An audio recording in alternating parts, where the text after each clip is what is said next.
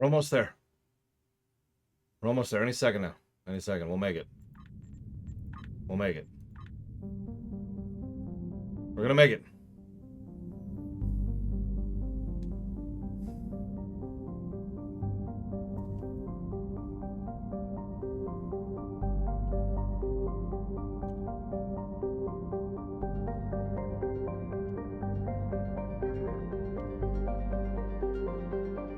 Game crashes. Kittimer. This place has some bad blood. Back in 2346, the Romulan military launched a massive attack that slaughtered all the Klingon colonists here and took the planet. The Klingons took it back in the chaos after Shinzon's rebellion. This is the first time since then that they've allowed Romulans to be here. We should be careful. The Klingons aren't going to be in a great mood. Just having us here will be a reminder of what's happened. Zatan is waiting for us with the rest of the Romulan diplomats in the Hall of Conquest. It's probably a good time to mention that Klingons have built into their society generational debt and generational guilt. Something that can happen and does happen frequently in Klingon society is, let's say Emperor Valerian eats a puppy. And I'm like, oh my god, you were dishonored for the next 10 generations. Okay, that's exaggeration for something that mild, but he could be disarmed for 3 or 4 generations, right? For a bit of perspective, to really put that into mentality, the equivalent of that would be, imagine someone doing something bad during the 7 Years' War, or depending on how long lifespans are, maybe World War I, and you are still considered guilty of that act, and are still treated the same for it. The reason I bring this up is because we're Romulans. And Romulans attacked this place about 104 years ago. It actually hasn't been all that long, relatively speaking. So, problematic.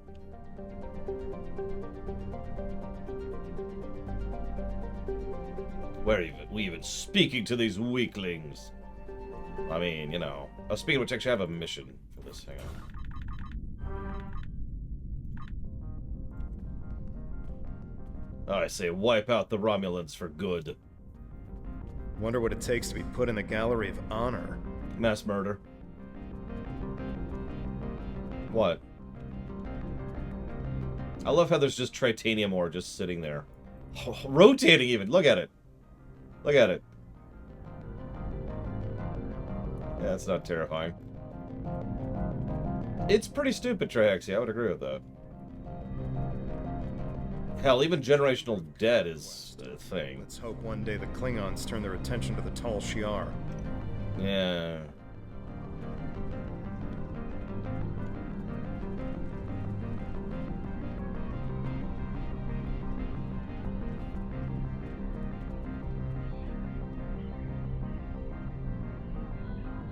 It's good to see a friendly face.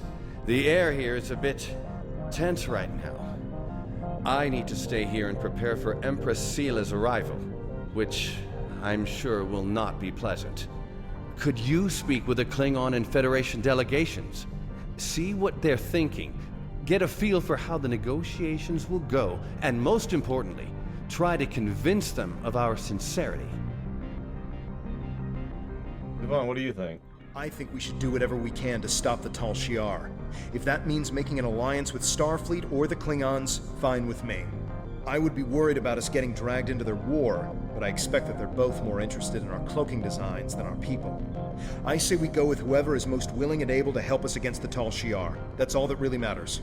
We must be careful not to let vengeance blind us in our attempts for freedom. In the meantime, I would ask you to speak with delegates from the Klingon Empire and the Federation. Just because an initial proposal has been presented does not mean the conference is over. Far from it. Any information you can get me about what they're thinking will help when it comes time to present our case. And yeah, admittedly, Vigilant is correct. We have nothing to bring to the table. It's part of the problem we have here.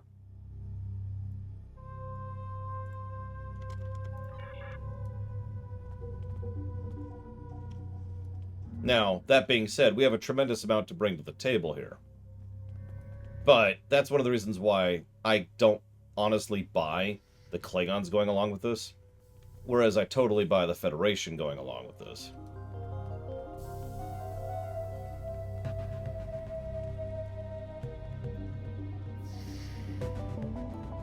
The Hall of Heroes. They're probably Klingon heroes who killed Romulans. Yeah. Duh. Let's observe Stas here. I understand their stance, but still, there are issues. The would-be Romulan Republic is weak and fractured. How could an alliance benefit us? Yeah, but so do the Federation, Triaxia. And the Klingons. So that's not useful or worthwhile at all. No, Blatefell has the correctness of it. See, Stas' perspective is vigilance, effectively, and the mentality of the Klingons, in short. You have nothing to offer me now, so go away. All you're going to do is be a drain on me. I mean, nobody wants to be grease, right? Here's the catch. Under the right circumstances and with the right work put into it, a currently needs help can be a future stalwart ally. I could use a lot of real-life examples of that, but let's just go once again with the Blood Elves. Anybody who's paid attention to my Lorecraft videos, or just my WoW lore runs, or just knows WoW lore well enough knows, the Blood Elves were so far on the back foot that they were down to something like 10% of their total population, and extraordinarily shrunk resources and materials. But they were still Blood Elves, with all of the knowledge, information, and capacity that that could eventually become if they were given the, the leg up in order to be able to function again as a society, and then as a state. Once the Blood Elves got up and running, they became powerful and staunch allies, and very useful in multiple conflicts and wars. But they needed that band-aid, that hand, in order to help them up first. That's the catch right there. And it is, by the way, before someone even points out the obvious counter-argument, it is a gamble. Because A, the Romulan Republic might not make it. They might not get back up on their feet.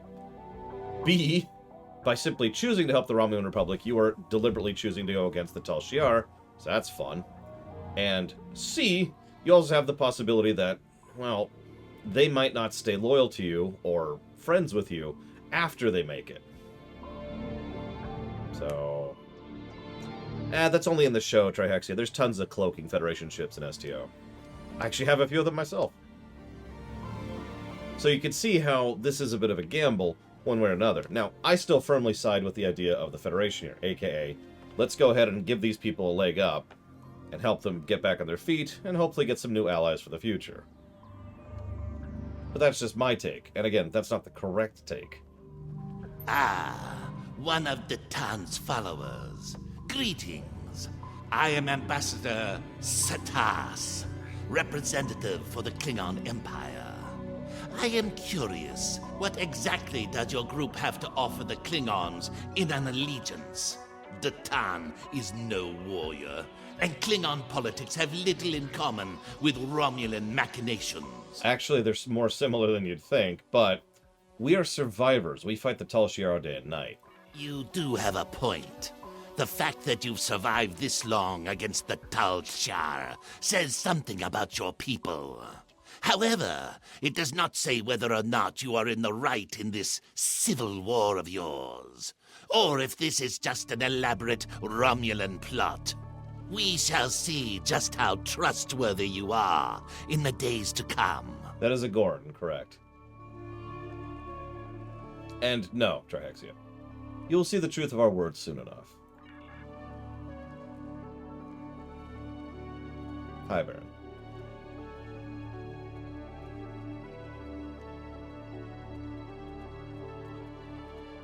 Diplomacy makes for thirsty work.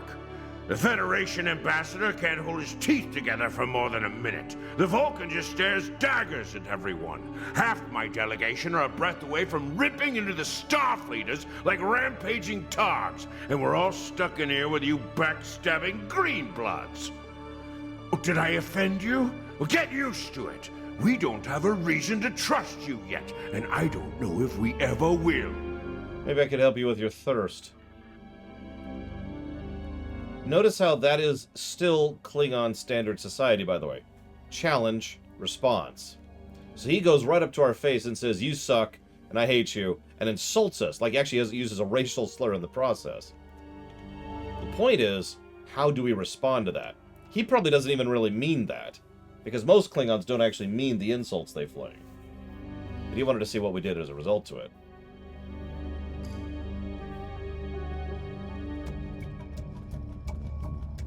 No, I'm fine with no titles, Dr. Winter. You can just call me Runner.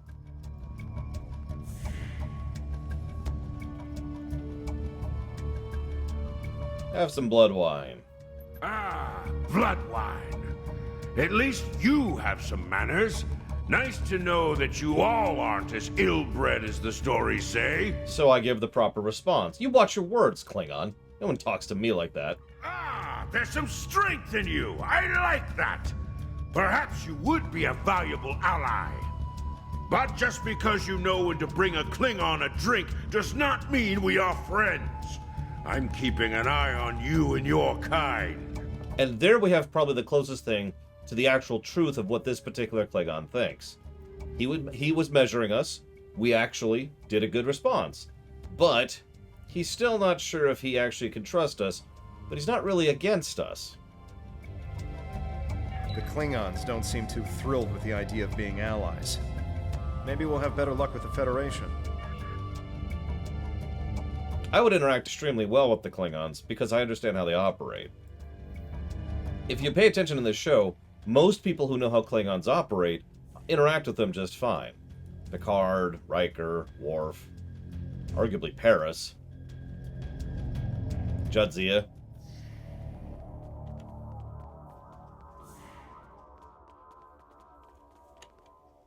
World. Kirk ironically does too, although I don't think he does it on purpose. I think he just naturally responds well to Klingons, ironically. One of our new potential allies. I am Jiro Sugihara, a representative of the Federation Diplomatic Corps. Let's talk, shall we? Yes, I'd love a chat.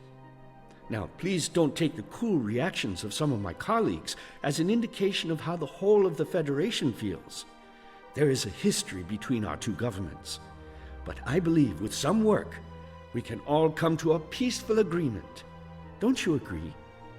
I was hoping that we... Of course you do. Of course.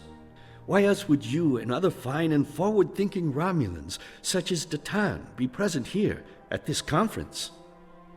I like to think of all of us, Federation, Klingon, and Romulans alike, as engineers. We're building bridges to a newer and brighter future. We're architects, designing load-bearing structures upon which we might build vital cooperative efforts. But before we get to the window dressing, of course, you know where we must begin. Yes, we could start with me having the wrong button equipped. There we go. So we could start with... Why, with the foundations. You knew that, of course. There's nothing we cannot achieve if we're able to continue to sit down and discuss our differences, and bit by bit, measure by measure, work through them and learn from one another. We must start fresh. So as one potential friend to another, I ask this entirely as a personal question. How do you feel about reunification? I know there are a lot of people in the Federation still opposed to it, but I am certain that if we simply sit down together and discuss the issue rationally, we can... So, he's interrupting me, Blade Traval. I actually complained about this in the lore run, too. I could see people in the Federation being this guy. It kind of irritates me that he's the primary ambassador to the Federation. Of the Federation, excuse me. Like, he's the one we're going to be seeing regularly. There's recurring characters we'll be seeing. There's a Romulan representative, a Klingon representative, and a Fed representative. We'll be seeing them all the time. We've already met Stas. He's the Klingon representative. He's there pretty often.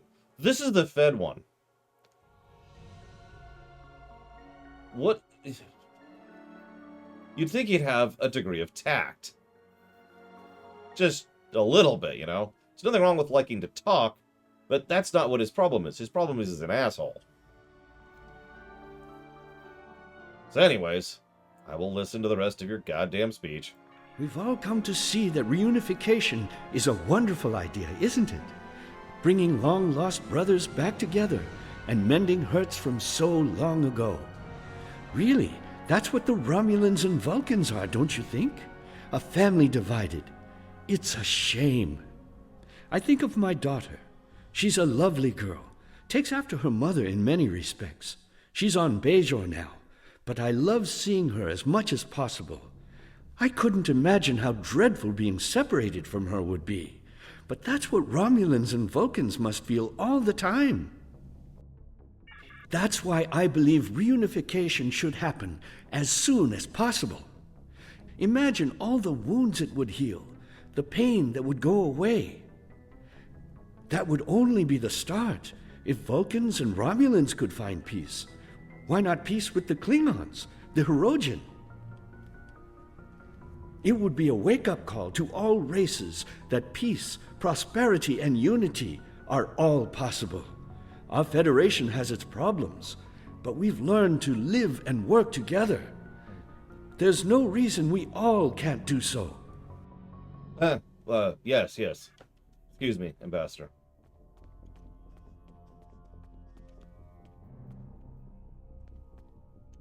I know your kind too well to ever trust what you say. I will not be taken in by your attempts to be disarming. So we have... This is like the worst of... Okay, so hang on. Let's actually explain what's going on here. You're probably wondering, hold up. The Federation sent two main representatives. One of them is a military representative, the Admiral. She's a Vulcan who has a long history of hating Romulans. Over there, we have Ambassador loves the sound of his own voice.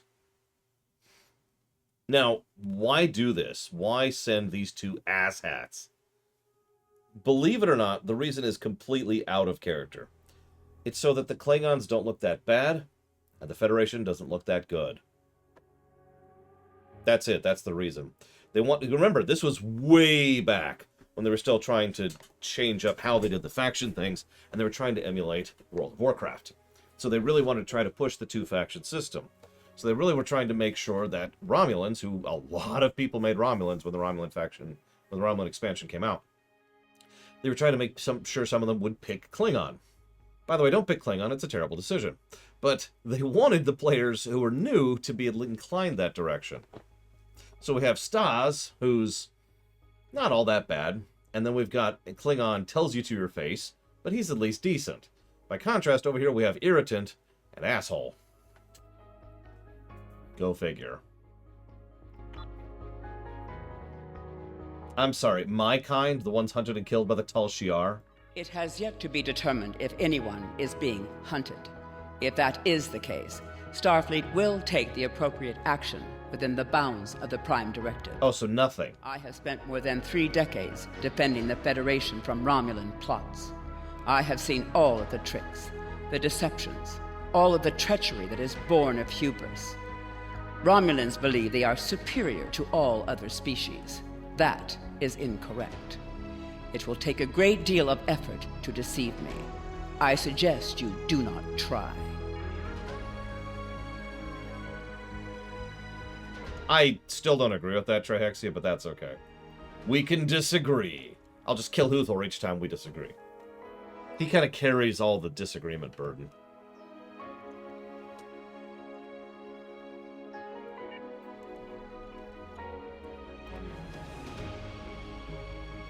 Hold up.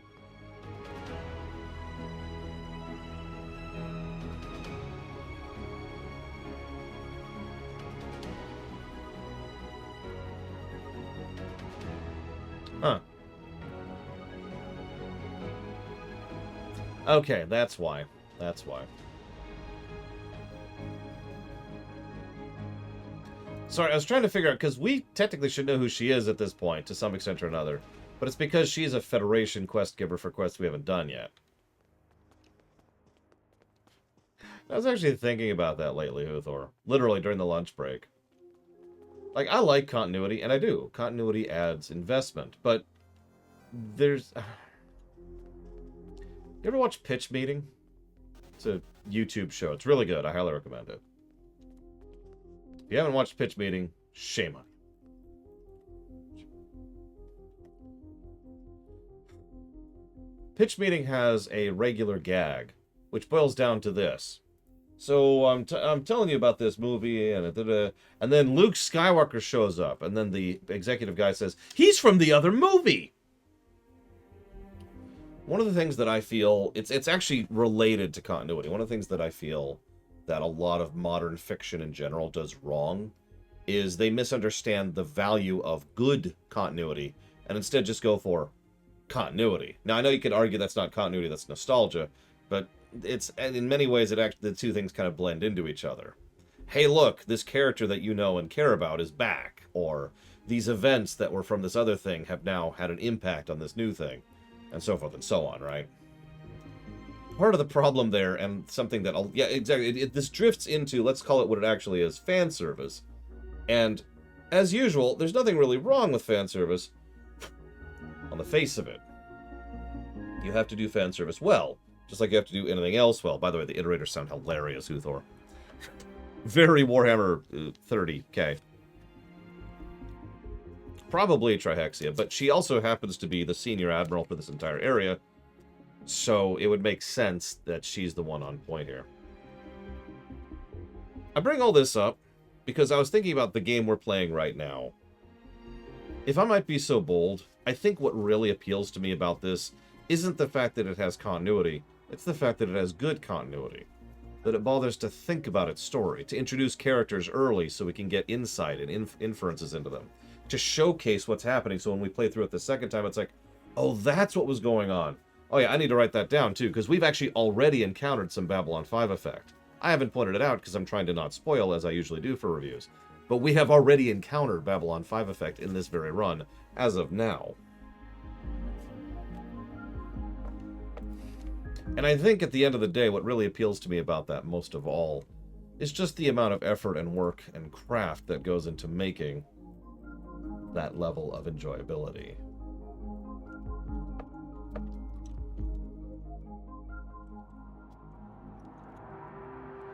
Now, that being said, there is definitely what I would consider to be bad fan service in this game. The Borg. Like everything about the Borg, really.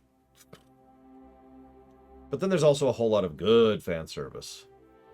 Like, did you catch that the commander of Deep Space Nine, which we didn't see, they were off over there on the side, but the commander of Deep Space Nine was such and such row? Just, there's little touches like that, you know? Anyways, thank you, Ryman.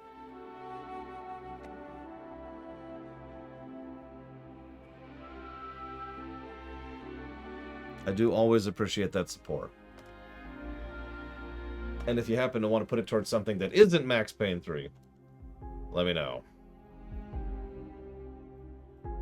Hang on, I gotta scroll down. Here we go. Yeah, no, exactly, Baron. I guarantee you, in a lot of other games, and movies and shows and all that stuff, they would have been like, hey, look, it's Ro who's in charge of Deep Space Nine. Check it out. Now, don't mistake me. This game has no problem carting out an actor or an actress and letting them get some screen time. But if you've been paying any kind of attention, you notice we've seen Geordi like 3 times so far. And they've never bothered to stop and mug for the camera. You know what I mean? Instead, it's just you're interacting with Geordi because he's here. He's the one who is dealing with this problem, so we're dealing with him, right?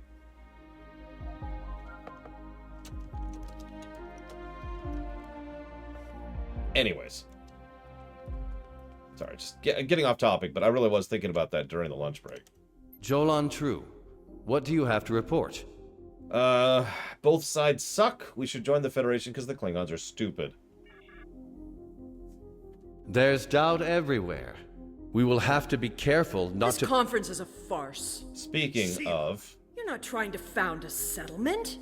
You're rebelling against your sovereign. You're stirring up dissent with your wild stories of mysterious aliens and colony attacks. Wild stories? Until now, I gave your little movement some leeway because I thought I could convince you to see the error of your ways. This ridiculous conference shows me I've been far too forgiving. You? How could you? Tovin! That's enough! You two, please leave this to Tamara and me. I don't know, I think Tuvok's pretty legit, Oddchild. Unbelievable. How can that woman stand there and deny everything? If you ask me, the only thing worse than the Tal Shiar is the politician who lies for them. There should be no allegiance with such... Hold on. We're getting a message from the ship. Yeah, what up? They're picking up odd ships on sensors. Ships that match the one we scanned back when the colony was destroyed. Good. Now they'll have to deal with us, the Klingons, and the Federation. Tyron 2, inform the Klingons they have uninvited guests. The Klingon command base has ordered us to remain in orbit and leave the defense of Khitomer to them. However, I am certain that the singularity signature I'm detecting is the same ship that was in orbit of Viranot during the attack. This could be the person responsible for the destruction of the colony. Do we investigate despite the Klingons' objections? Yeah, but hang on, I wanted to talk to Sela really quick. You're not trying to found a settlement. You're rebelling against your... I suppose I should be impressed that you and the heretic Tatan were bold enough to call the representatives of our enemies here and beg for their support in your terrorist movement. You're not trying to... Blah, blah, blah, blah.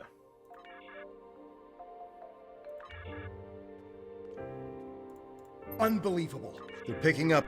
The Klingon command base has ordered us to remain in orbit. Sela... we'll talk about Sela more later. But to go back to what I was literally just talking about, you notice how Sela is not mugging for the camera here. No, really. We've known Empress Sela is in charge of what's left of the Romulan Star Empire for forever now. We knew that even before we made a Romulan character. We knew she was going to be here, so of course she's going to show up, and she's going to denounce us nice and openly, because she's trying to maintain her particular political position, which it's very important she maintains, because despite everything, Sela's not that stupid. She's probably one of the only Tal Shiar who has some kind of a functioning brain. She understands the danger here. If the Klingons and the Federation acknowledge the Romulan Republic as actually being a legitimate state, her position has just gotten substantially weaker. For basically every reason. Because a state that is a separate state can then petition the Federation, and the Klingons, but mostly the Federation, for aid against a foreign attacker, which is what the Star Empire would be at that point.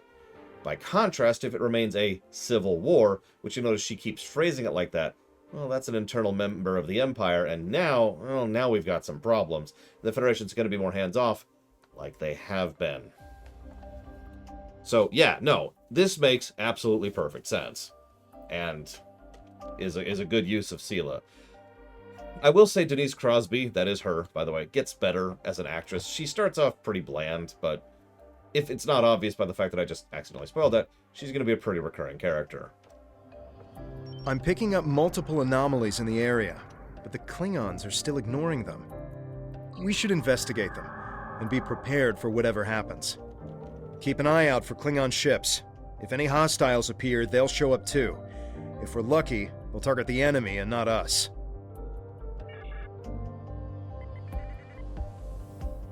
And yeah, I wasn't going to bring it up, but, you know, China, that is to say, Taiwan.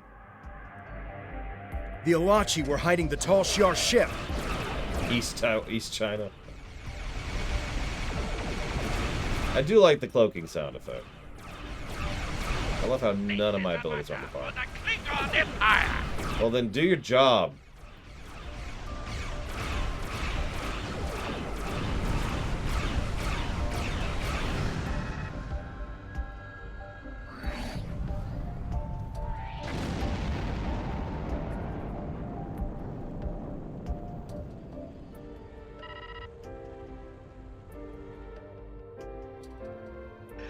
I am Gerard, son of Lursa, captain of the IKS Kang.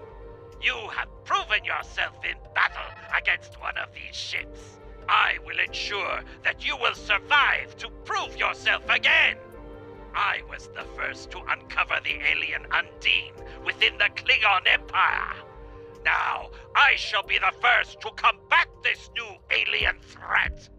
To battle! If you're paying attention, once again, the Klingons are being shown in a more positive light here, for the reasons I already mentioned. The great irony of the Klingons is the Klingons are actually fine. In fact, I'd argue the Klingons are great. Problem's the Klingon Empire. We talked about that extensively a few days ago during the Klingon section.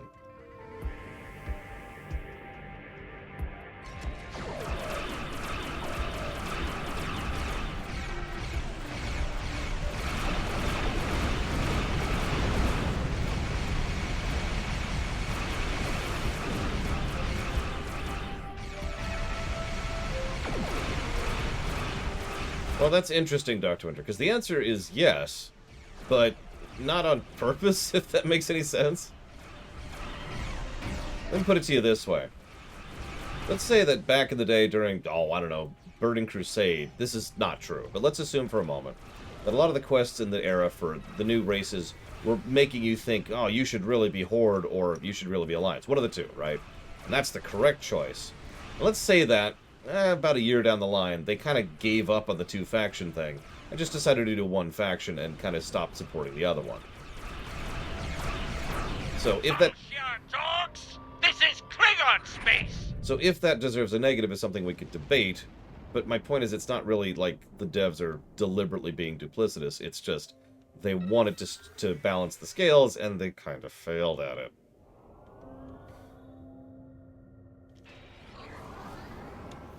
I would say like the Pandorans, but honestly the Pandorans do a pretty good job of showcasing both sides, IMO. Although we'll talk about that when we review Pandaria. The Tal Shiar situation's pretty bad. They don't have major bases, they don't have a lot of resources, their ships are effectively falling apart. You're missing my point, Dr. Winter. But that's okay. I accept that. I am the person who is terrible at everything. And you just have to get used to that after all. If you don't accept that you suck... Why am I not surprised that you were the one who discovered us? I'm quite happy you did, though. Now I have a chance to rectify the mistakes of Gasco Station. Captain Gerard, you have no place in this fight between us. This is a Romulan affair. Captain Gerard? Colonel Hakiv, you came into sovereign Klingon territory with hostile intent. You brought these aliens into our space. Now, you have the unmitigated goal to try to give orders to a Klingon warrior? This is not a Romulan affair anymore, Colonel. You have insulted me, and you will pay the price. Thank you, Gerard. I don't care if you have 100 Klingon ships. You will not stop me. Actually, if I had 100 Klingon ships, y'all would be screwed. So I want to show off something really quick. It's a really minor thing. Do you see something weird about his bird? That is to say, his Dederdex. You may or may not notice. God, they won't let me get close to show it off. Maybe you can see it at a distance. It's got Borg visuals on it. One of the only ships in the entire game, actually, that has the Borg cosmetics that we have access to. See that right there? Its skin is a little bit different, too. Alright, so let me try again here, Dr. Winter. So they're absolutely intentionally trying to lean you towards thinking of the Klingons more positively than you otherwise would. Now, I don't... To explain that a little bit, that doesn't mean... It's more balancing the scales than trying to force your hands. That's important. It's not like they're saying don't pick the Federation, because the problem is everyone would pick the Federation. What they're actually saying is, please consider the Klingons as an option, too. Now, the catch on top of that is how acceptable it is and how bad the Klingon choice is. It's been a pleasure, Commander. But my work here is complete. I will deal with you another time. And he warped into the planet. Yeah, they're slanting. That's a good way to put that. Well, my people will learn of Colonel Hakiv's attack on my vessel. That I can promise you. I will also tell them of your abilities in battle. However, Hakif did not die, so I cannot rule out the possibility that this was all a Romulan trick. It's true. My ship will continue to patrol the area. You should return to the conference. Thank you, Captain. And actually, we'll talk more about that ship later, Trihexia. Hakiv beamed something down to the surface before he warped. I think... Yes, we're getting confirmation. He beamed explosives down to Kittimer. We've got to get down there and disarm them before anyone finds out. Even a hint of a problem like this, and the conference will be shut down. We'll lose our best chance for colonization. Well, let's go.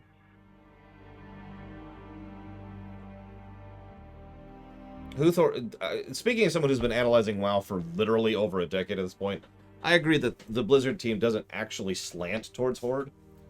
Or at least they didn't used to. It's just that the Horde kind of naturally has more interesting storytelling potential. And I'm just going to be blunt about this, more interesting characters. It's one of the reasons they've been making so many efforts for the last multiple expansions to bring some attention onto Alliance characters. Like trying to turn Velen into something. And trying to turn Jaina into something. And trying to actually go somewhere with Anduin.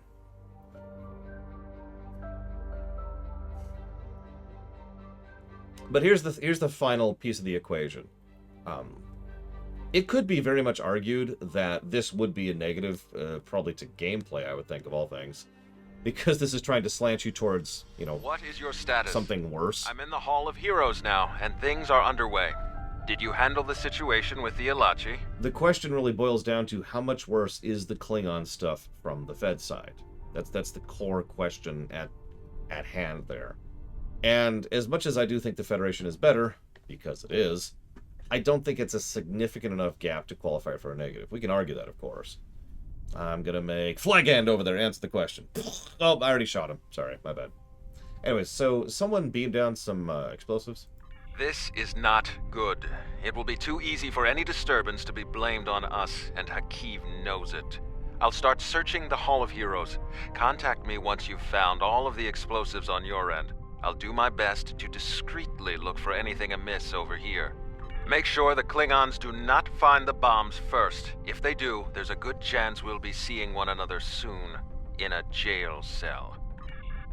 You do not want to be inside a Klingon jail. Well, I need you to answer the question, Flaghand. If you don't, I have to shoot you. That's how it works. And I love how hidden these giant freaking blinking bombs are, by the way.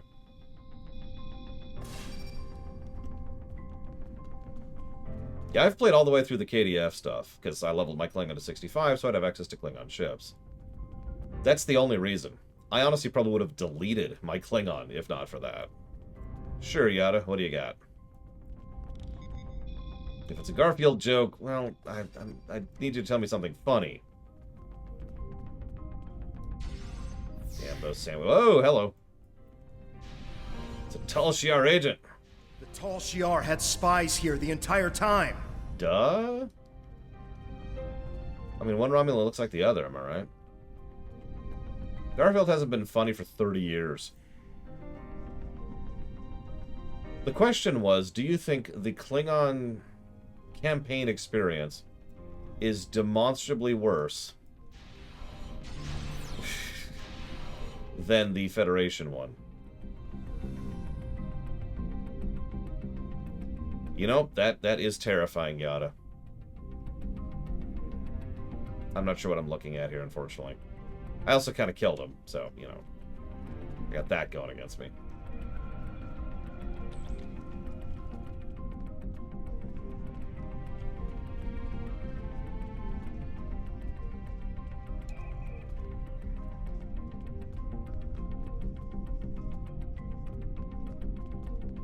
Unfortunately, there's no additional Tal Shiar. See you around, Baron. Just wrong with the wrong song here. We need to be on the mission soundtrack. Mission. Let's do this.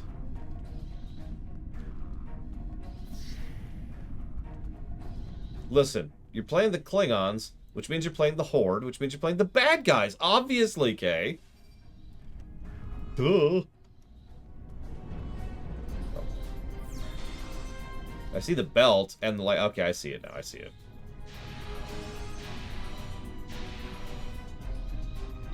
That's kind of what I was thinking, Flag Ant. That's why I think it's probably not negative worthy. I mean, of course one side is better than the other. That was going to happen even if both sides were well fleshed out, right? I mean, the Horde story arc's better than the Alliance one for most of the expansions, in my opinion. That doesn't mean WoW gets a negative for that. The Alliance arc is still worth doing. Especially in Kata and, like, BFA, excuse me. Had to think about that for a second. Did you get the explosives? Good. That's a relief. I found a bomb near one of the statues in the back of the hall. I should be able to confirm that these devices were made by the Tal Shiar once the conference is over. It will be more proof that they cannot be trusted. Why don't you come inside the conference? The Klingons are about to speak. It should be interesting to hear what they have to say. Oh yeah, that's another thing, though. So we're debating that with regards to STO, and I've already kind of made up my mind on WoW. Here's the real one. Tor. The Republic quests are universally worse than the Imperial quests. Just across the board. Now, we could debate how exactly we want to do that when we get there. But I do think that's something we need to debate when we get there. Hopefully in about 6 weeks. That's the goal right now, is the end of August.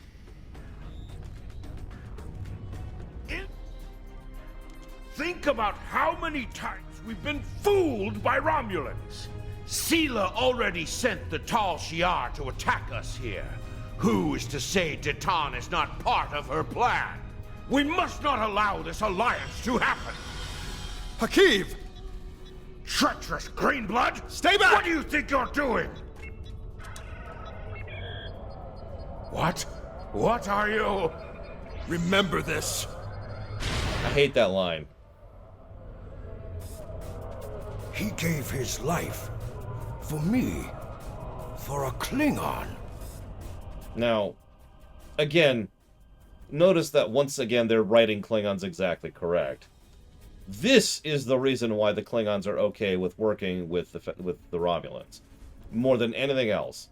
What do Klingons give a damn about more than anything else? And the answer is not honor. The answer is actions. Klingons pay attention to actions, even when they probably shouldn't. It's actually really easy to deceive a Klingon by doing something that would imply something. Even if you're lying, even if you're just doing it in order to try and make something happen, or you're trying to do it to deceive them, it would be really easy to take an action and deceive a Klingon because you took action. Their entire culture is built around that. Challenge, response. Tamer died with honor. When my time comes, I hope I can do the same. His sacrifice showed me that we have a common enemy. The blood in your veins may be green, but you fight for your people with the courage of a Klingon. I would be proud to give my aid to you and Detan. We will hunt the Tal Shiar like the dogs they are.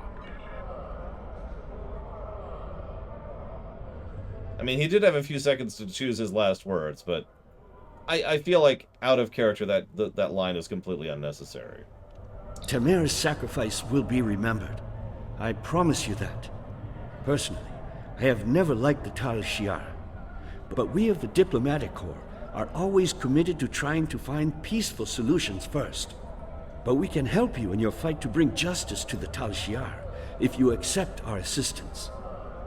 We know you have much to do to build a new homeworld and free your people.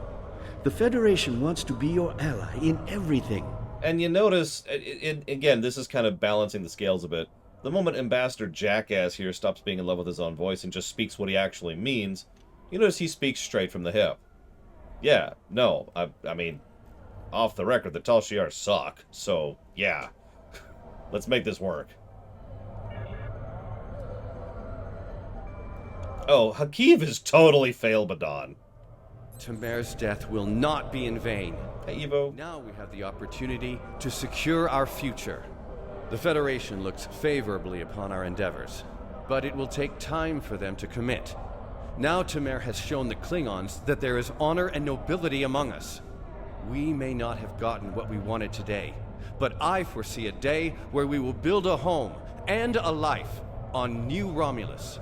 The next step must be yours. Both Starfleet and the Klingon Defense Force have agreed to take Romulans into their forces. I'd like you to be the first. You will be our eyes, ears, and hands in their fleets. More importantly, you will be our voice. Where you serve is your choice. But wherever you go, always remember that you are Romulan. Well on true. If you haven't done so already, speak with a representative. Tamer gave his life so that we would be understood by the others. I know I won't forget this. I'm ready to do whatever it takes to take down the Tal Shiar, so I'm with you on this, no matter what. The ship is awaiting our return whenever you're ready. We need to report to Subcommander Nadell and let her know everything that's happened. So, this is actually a spoiler, but it's a really minor one, and I want to mention it right now because I think it helps reframe these events perfectly. Hakiv does not work for Sela.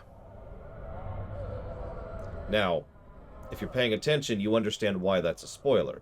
Because he's Tal Shiar. In fact, he's one of the highest-ranking Tal Shiar members, and the Tal Shiar, ostensibly, is the Romulan Star Empire. But this is our first insight. This is actually good writing. I love this. It's a wonderful bit of foreshadowing and a little bit of Babylon 5 effect.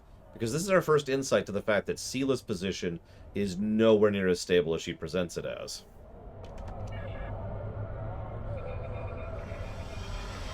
Empress in name only. I love it.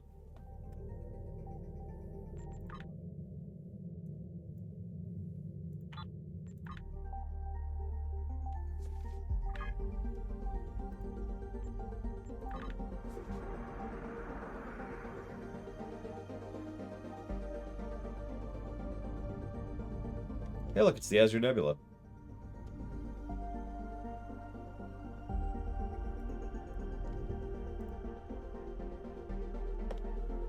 I mean, okay, you're right, okay. And I hate you, and I stab you, and you're dead. Alright, now that you're dead, the point here is that she doesn't have the power an Empress should, and her power base is not only, currently small, it's actively shrinking. She will lose supporters bit by bit, and backers bit by bit, as people under her get supported by her superiors. But I didn't want to talk too much about that because I'm trying not to spoil too much here. So thanks, Kay. God, just tell him it's his sled already. Blech.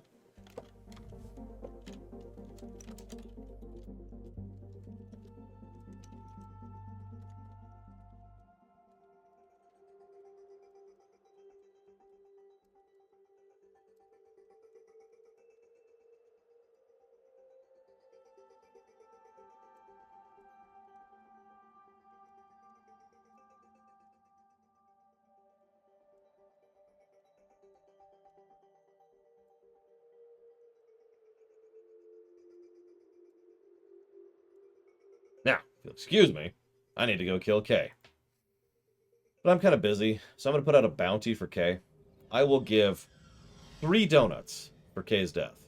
I'll add a 4th donut if you make it quick and painless. Welcome back. I'm Subcommander Nadell.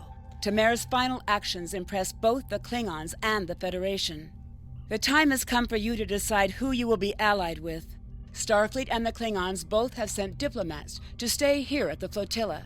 Talk to them if you have any questions. Then speak to me when you are ready to make your choice. Only the 4th donut has sprinkles, sorry. So, we're about to finally leave the tutorial for the Romulans, believe it or not. Oh, Jesus Christ. That would be a very quick death. Oh my god. Hey, what's this? Ahem. So, I know, right, Brigman? It's kind of creepy looking, actually. I look like a mannequin. I just want to comment on this really quickly. You may have heard this actress before, because you have. You've actually heard her at least a dozen times so far. Remember, back in the day, they didn't have a lot of actors in the office. So you remember how some of our actors for the FF9 theater voiced like 30 characters? Well, she voices like 30 characters. Actually, probably closer to 50, to be completely honest. It's like the female voice actress they had. Eventually, they got other ones, but geez Louise. Anyways. Temer's sacrifice showed the High Council that we have a common enemy. And there is such a thing as an honorable Romulan. We honor his memory. Join us. The blood in your veins may be green, but you fight for your people with the courage of a Klingon. The Klingon Defense Force will be proud to give our aid to the Romulan Republic.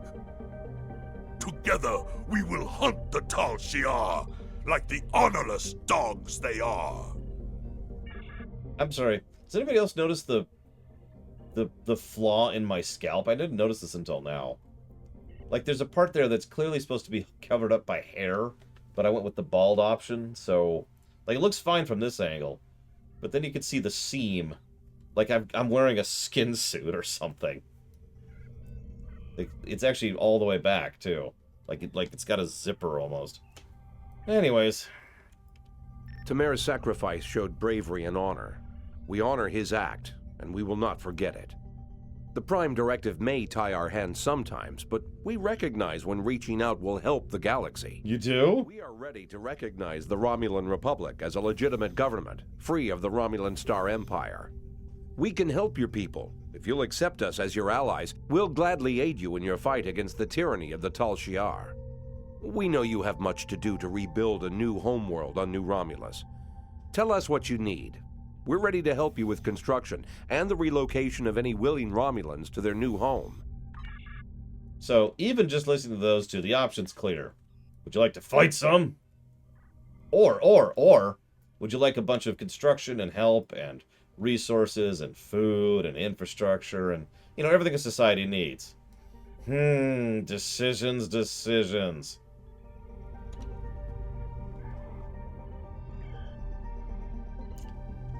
Yeah. Now, really quick, Evo asks a very good question. Is there an in-lore explanation for why everyone looks so damn humanoid? So, have you ever read or watched or played a work of fiction, Evo, where there's an explanation for something and it's really stupid? There's an explanation. It's just... It's the dumbest damn thing. Hey, we can grayscale the game. Check it out. Sorry, I'm looking into something really quick. Something's wrong here. I don't know if we switch to this, if that would help. Doubt it, but you never know. Oh, actually, that does look like that helped. I'm gonna laugh if that fixes the flickering. What's the explanation? Bagrillions of years ago, some humanoids ran around and seeded the galaxy with DNA for all the races.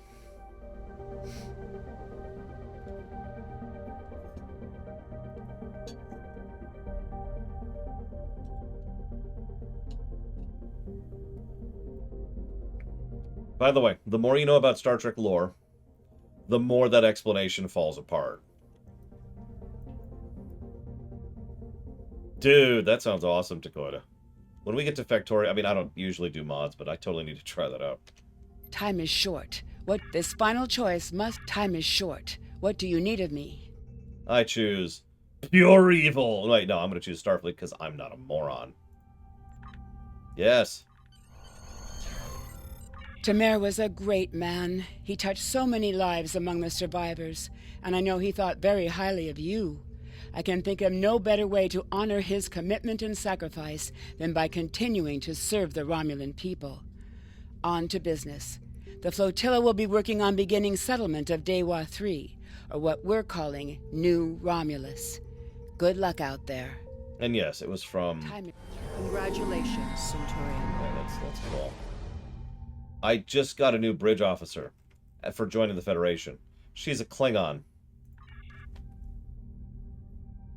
Ah, good. The Republic has need of your talents. The Romulan Star Empire still has many followers. They've taken to pillaging outposts and settlements on the fringes of space, where nobody will challenge them. We need to deny them resources if we're to keep them from rebuilding their fleet and presenting a bigger threat to the Republic. Could you... Time is short. Thank what you. do you need of me? That would be funny, Huthor, but I don't know. Oh! Oh, hey, I could get my ship right now.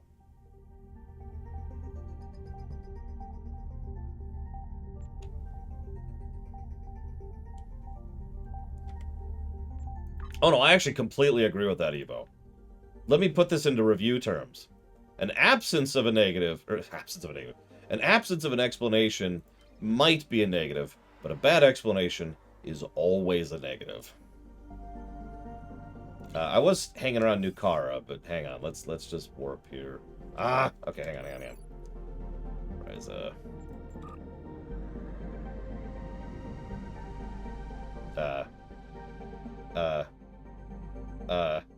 well, this is a new problem.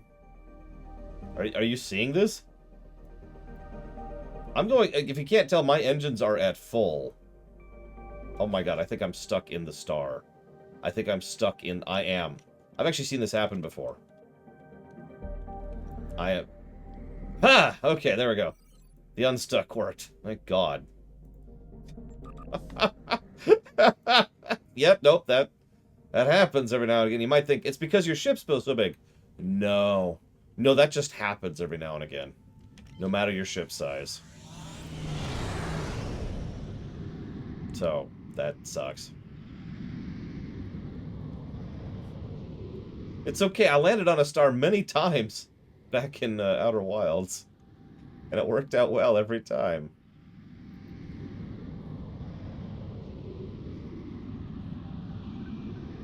Bonk.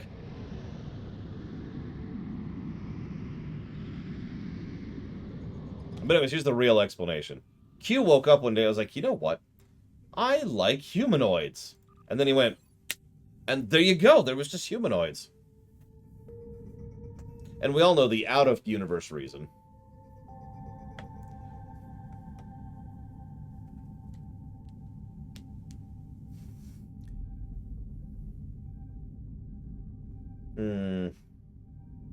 I'm saying I might prefer no continuity to bad continuity.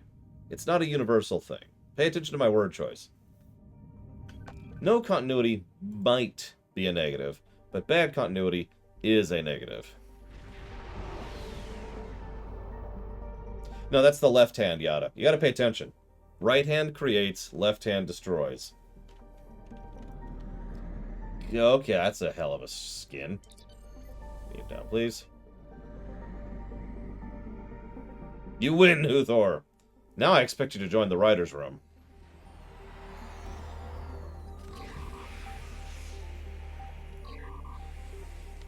Get out there and fly. You get out there and fly. Time's wasting. I gotta get my clamshell. See how terrible it is. I probably shouldn't do this on camera, but honestly, whatever. I anticipate the gameplay positives will start to go up. Try again soon. I don't know if it'll even out, but we have more good missions. Jesus Christ, lady. We have more good missions and good TFOs than bad ones from this point on. So, yeah, I'm hopeful. I'm pretty sure the story score will keep going up and up and up. Then we'll hit the stupid arc. And so we'll see what kind of damage the stupid arc does. Because holy crap. I mean, if you've been paying attention, the Romulan arc so far is what, like 4 positives? I'd have to look.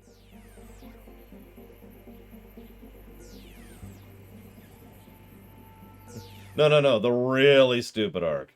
And Mike Romano is correct. Even the stupid arc has a couple of good moments. Of course you can, Eva, but thank you for asking. The River Grotto is a great spot for fresh water waiting. So you asked an off-topic question to ask about off-topic... Anyways, which one is that one? Oh, that's got to be, no? It's not this one. Oh, it is this one. I just couldn't see it. There it is.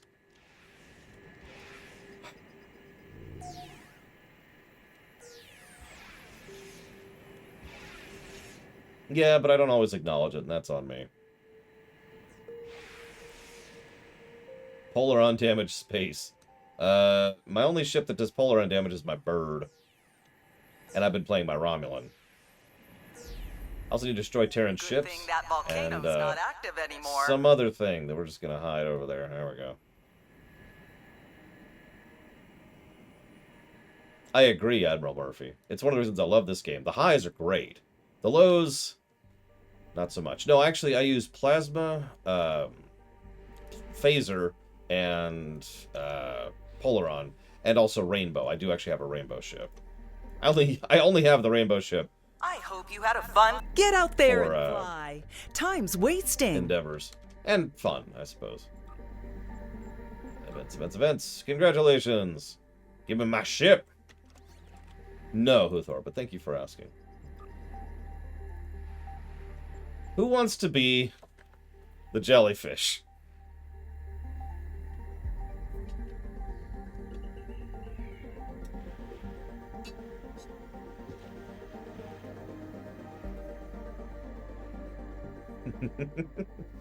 Okay, we'll make it Flag End.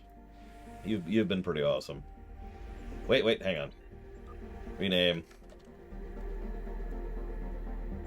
the USS Flag End. There we go. Now, rather than just hop into the ship immediately, we're not going to be stupid.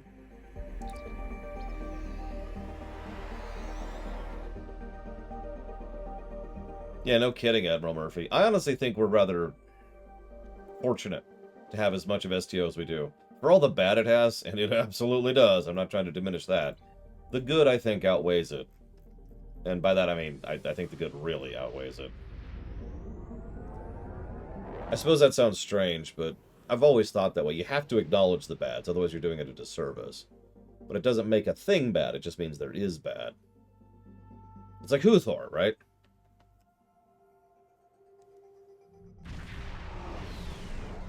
Yeah, the current score doesn't agree, but think about all the content we've gone through right now, Warp Core.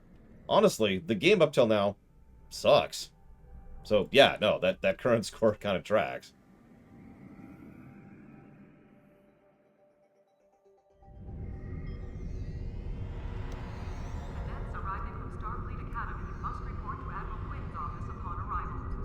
That is true, Admiral Murphy. I kind of wish, well, we'd get STO2, for lack of a better way to put it.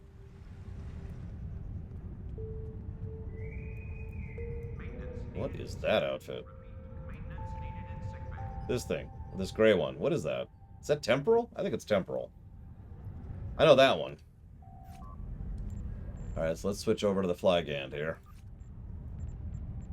Just gonna leave all the default terrible stuff on it.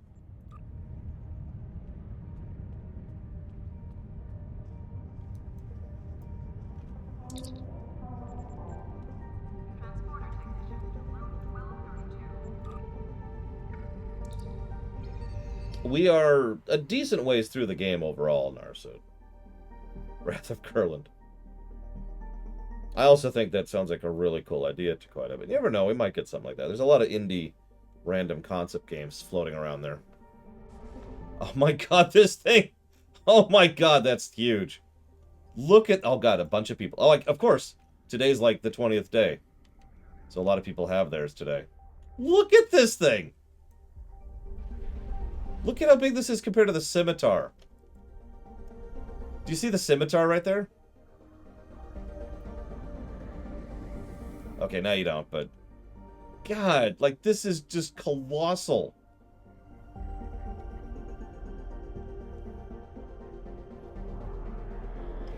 And that's what happens if you hit the console, by the way. It turns into that jellyfish thing. That's why I call it the jellyfish.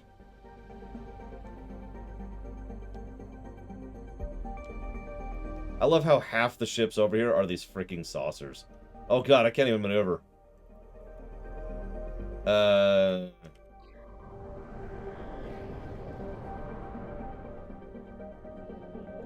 So what does it do? Flight speed and turn rate is really reduced. However, for each second, for 5 seconds, every ally within 10 clicks gains hit points and all damage resistance, and all enemies take a huge amount of electrical damage and gain a hold, so they're rooted. That's overpowered as crap.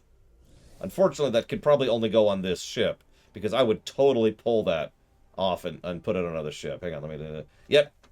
Requires the defender. Damn! Good night, Takoida. Have a good one.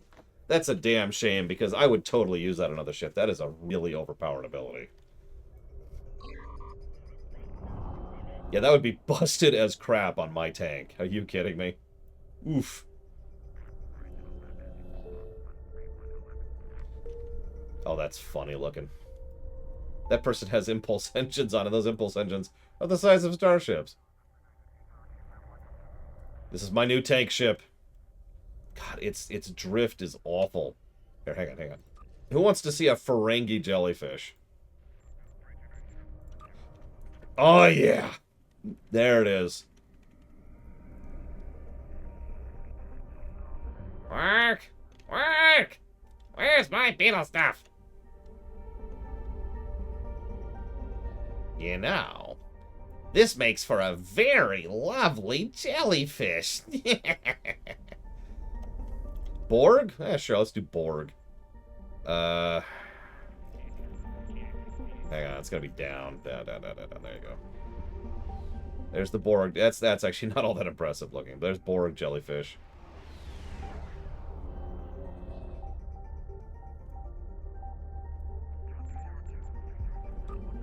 There's Baul. Competitive, which always looks dumb.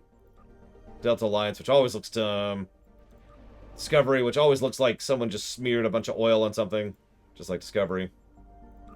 Dyson, which, it's actually not bad. That's one of the few ships Dyson looks okay on. Check it out. Yeah, Baul looks good on almost everything. It's kind of silly, actually. Let's see. Gamma. Oh, that's awful. Jesus. What else we got here? The Tron ship doesn't actually look very Tron-y. It's kind of Tron-y, but not as Tron-y as it could be. Oh, that's wild looking.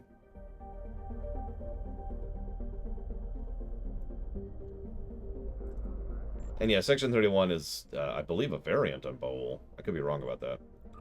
There's the Tholian. Gotta have the Tholian jellyfish.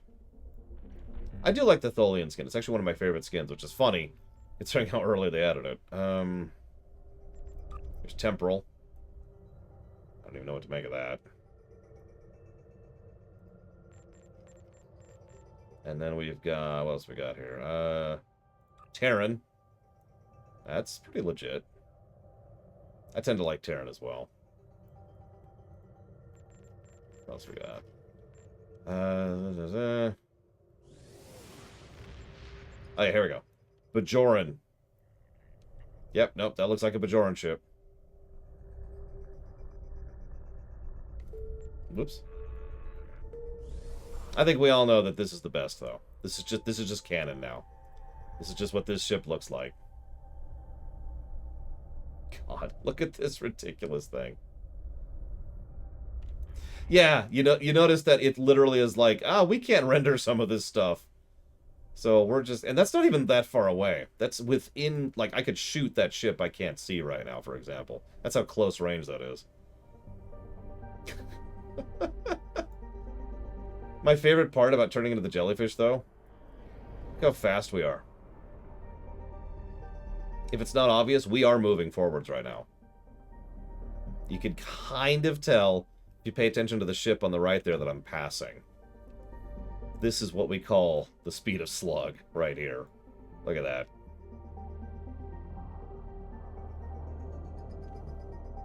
Yeah, we are just dum bum bum bum bum bum bum. What kind of ridge layout is this? What do we got here? Is that temporal? What is that? So we've got engineering, science, tactical, and... is that Merigorg? What is that? Probably because it's a jellyfish, Evo. I have no idea. Oh, dude. Dude. I can't do the barrel roll. Oh, wait, no, I totally could. I'm gonna have to screw with my abilities, but I can do it, I think. Hang on. So let's, instead of temporal, let's switch over to pilot. Activate, here we go. And now I should have the ability. I can find it. I think I have it. Yeah, no, I should have it. It's under R. Might have... Nope, there it is, there it is. You ready for the... Oh, it won't let me! It won't let me! No!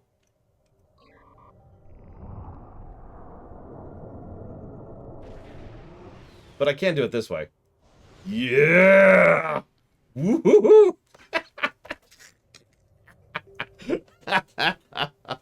Oh, that's funny. Okay, enough of this stupid thing. Sorry for wasting all your time. I just wanted to look at the jellyfish here really quick. Oh god, it's so huge! Look at how huge this ship is. Oh hey, we have the Scotty meanders bug. It's actually the first time we've seen it this playthrough.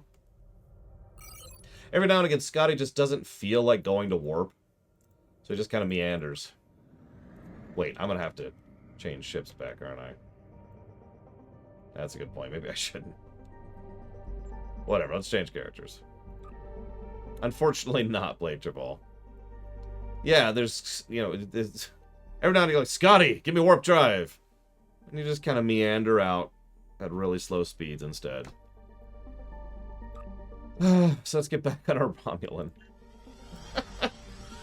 Warp factor.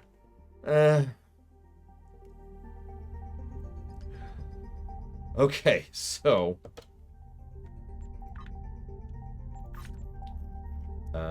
we did that. Yes. No. Yes. Yes. No. Yes. Yes! So now it's time to do this one. Greetings. I have a new mission for you on behalf of the Republic. We have traced the Uridian freighter you rescued back to the Chaltok system. Years ago, the Chaltok system held a Romulan research facility studying polaric energy. It was nearly destroyed in a polaric energy explosion. Since then, a colony of Uridians has settled on the planet. Recently, it has become a hotbed of strife. This isn't the first incident we've had with the colony, and we suspect weapons smuggling is occurring. We have heard rumors of one weapons dealer in particular on Chaltok, a Reman. We'd like to make sure that none of the weapons there are going to be turned against New Romulus. We need you to travel to the Chaltok system and investigate these allegations. Okay. Time is short. What do you need of me? But first, can I have my frickin' ship? Because, you know, I could get the Lexington. So, Evo asked a question. She said, Lore, why is your FTL so dumb? So can the system in your story, that's not what I thought you said, be connected to link space? Yeah, absolutely. In fact, so the picture I showed you was inaccurate in many, many ways, but one of them was how many of them were not connected. I've never actually sat down and done numbers, but I would say, let's go with 99.999% of habitable systems are connected to the link space network. Oh, there we go. Okay, so we could do the Carrier, or the Lexington, or the Dumb, or the... hey, it's the Endeavor. This is the ship I was thinking of earlier. Is that all I got? Yep, okay. So we're going to do the Carrier, because of course we are.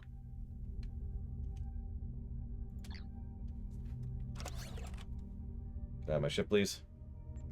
Thank you. We'll name this the Tyrant 3 at this point. I'm not using the jellyfish. Also, I kind of can't.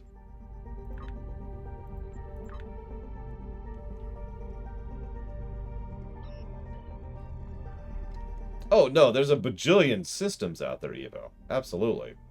Like, unfortunately, I don't think this image shows it anymore. But the percentage of you know, explored space is so microscopic, right?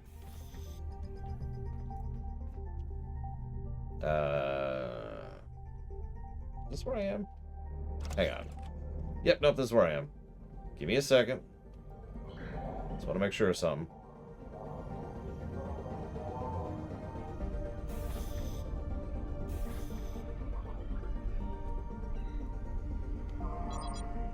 Nope, wrong one. I want, this one? Yep, here we go.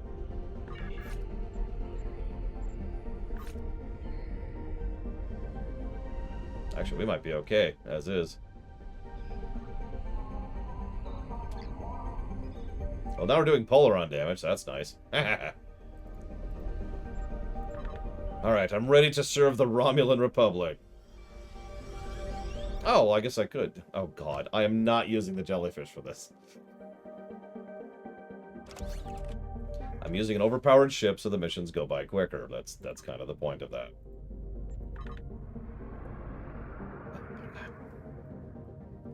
This is not the Dreadnought. This is not the Gemini ship.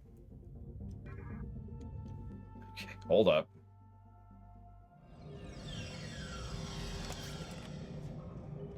Oh my god. Fine. Hang on.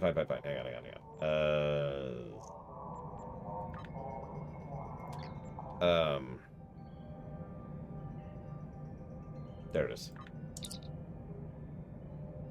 Hey, there's the Jarok, speaking of which. I actually have a bunch of ships on here, but that's neither here nor there. Alright, so.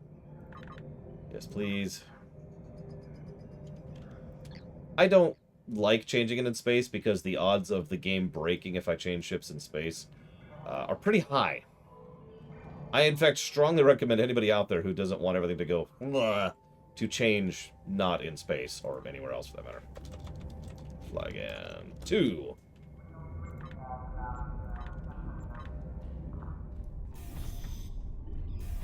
Hang on. Like, pretty much the only way I've found to 100% ensure we don't have any of those bugs with regards to... There we go.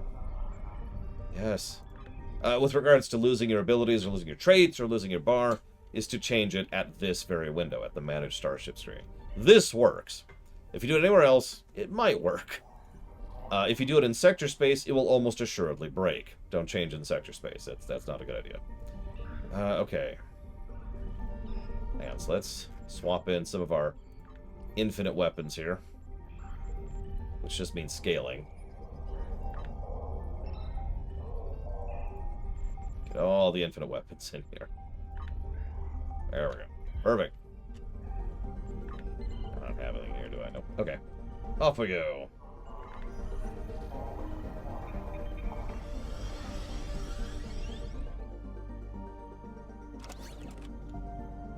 Oh, I know, it's irritating, Mike Romano. But I suppose that's what it is.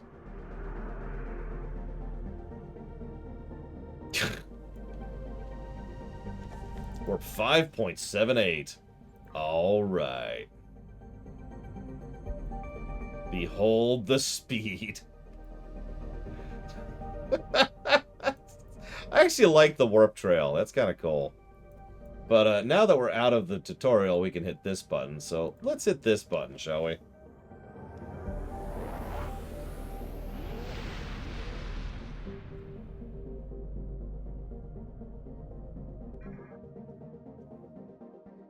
Hi, Knockloose. Oh, Jesus! Okay. Ah! Yeah, many ships. What do we do?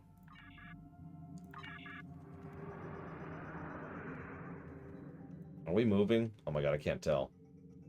We appear to be... Oh my god, are we... You're so slow. We have engines on, right? Yep, nope, we have the best engines that we have on. Hail. Finally, some proper sport. These scavengers have hardly been worth our time. But a ship like yours, that is a fine prize. Power up your weapons and engines. Make this a proper hunt. I'd rather not have to tolerate the endless yammering of your Federation allies. I'm here about the colony. You know, the ones you're getting weapons from?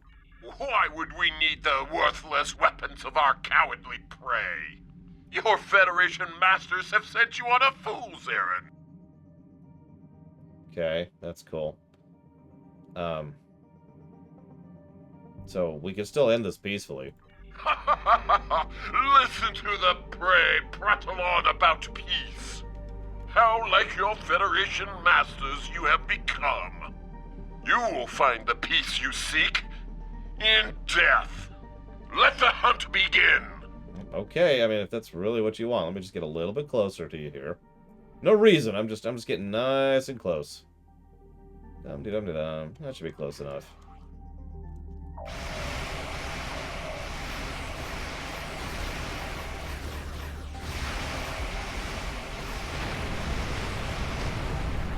Alright, so they're dead. Anything else coming? I know, right, Evo? I am evil. Mwah! Ha ha ha ha! Ha! But, ha ha ha ha ha ha! Behold my evil and villainous ways. Yeah, hang on, I'm gonna get a little closer to him. I guess I don't have to, it's 10 kilometers. Let's see what it looks like to them.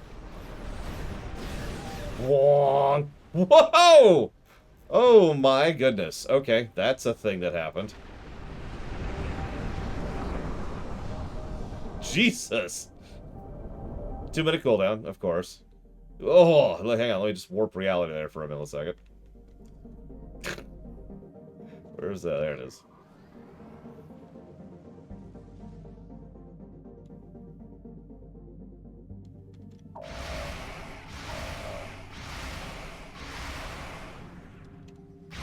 I actually kind of like this ship. It's a good beamboat setup, too.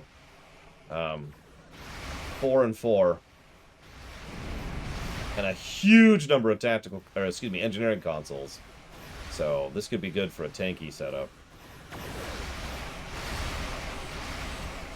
Not great. I'm not super fond of the tactical setup, but that's okay. That just means that's not the kind of ship this is. Well, honestly, I'm going to pull down the shields, too, I think. I don't need shields. Nobody needs shields. It's fine. It's fine. Oh yeah, I guess I should get battle music here. I have battle music? There we go.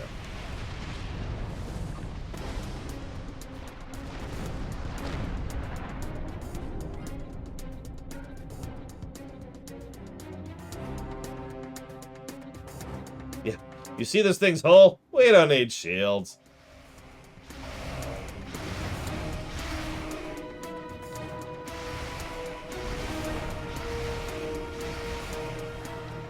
That's right, the Lexington's got nothing on this thing. Well, you're always... Whoa, God, we're going into atmosphere. Actually, no, what's happening is our ship is so big that the camera's so zoomed out that the camera was going into atmosphere. That's a new one for me. That's a new problem. Anyways, thank you, Knockloose. Always appreciate you. You're always welcome here, and you're always awesome. Thank you. I'm actually really looking forward to a Hitman 3 playthrough, absolutely. After Hitman 2 just kind of blew me away. Like, even if Hitman 3 is just Hitman 2, I'm looking forward to that. Come on, send a fleet after me. Send like 50 ships within 5 kilometers. Or 10 kilometers, excuse me.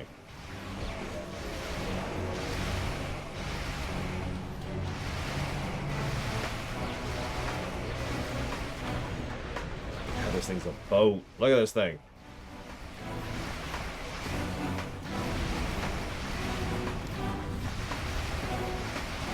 You know, no wonder they wanted to hunt us. Look at this thing. We found an enemy ship. What's it look like? Get it!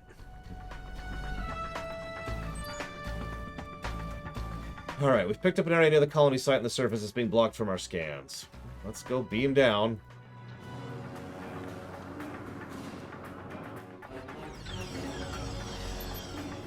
Alright, we're landing on a frozen planet.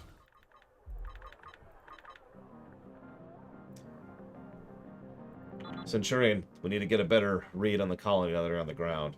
The colony is primarily made up of Uridians. We're not detecting any weapons, but sense they're being jammed by something. Let's see what we got. Speak to me or be destroyed. Speak to me or be destroyed?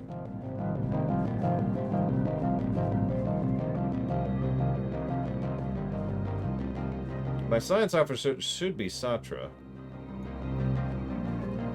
Okay, now we've talked enough, we can go through. Let's go.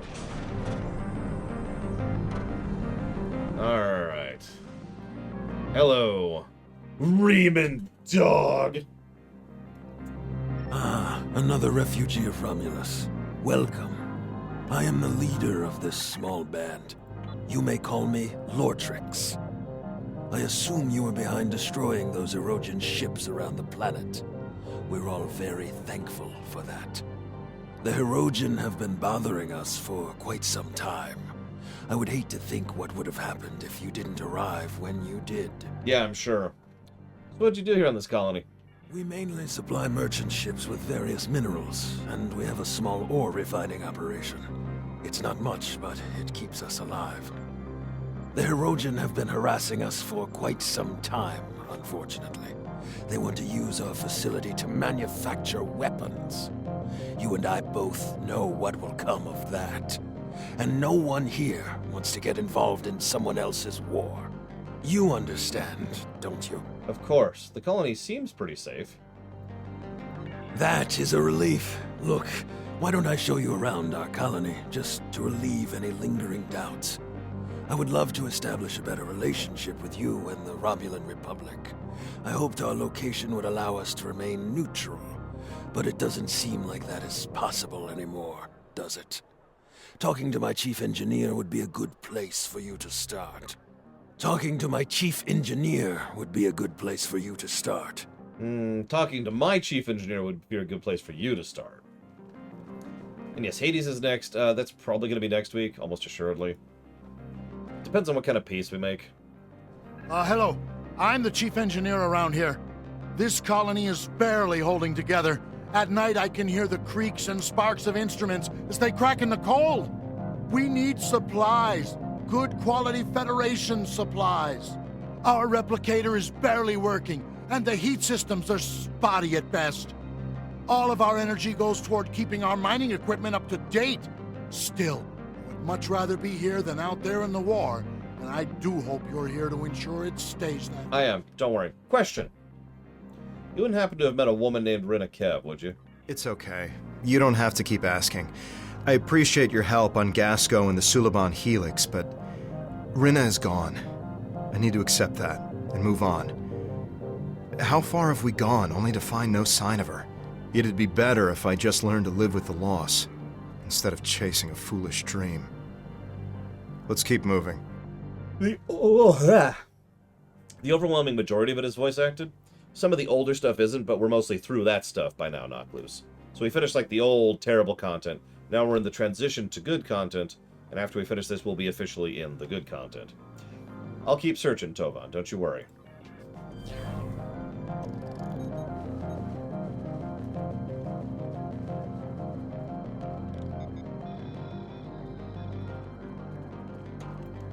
Some ore.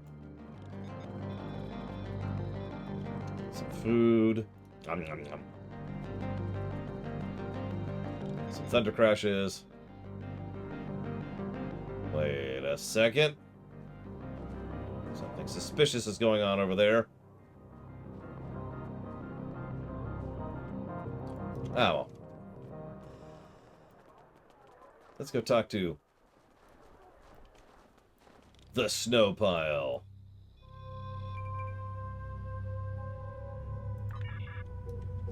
Well, I'm not a tactical officer, so that's not happening.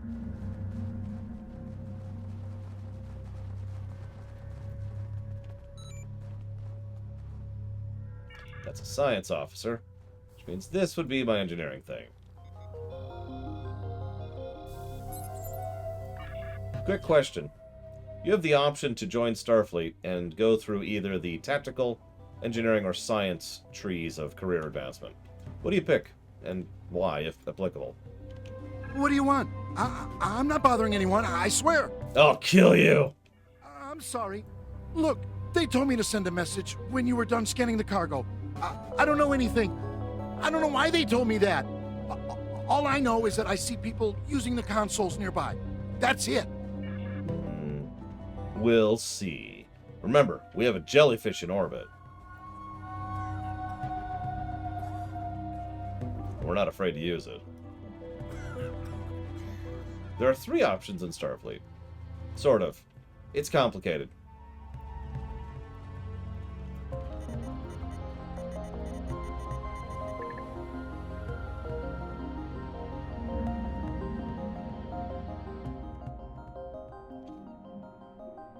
So, okay. So here's the problem. The problem is... Yes, I get that. Thank you. That's the 3rd time you've told me that. The problem here is Starfleet, that is to say, Star Trek, likes to pretend that there's only 3 branches of 3... Let's call them... classes of service? See, I don't want to say branches, because there are 3 branches of service. That makes a degree of sense. But the problem is, in actual Star Trek, they like to pretend that science is everything, right? Like, if you're a science person, then you're a medical person who's also a scanner kind of person. The problem is, the science division should be a gargantuan division, with lots and lots of subdivisions within it, depending on what your specialization is, what your particular career path is, etc. Same thing with engineering, same thing with tactical. And yet they don't, and I don't really have a good answer for why. Other than, you know, not thinking about it in terms of a military, because Starfleet's not a military after all. But an extended canon, and the Trek rewrite, and of course in the game we're playing right now, they are 3 divisions, which have their own branches within them, sub-branches and subcategories. So, for example, I talk a lot about the command track. You could be on the command track regardless of your division. You could be a science captain, you could be an engineering captain, you could be a tactical captain.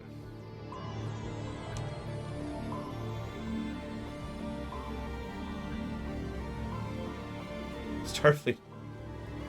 I mean,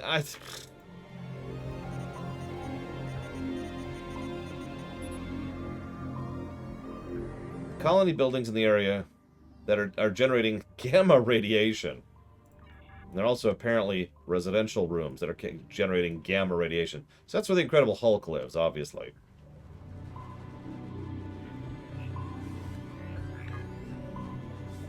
And I suppose I could believe that, Kay, which is hysterical and stupid. I also am irritated by it because it is demonstrably bad writing. It's also something I disagree with and am insulted by, but that's neither here nor there. That is a lot of torpedoes. That's some fun right there. Yep, supplying weapons to the Hirogen. Yep, that's what we thought. Lortrix lied to us. Da-na-na-na.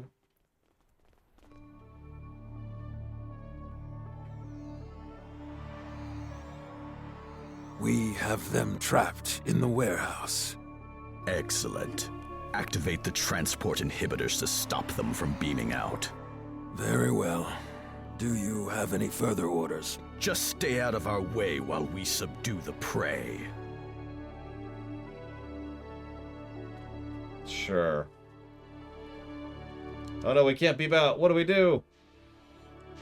Actually, in all honesty, I'm kind of screwed on the ground right now, so... Let's set up some mines. Kind of chase them into them. There we go.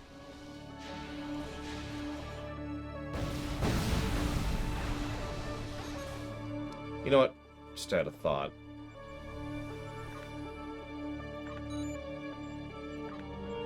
Hey, check it out. Let's go with the Camarque suit.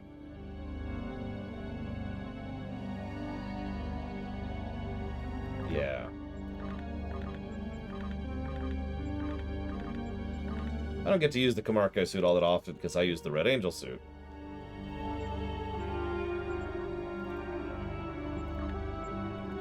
Because it's better. So to pull that up, hang on a second. So it's this thing, which is your overview, events, episodes, etc. On the events tab, in the far lower left, you see me kind of highlighting it down here? That's reclaim rewards. Now, there's actually some NPCs that do this too, but this is all the stuff your account has unlocked. Space equip, ground equip, ships, and miscellaneous. And as you can see, I have quite a few, actually. In fact, I think I actually have more than this, but that's whatever. Oh my god, I could get the nano... I could assimilate ships! We're gonna start assimilating some ships. Immediately. But we'll deal with that in a second. So hang on. So let's get that in there. And let's move that over to here. There we go. Get on the armor so we can have the set bonus.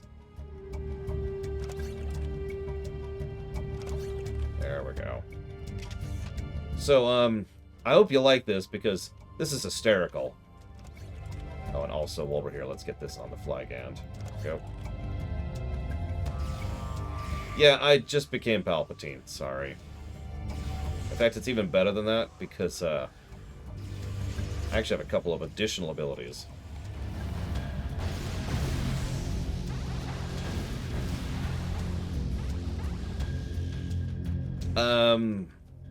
Not in the way you're probably thinking, Knock Loose, no. Hang on, let me redo my bar super quick to accommodate this. I don't care about any of that. I keep going with that. There we go, perfect.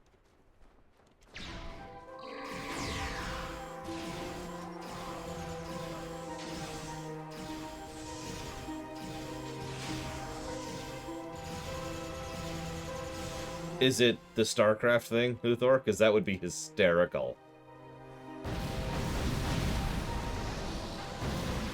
Listen, Blake Jafal. All I'm saying is that I'm going to kill all of these Herodian with unlimited power. I can't do it. My mouth is too dry. Sorry.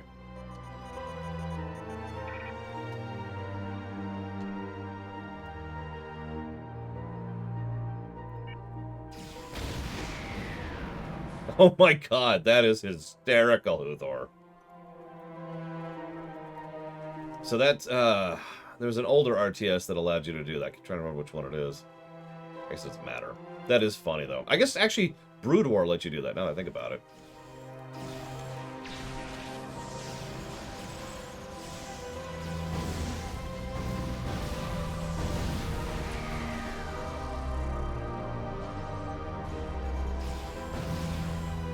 Yep, I'm just a frickin' Sith Lord now. This is a bit of a preview of Tor. Oh, I never told you, Huthor, but I actually got Armada working. It was a bit of a hassle, I'm not going to lie to you. And I kind of can't Alt-Tab. Well, okay. I can Alt-Tab, but only under very specific circumstances. So I have to be careful each time I Alt-Tab, effectively. Otherwise, I have to Alt F4 the game. But I got it working. So it's on the list. I wish there was some other way, Centurion. Yeah, me too. Hang on, let's get some battle music going here. Only one of us can walk out of here alive. Is it me? I bet it's me. Enjoy being electrocuted to death.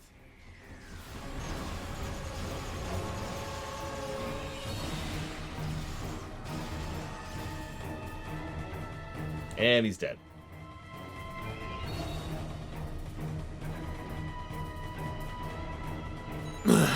You're good. Very good. But do you think this will change anything? I spit on you and the Republic. Traitors to your own people. Why are you doing this? You terrorists. You care nothing for the common people. The Talshar, they protect us, make us stronger.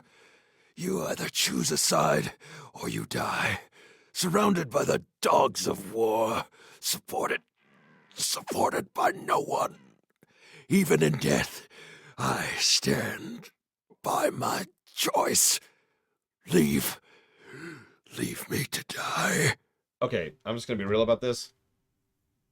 I didn't start this fight. But I'm gonna end it. Beam him to sickbay, save his pathetic life.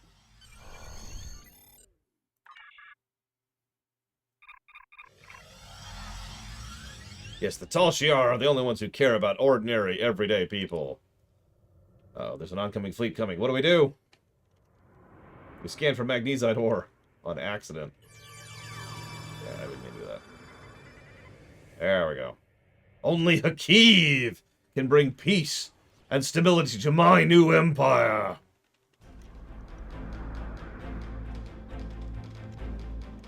Whoops, there we go. Preferably both, knock loose. But honestly, I would say they're both equivalent, which is, you know, something I like when fiction pulls off properly.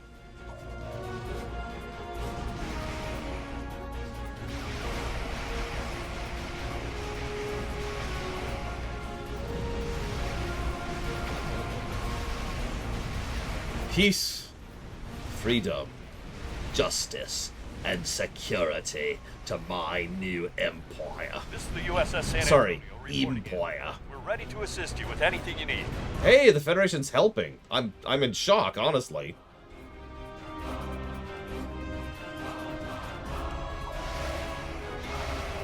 Well, your help is not required.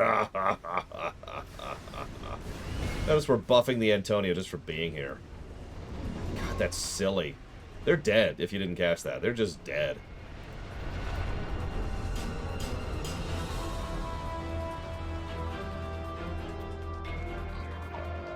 Every 2 minutes, I just get to kill something. Just in the face. That is hysterical.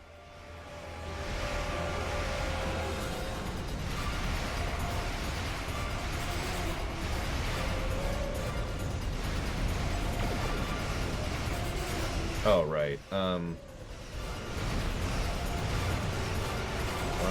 Gotta get closer. No, stop tractor beaming me. No! Damn you. He insists. Did you see that crap? Okay, I gotta explain why that's funny in a second. God dang it. So, the assimilation attack that I do. Say, you Romulans sure know how to throw a party. I haven't felt a rush like that in quite some time. Finish up anything here and warp out. I'll check back with command. Don't take too long or I might take some of the credit for myself. Understood. So, the Borg thing is a 3-kilometer range. So I was trying to get close enough to the Herosian to take it, right? To assimilate it. Tripped our monitoring program. The Star Empire sent me to investigate. Our intel said you were part of the terrorist cell on Veranot, but your actions here suggest otherwise. I'm here to make you an offer. Renounce your terrorist allies and come with me and fight for the glory of the Romulan Star Empire. I am authorized to grant you amnesty for your past crimes if you agree to serve the Empire again. If you agree, we would like you to remain within Datan's terrorist cell for the time being. He trusts you. The intel you could gather would be very valuable.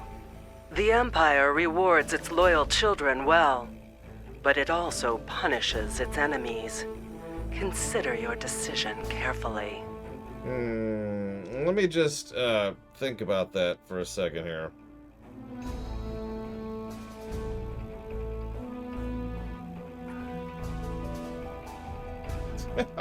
That's her opening salvo, by the way. First thing she said to us. Hey, I thought you were one of those terrorists on that little farming colony. I don't even know who you are. Charva. You can't trust her. I know her too well for that. We grew up together. I was her friend. But that's all over. It ended the day she joined the Tal Shiar. Okay, dude, I don't care how good she is in bed. You don't. No. Hello again, Tovan. It's been too long since we were together. Yes, it is true that I am a member of the Tal Shiar. We are the last real protectors of the Romulan people. I have been monitoring this colony since before you arrived. Lortrix was a fool. This is what happens when you're not true to your allegiance. He was selling weapons to anyone who wanted to buy, with no thought to their allegiances. Just like Veranot. In the end, it cost him everything. Your blood, your heritage, That's who you are, where you belong. Anything else is only temporary. I'm here to remind you and your captain of this truth. Now join us before it's too late. Yep, you heard her. Blood and family are all that you are. All that you belong. Nothing else matters. It's all temporary. And yeah, his only flaw was selling weapons to the wrong people. Jesus Christ, lady. No. You don't understand yet, but you will. The Romulan Republic is a terrorist organization. Datan and his followers are inciting Romulans and Remans to take up arms against the legitimate government of the Romulan Star Empire. So you only actually said that's impressive. That's the closest you've come to the truth, lady. You only got one little thing wrong, which was that legitimate government part. But everything else, yeah, no, that's legit. Think about it. The military and the Tal Shiar are the only means of guaranteeing security for those of us who survived the destruction. The military has the ships and the manpower. The Tal Shiar has the information and the intelligence network. This new homeworld Datan wants is an illusion. Why start over in contested space near the Federation and the Klingon Empire? Why would Datan choose a system in such a turbulent and dangerous area, unless he knew he could guarantee they wouldn't risk attacking him? He certainly isn't going to do that with pretty words. Yeah, lady, could I have some of your crack? Because whatever you are on is some really powerful stuff. Ironically, she is correct. Having a strong military is invaluable at this point in time for the Romulan Republic. That's why we're part of the Romulan Republic's fleet. Datan may have you fooled, but don't just take my word for it. See for yourself. Why do you think that Chaltok is shipping weapons? And they're not the only colony world involved in those kinds of operations. You think that this sort of business wasn't going on elsewhere? Perhaps even on Veranot, right under your nose. Datan's only showing you what he wants you to see. I can show you the things that the Republic is trying to hide. Believe me, or don't. You don't have to trust me. Just trust the evidence. When you are ready to learn more, I'll be ready to show you. Yeah, that's nice. Go away. Lotrix. So you remember how I beamed up the Reman so he could get medical treatment?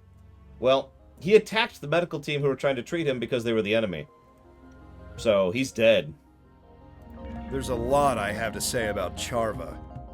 As you may have guessed, we used to be quite close. I don't care. There's a lot of history between us, but all that's really important is that we went separate ways. She thought that the Tal Shiar could ensure security for our people, and I didn't. It's just bringing up a lot of old feelings. So what do you know about Charva? As I mentioned, we have a turbulent past. We grew up together. Once, I thought we might have a future together. Those were in the dark years after the destruction of the homeworld. We survived, but it tore us apart. I just wanted to make a new start. She was convinced that nowhere was safe. She kept talking about working with the military or the Tal Shiar. I argued that the only way we'd be safe was to be able to stand up for ourselves. So, making a military. There's a lot I have to say about Charva. So what do you think of her claims? I don't believe Datan is a terrorist. That's because he's not. I think he's an idealist who's trying to come to terms with the chaos. Datan would never knowingly sanction violence, especially against innocents. He doesn't even like us fighting the Tal Shiar, although he sees the need. But Datan isn't the only person making decisions in the Republic. Maybe there are some people who see the Republic as their chance to have a little revenge.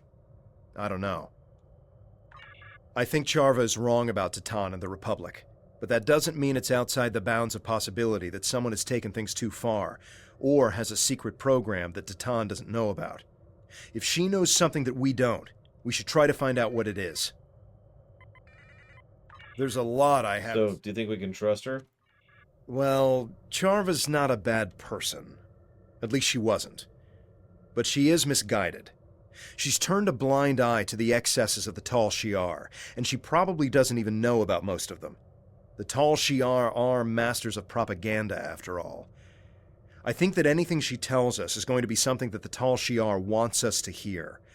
We should gather our own evidence and draw our own conclusions. There's a lot... Uh-oh, can we warp? We're gonna warp as a jellyfish. Which we oh god. Okay, okay.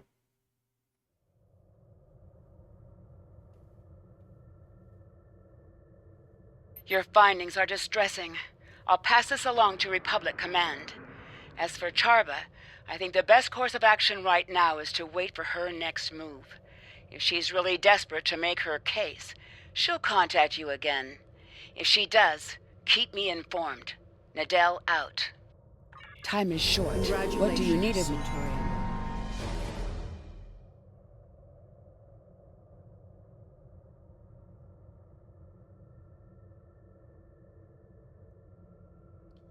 Are you not voice acted? I know you weren't involved personally, but Tatan was using your colony, among others, as part of his terrorist network.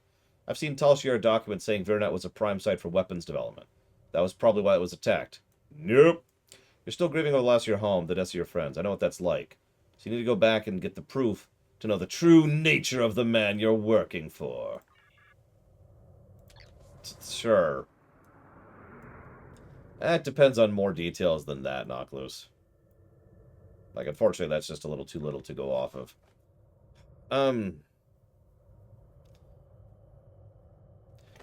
You'll notice that this is still... It's not perfect writing, and I don't want to oversell it. There's still some good writing on display here. Up until now, both as a Federation, a Klingon, and a Romulan, you know what we've seen of the Tal Shiar? Ah, puppies. And that's been the Tal Shiar the entire time. And the entire game. Charva is the first Tal Shiar who has bothered to actually talk to us. And to present ideas and concepts that make you think, well, maybe we're not 100% sure about what's going on. I like this, because it kind of gets across some of the ideas of why, you know, other people would actually follow the Tal Shiar, despite the fact that they're all into eating puppies.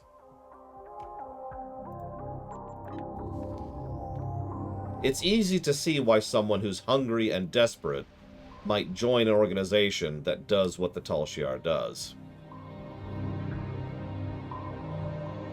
We'll see where that goes pretty soon, actually.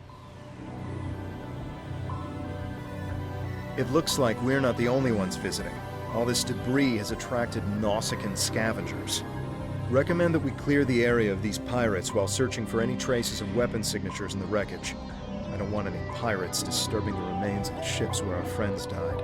Agreed.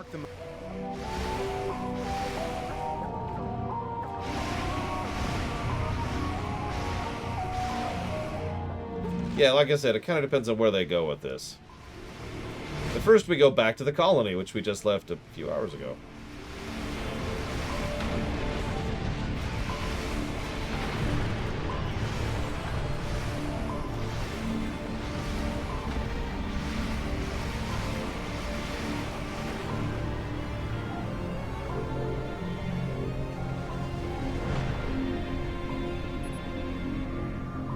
The SS Danhar. I knew this ship. The captain traded with most of the colonies in the sector. Captain was a good man. He never used the ship for smuggling. Or would he? We're here to find out the truth.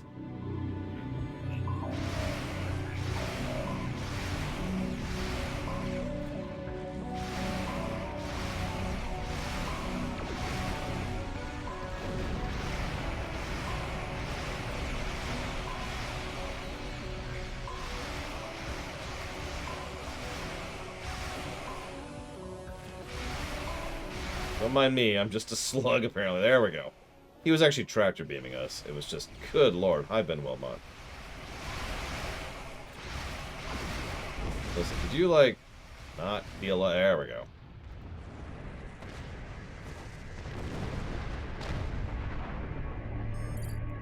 The SS Furvas. It was a good ship, and those Nausicaan scum have picked it clean. Can't tell much about what was in the cargo hold, but I'm not detecting any residual signatures of weapon payloads.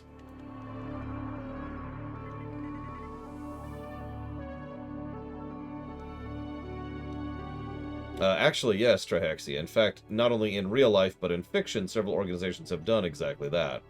Effectively legalized salvage in order to try and keep certain things out of undermarket hands.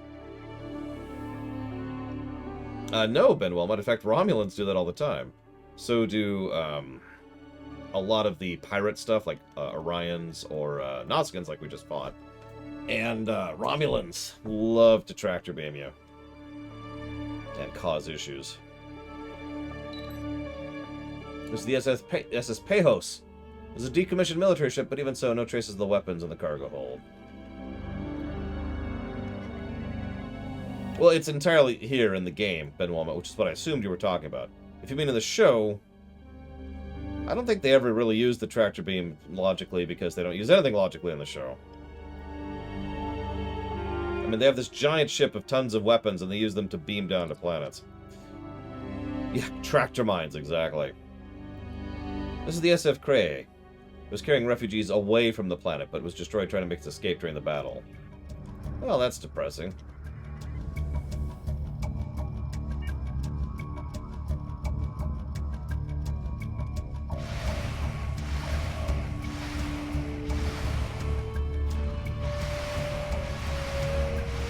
This is the Snklerians. If you don't remember these, well, they're from the very first episode of Star Trek The Next Generation, Encounter at Farpoint. If you want to know more about them, so would I. They probably existed at some point. That's about all I got.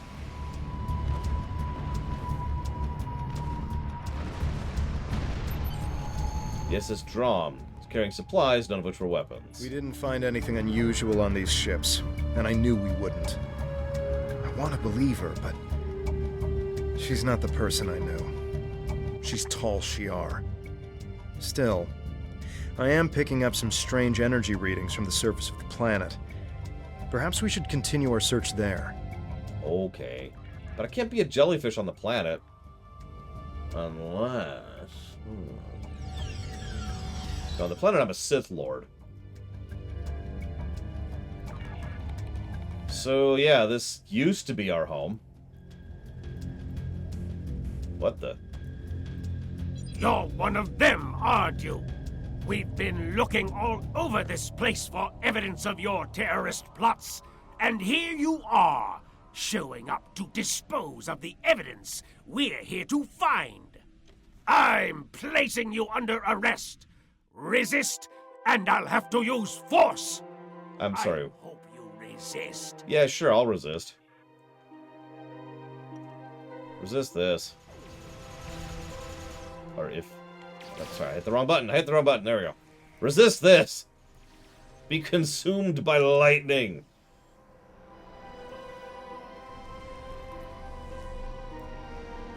So hang on. I actually have a different playlist in mind for this thing. Hang on.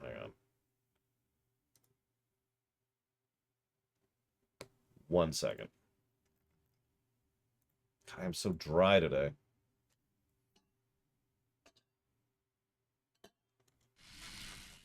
And you notice, I'm just straight up lightning spec on grounded air. And by that I mean grounded in space. I didn't even do that on purpose. It just kind of ended up that way. Here we go. Amongst the ruins of our fellows.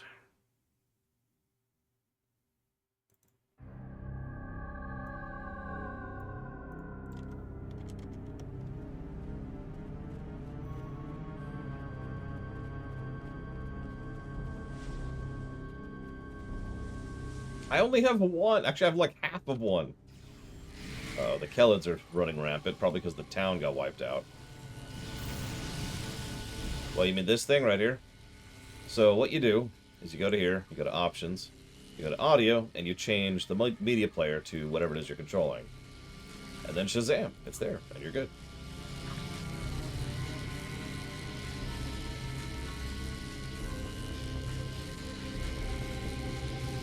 Hang on, let me kill a whole bunch of Klingons with lightning.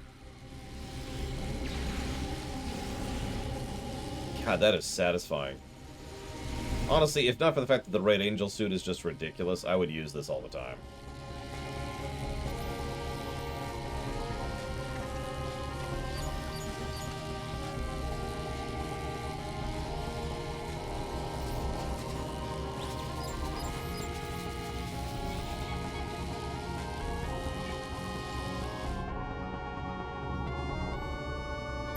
Alright, let's see. The laser spectrometer is being used by Devex. Check the compositions of the aquifers in the area. This area was great for growing crops, but its water table had been depleted over time, and there have been several dry seasons over the past decade. With the amount of water being used by the city, it looks like he wanted to make sure the colony wasn't depleting the supply faster than it could be replenished. Looks like we were well supplied to survive the long haul, with the exception of an attack from our own people. There is no escape, Mr. Red.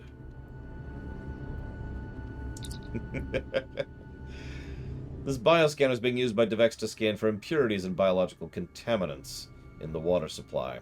According to the records he left behind, he was close to filtering out 98.997% of the contaminants in the water supply. If the Tal'Shar had attacked us through the water supply, that would have come in handy. Too bad they're not microbes. That dumb sentence is that. Hi, Zeiss. The metallurgical analyzer is being used by the Devex to create alloys used in the construction of large water storage tanks. We're not needed the water storage because the colony's leaders were worried about a drought crippling the farms. That was a smart idea. Thank you, Zeiss.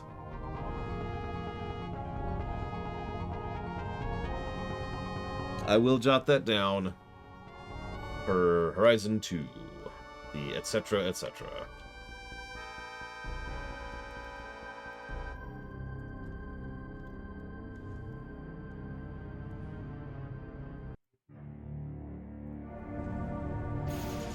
What the?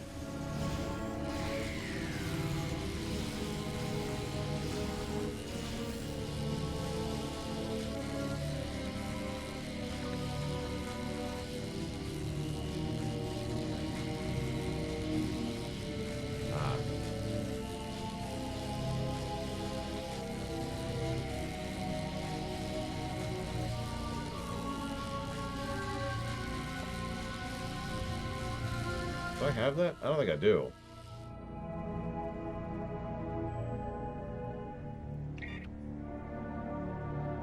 Yep, I don't. We have even more lightning powers that we didn't show off earlier. Damn it, Zeiss! What do we talk about? No tipping to convince me to go up and get more water. It's a social faux pas.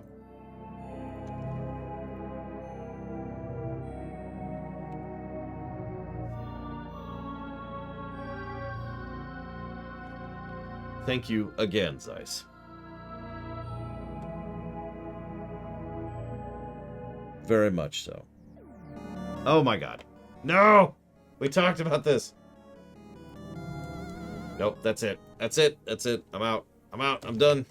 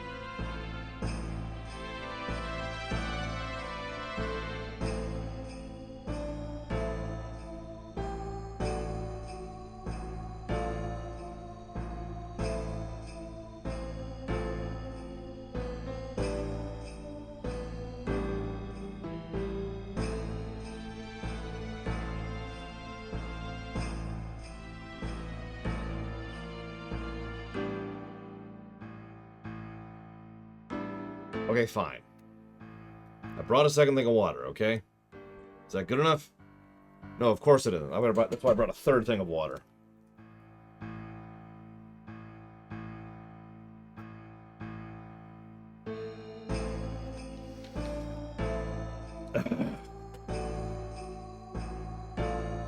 Damn it, Savaka. You just want me to stop playing Romulans. That's what it really is about, isn't it? Be honest.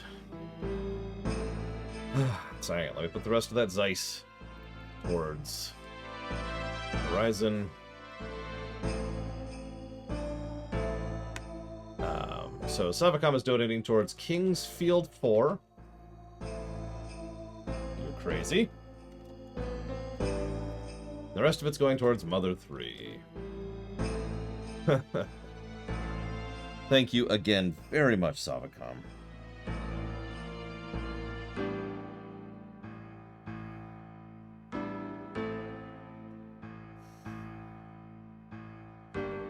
I do always appreciate you. Thank you. Okay. Hi, Starsman. Welcome to Star Trek. We're picking through the ruins of our own colony. I actually liked this. It comes relatively soon after we were already here. I mean, like I said, we literally did that mission today. But it's nice. It's a nice little... It's continuity. It's what we were just talking about earlier. And continuity at its core is really about consequence. It's about how things matter. It's about things having impact. It's about things not going away once the credits roll.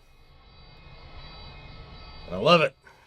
It's the greatest thing ever. Hi, Huthor. The water wheel was used to pump water to the colony for drinking water to the farm for irrigation. This one was heavily modified to exceed its default output capacity in order to keep up with Veronat's heavy demands for clean water. Damn it, Mr. Red. Hang on, let me lightning some Klingons to death here. I haven't even shown off the big ability yet. We'll do it on this guy. Hey, buddy. Ah!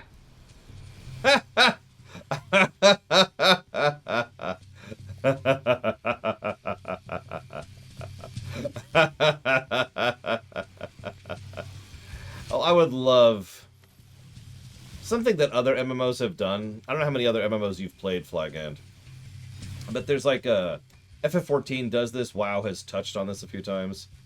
Guild Wars 2 did this. I think Tor didn't this. LOTRO did this. Excuse me. There's like rebuilding sectors, right? So every now and again, you just have a zone like this, and you donate resources, and you do quests, and there's a story arc, and it's about rebuilding it, right? It's about rebuilding the zone. I would love that for Veronat. It's probably never going to happen because we've kind of forgotten about the Romulans in terms of significance for a while, honestly. Yeah, exactly. The dome and reconstruction, that kind of a thing. But I think that'd be cool. I wish it didn't have this sound effect every time I buffed myself. It's a great buff. This is an extraordinary buff. But that sound effect can go straight to hell. Oh, nice, Huthor. You having fun with it? These are a collection of the Maori's documents. Flipping through these, you can see he was collecting information about the defenses of the other colonies and in contact with Titan. Uh-oh. It's a Klingon! He's about to die.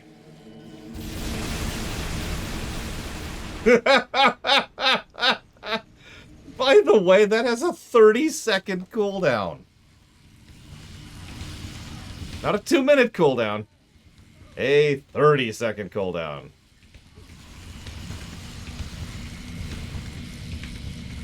Oh my god. Anyways, hang on. So you're readdressing. So it's $10 to Kingsfield. Hang on. And then $65 to Mother 3. I agree, by the way. Starsman, sorry. I love the episodes of this game. I mean, I love the story of this game, so what the hell do I want? Oh, dude, 3 seconds? Bam, bam, bam. I would just... So, Mr. Red donates. And I will bow to Mr. Red. Because anybody knows that an emperor lives to serve. So thank you, Mr. Red. And I will put that towards Mother 3. Yeah, what's the global cooldown? Can we make that the cooldown on this? No, you're thinking of a Sultan, Flaghound.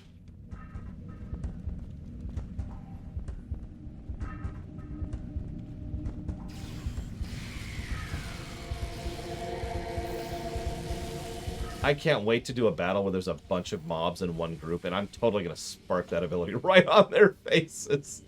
And I'm going to laugh the entire time. It's not as good as opening a portal to the sun, but I mean, is anything as good as opening a portal to the sun, honestly? This is a decent group of people.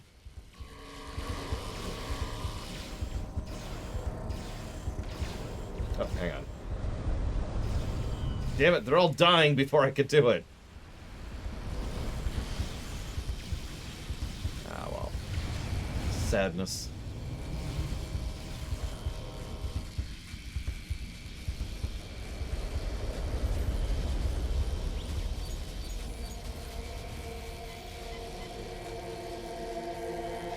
If the sun I'm using foregoes supernova, we're going to have some Outer Wilds problems.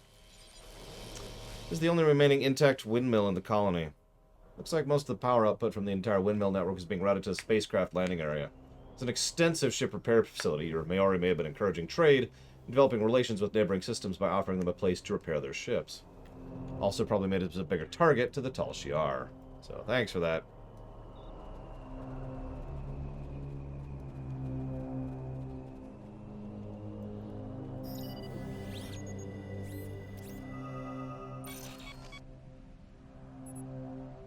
These are the assignment logs tracking the work schedule. Nothing looks out of the ordinary. Biggest manpower allocation, aside from agriculture, was ship repairs. Most people with some engineering expertise were spending a decent amount of their time fixing vessels that came here for that reason.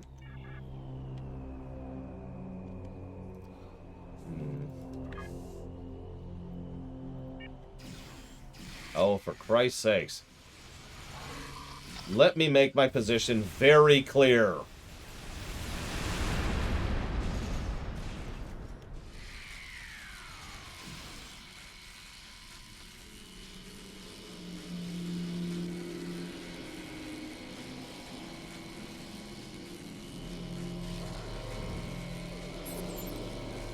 Something strange is going on here. All these search teams are looking for the same thing as we were. I can tell from the records, the reports that collected, that I'm gonna bow to evil, that they were going to rendezvous at a location up ahead. If we go there, maybe we can find the search teams and evidence of terroristic threat. Which is a real thing, actually. It's a legal term. Damn it! You specifically said don't bow. See, I was going to catch you. If you didn't put don't bow, there's going to be bowing happening. I'm just saying. All the bowing. Can I help you? So, you're the terrorist. I allied with the Klingon Empire because they promised me the opportunity to find people like you. People willing to hurt innocent civilians and remove you from the Romulan race. You're no better than the Tal Shiar. It's people like me who will restore honor to our people. You're an idiot. Of course you are. That's not what I... My teams didn't find the weapons that were here, but this colony has been empty for weeks. You had ample time to hide them, or move them to another location off-world. But there's no evidence that they weren't here. And in the absence of evidence, I go with my instincts. They tell me that people like you hid weapons here, and those weapons got people killed. Innocents, civilians, people who should have been living in peace. This ends now. You won't get a chance to hurt anyone else. I refer to my previous statement about your idiocy. I also now shoot you with lightning.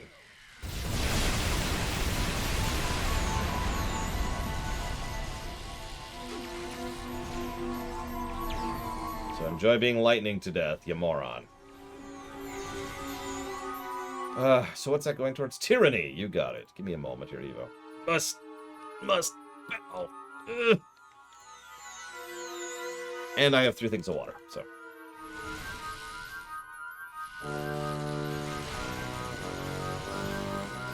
Oh wow, one of our people actually went unconscious. Holy crap. Get up, dude.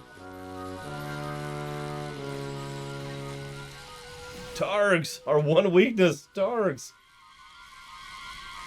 Okay, I just had a sudden flash image of a Star Trek Total War game, and I suddenly want that in my life. Is that just me? It's probably just me. Think of all the fun stuff you could design, though, for the different factions. Enough! Enough! I yield! Do with me what you will. Good. I'd really rather not prefer to kill an ally. What? Surprising words coming from a terrorist. Whoops, wrong button. Damn it, I'm trying to get rid of the electricity. Oh, I'm no more a terrorist than you are. See my previous statement about your idiocy. That makes a surprising amount of sense. A contact that I thought I could trust told me there was evidence of terrorism and weapons manufacturing here. I'm guessing you were told the same thing. Neither of us found anything, except one another. We were sent here to die. Yeah, so... It's clever in its own way how the Tal Shiar operates. They don't send some rando, they send someone who's connected, who's someone who knew you. They keep files on that kind of thing. So I could send... this is a bad example.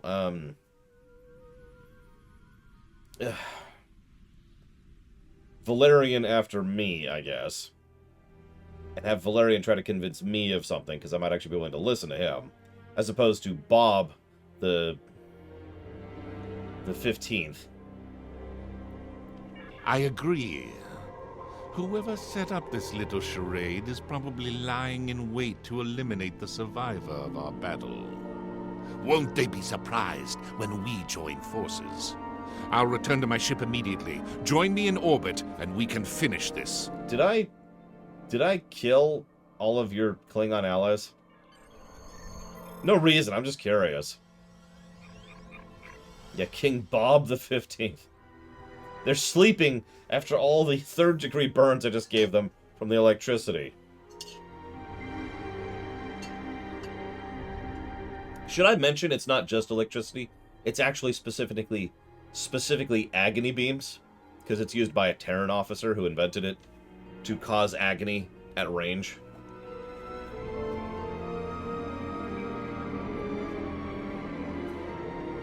Anyways.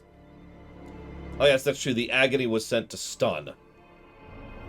We've said a lot of things to stun in this game. I think that might be the weirdest thing we've ever said to stun.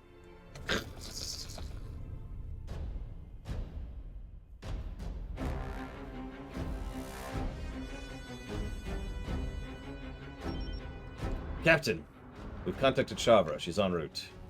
Enemy ship on sensors. How disappointing to see you alive. I am Commander Talum of the IRW Ishay, and you seem to have a talent for sniffing out Tal Shiar. I thought sending another Romulan Republic terrorist to take you out would take care of two problems. I was mistaken. Perhaps this is for the best. Now I can take both your bodies back to Colonel Hakiv. I'm sure he will reward me for finally eliminating you. If your boss is Hakiv, you are officially at the bottom rung. I don't enjoy being played for a fool. I'm here to back you up. Let's show this Tal Shiar scum what real Romulans are made of. Okay. Here's what a real Romulan is made of.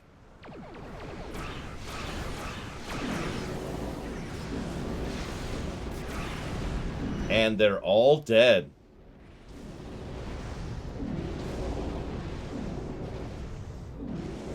Any questions?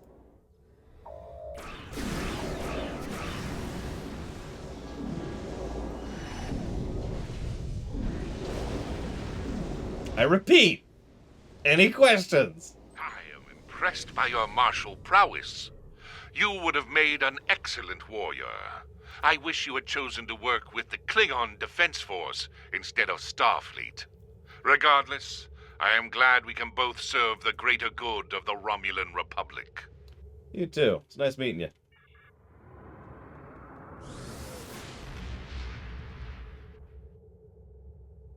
Oh, Shavra, hey. I picked up a transmission from an attack group in this direction. It sounded like you must have uncovered something significant enough to warrant an armed response. What did you find? No weapons, no proof, nothing but old memory and some lies. That can't be. I assure you it is. In fact, we were just ambushed. Are you suggesting I had something to do with it? Why would I? I have nothing to gain. I want you to join us. All of our intelligence reports said there would be weapons, or at least residual traces of weapon stores here. I swear it. Someone must have gotten to it before you and moved it. Covered it up somehow. Did you tell anyone you were coming here? No, actually. I know my information didn't turn out like we expected this time, but is Tovan still looking for his sister? I might be able to locate Rinna. If the Tal Shiar has any information on her whereabouts, I'll pass it on to you. That should show you I can be trusted. I just need to make my report before anyone gets suspicious. After that, I'll be in touch. Okay, let me slowly turn around so I can hit her ship here.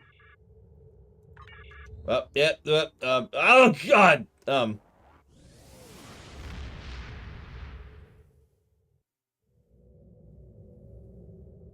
Hi, Valerian. Excellent work. I'm not surprised that you did not find any weapons on Viranot. While the Romulan Republic has contacts with most of the colony worlds, we're not using them to fight a war. We're encouraging them to see the truth and join our cause. Nonetheless, you must continue to humor Charva to have any chance of winning her to our side. I doubt this will be the last you hear from her. Keep me apprised of developments. Yeah, sure. You missed it, by the way, Valerian. I used you for an exercise earlier. Also, can I get a PB&J for Starsman really quick, please? Time is short. What do you need of me? Hey, we leveled. Whee! Greetings. Given what you've discovered at Chaltok and Viranot, we need to widen our investigation. Republic ships have gone missing, and we can't afford these sort of losses. We need you to look into this problem. Head to the Beta Quadrant. One of our ships went missing near the Mempa system, and we want you to find out what happened. Ma'am, I don't mean to niggle, but the Beta Quadrant's huge. Also, I've never left it. Also, we need to find something about Torvin's sister or something. While I appreciate the personal nature of your attempt to find Rinna Kev, you need to focus on the big picture. Our fledgling republic needs to establish its legitimacy as a political body, fend off attacks and intrigue by the Tal Shiar and other external threats, and stabilize its claims on New Romulus. Right now, we need you to pursue this investigation. Our fleet is not particularly large, and we cannot afford to have any ships go missing. We need you to find out what's happening to them. Don't worry, this isn't the old empire where one person's welfare is put by the wayside for the good of the state. We'll keep looking for information about Rinna. The best thing you can do is help the Republic to survive, so we can devote more resources to missions of a more personal nature.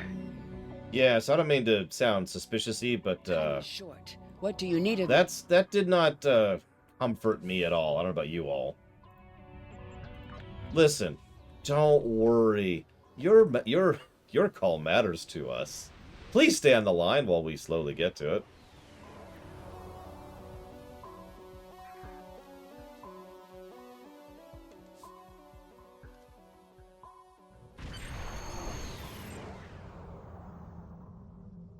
We've arrived at the source of the distress signal.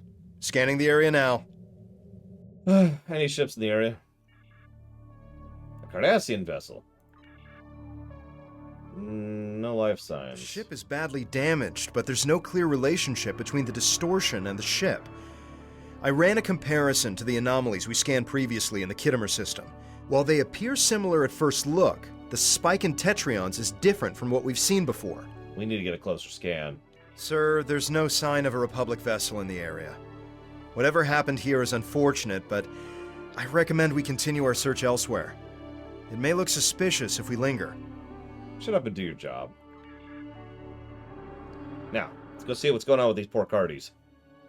Hey, Spoonhead!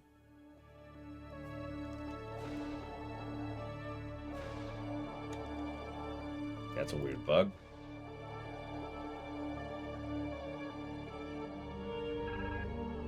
Ship has taken damage, but not enough to disable primary functions or life support.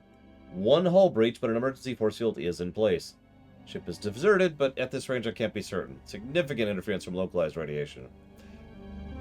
Can we access their computer remotely?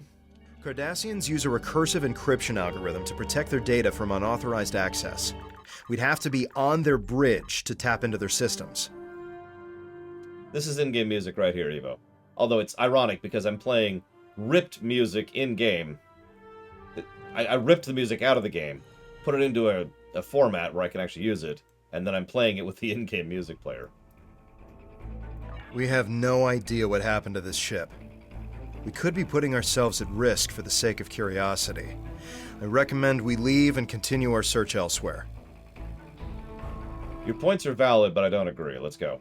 It's your call, but if you're going over to that ship, then I'm coming with you. Interesting. No visible damage. Why would they abandon the ship? The bridge appears operational, but where's the crew?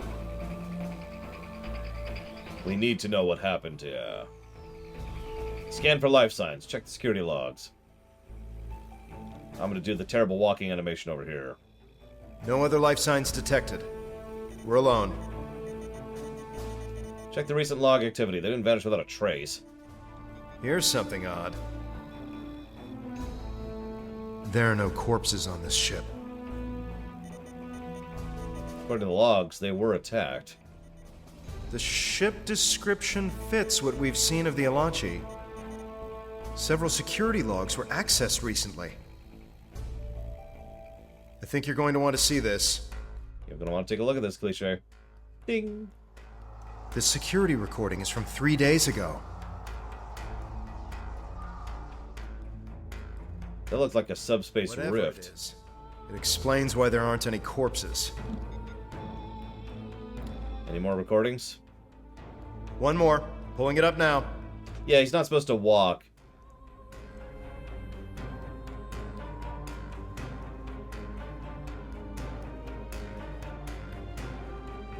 So, it was supposed to be like legs first, being hovered into the hole.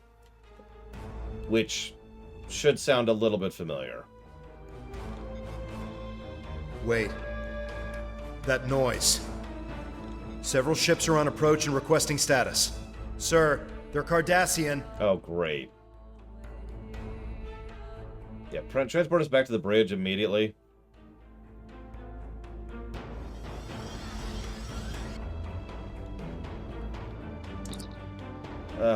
You'll pay for your interference.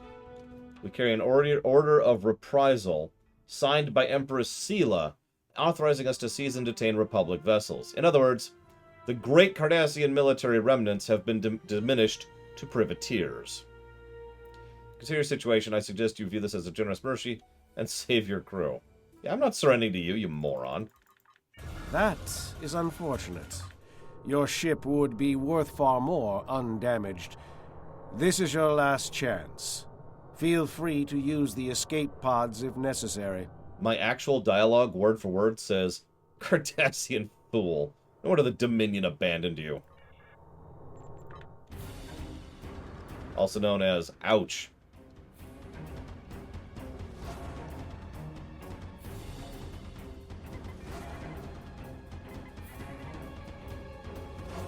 Why can't I... Oh, whatever. Burritos are good, Ross. No longer being in an airplane is probably also good. But honestly, let's be honest, the burrito's the real focus here.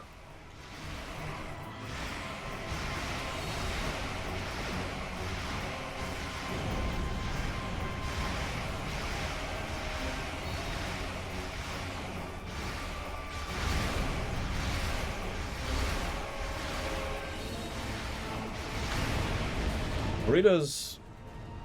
You know, I actually have a burrito in the fridge right now. When I lived in San Diego, they had really good burritos. But not as good as the burritos that were in Carlsbad. Those were the good ones. So, I kind of want all of you to die. Could you do that for me, please? Appreciate it. Thank you.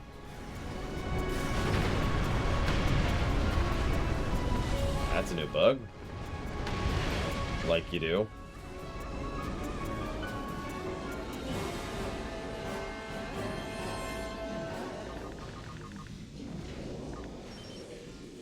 So I was monitoring long-range communication during the message.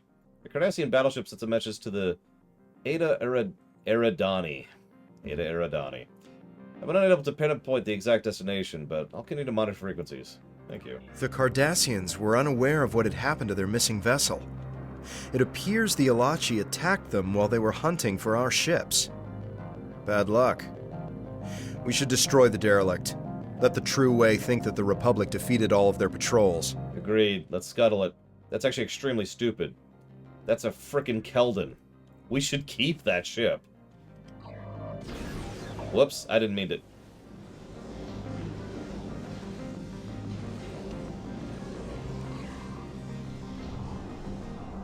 Ahem. Moving on.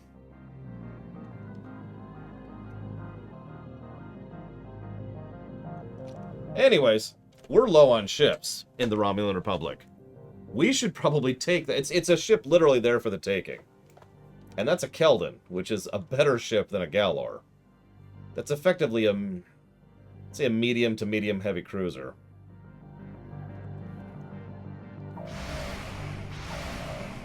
Based on what you've learned, it seems that your next lead is in the Beta Quadrant. Head to the Donatu system and see if you can learn more about where our ships are going. We're in the Beta Quadrant. According to new intel, Sela has started paying privateers to capture or destroy Romulan Republic ships. New intel? That would explain why these Cardassians are operating outside their normal territory. He just told us that. I suggest we track these True Way ships back to their base. If we're lucky, they'll lead us right to the missing Republic ships. This is my YouTube comment section all over again. Hey, Lord, did you know this thing that you not only know extensively, but actually referenced in the video I'm commenting on? God damn it. Stop trying to take credit for it.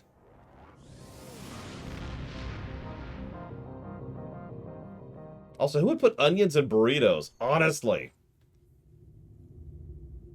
Except, well, I could see some combinations of burritos that could work with onions, but normal burritos? Nah.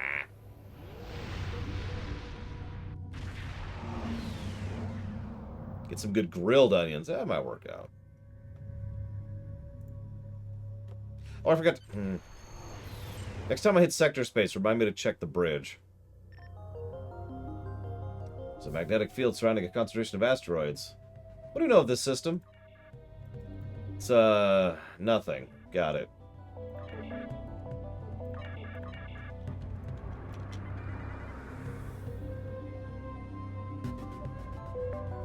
Oh my god, really, Flygad? Thank you for telling me. Delicious onions. God, yes. Oh, sorry. Maybe I should buy some onions to add to everything I eat ever. Especially squid. God, that sounds so gross. In addition to magnetic interference, the Cardassians have mined the asteroids, because of course they have. Alright, overload the turrets. Let's go deal with this nonsense.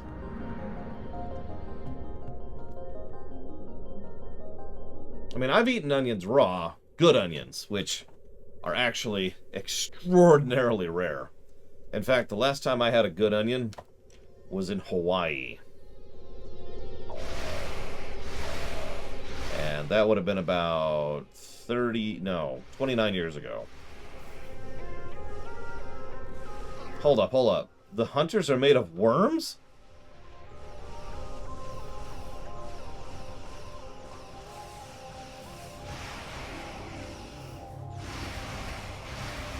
Yeah, grocery store onions are serviceable.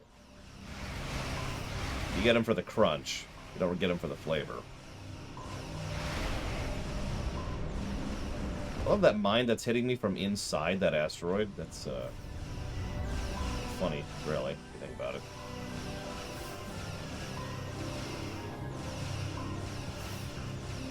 Why am I not attacking this ship?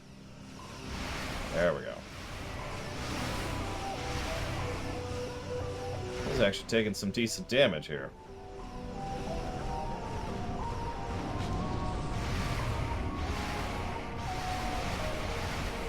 It's okay, we're never going to bring up onions ever again. Except for right now. Favorite ship in the game? Oh, geez, I don't know. There's a lot of ships I like in this game. Damn it, plate triple. Let me tell you, let me explain this in Steve's voice. Favorite ship, God. I mean, there's a bunch of ships I'll never have because they're like $300. So of the ships I actually have... Yeah, obviously the Universe class is the best ship in the game.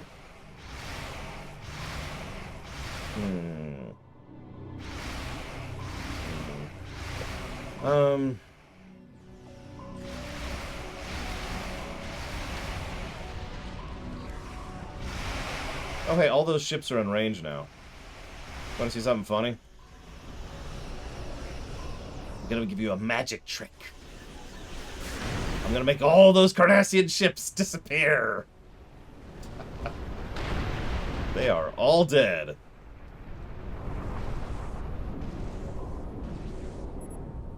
We've crippled the station defenses. Yeah, we have. Your brazen attack on this station is further proof that the Romulan Republic is nothing more than a terrorist cabal. We've contacted the legitimate Romulan government and alerted them to your presence. Any further acts of terror against this station or any Cardassian citizen will be met with deadly force. Please remember that the True Way are effectively military terrorists. Like, they're a junta, for God's sakes. And they're accusing us of... Oh my god. Release my goddamn ship. Your ignorance of Cardassian history is insulting. We do not listen to demands. We give them. No, near as I can tell, all you do is bend over and take it. Close channel. So the station has several fusion reactors. We can figure out a deflector to do some technobabble. We can open up a thing in their shields. Or, hear me out, we could go ahead and get some electricity going on in here. The True Way do not have their own planet, no. I assume we can thank you for our escape. Before you transported us, I overheard a guard saying that more True Way ships were approaching. We need time to restore emergency power. Please provide cover until we are able to go to warp. Warp to the flotilla as soon as you can. We'll cover you.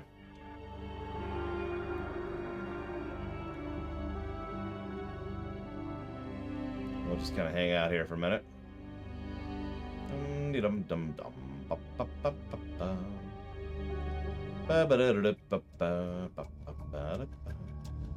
We're very slowly overtaking the station. Okay, favorite... God, I'm really torn. I like the Galor, I like the Daredeks, but they both suck in gameplay, unless you get the fleet version of the Daredeks. I'm rather fond of the Burrell, the Confiable Cloaked.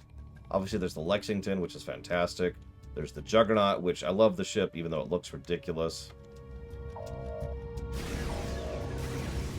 You are dead. I like this ship.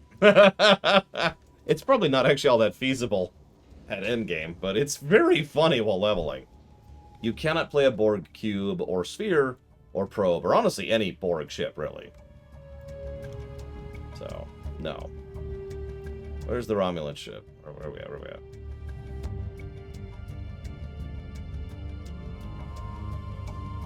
But yeah, I think, honestly, if I had to pick my actual favorite ship in this game, and you know the one I'm going to point out, it's the Star Destroyer. It's this thing. The Gemini Vanguard carrier. This thing is a thing of beauty. It's an amazing ship. It's probably the most carrier I've ever played. It has fantastic loadouts, great consoles, and two excellent uniques, and it just looks really cool. And I love it. Are we done here?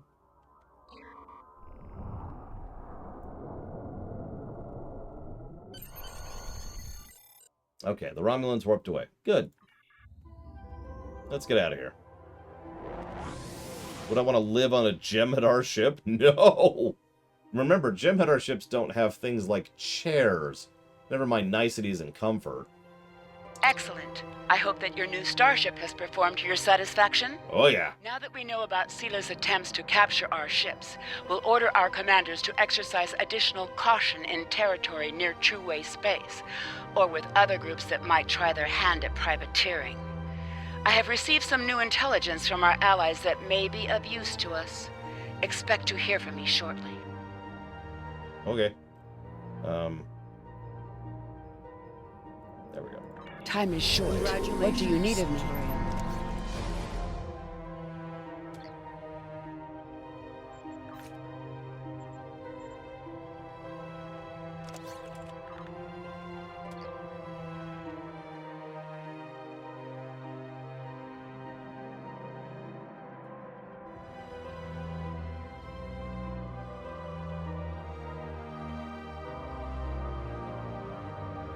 I don't think Jem'Hadar ships have beds. They might. We don't know a lot about Jem'Hadar's ability to sleep. I don't really think I have an opinion on scrapbooking, Evo. I've never done it myself. I've actually always thought about doing some kind of a log or a journal, but I have nothing to share. There's nothing in my life that's worth talking about. So I've never actually done it. Maybe if I ever actually start conquering the planet, I'll start making a log. That way, a few million years from now, people will be like, oh my god, there's this log of the end of the world by some guy named Runner. I know you've been looking for Tavrin's sister. I managed to find out more information about her. She was captured in the Theban system. She's been questioned by the Tal Shiar, and now they're moving her and other prisoners to a penal colony in deep Romulan space. They'll be using civilian transports lightly guarded. She'll be in a transport passing through the system. If you don't go now, you'll never see her again. I am risking my position to tell you this. Don't make me regret this. Okay. I appreciate it, I think.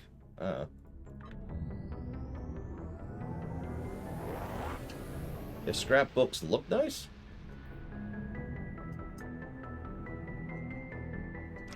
I could say, yeah. Obviously it depends, because they're stylistic choices, but yeah, I'm with it. Make a fake log. Captain's log. Stardate 305565.7. Today, we became aware of the fact that Ryza is beautiful, but is also very dangerous. The Ryzians, we didn't know. We didn't listen. We didn't listen. Oh, God! And then just cut off the log right there. Oh, my back. Okay. I'm just gonna lounge here for a minute. Don't mind me.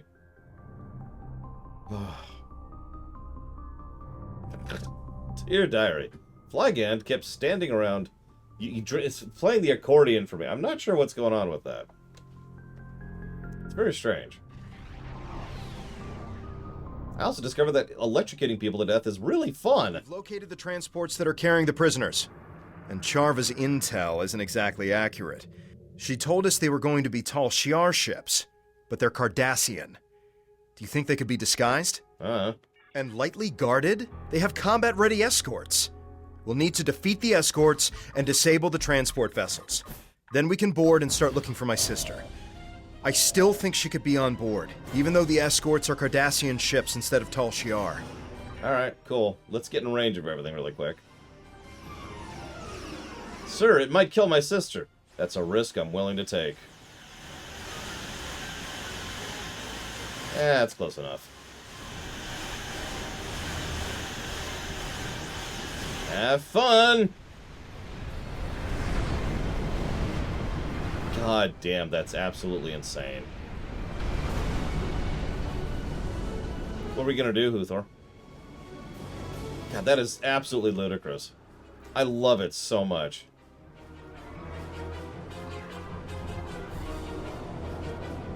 Yeah, this ship is insanity.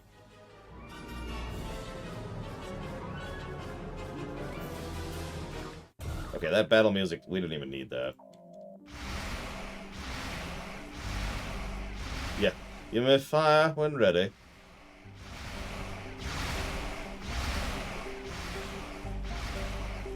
Oh, we missed one other ship. Holy crap. I feel bad.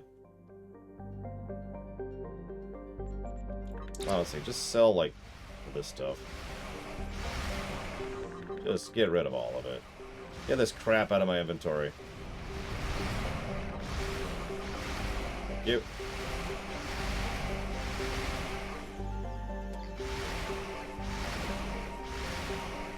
Yeah, if only the bandy had realized the power at their disposal.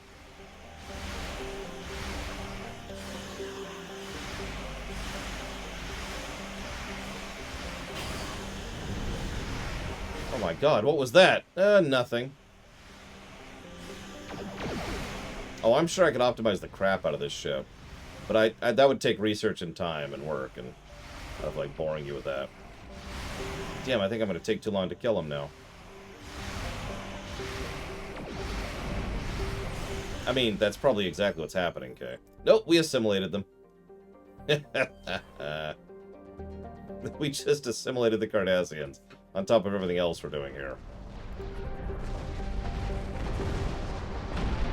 The Quarians? That's the last of them. An away team is waiting in the transporter room. We can board the first transport as soon as you're ready. I would say at an extraordinarily less than average rate, Evo. See, there's this thing, it's called actually taking freaking care of your goddamn stuff. I don't know if you ever heard of that. And it's something the Empire believes in, damn it. Proper security and safety protocols, with good backups in place, so we don't have some freaking vampire werewolf lightning monster breaking out of the containment field that had one lock on the door. God, people, come on! It's like you're asking to be killed by aliens.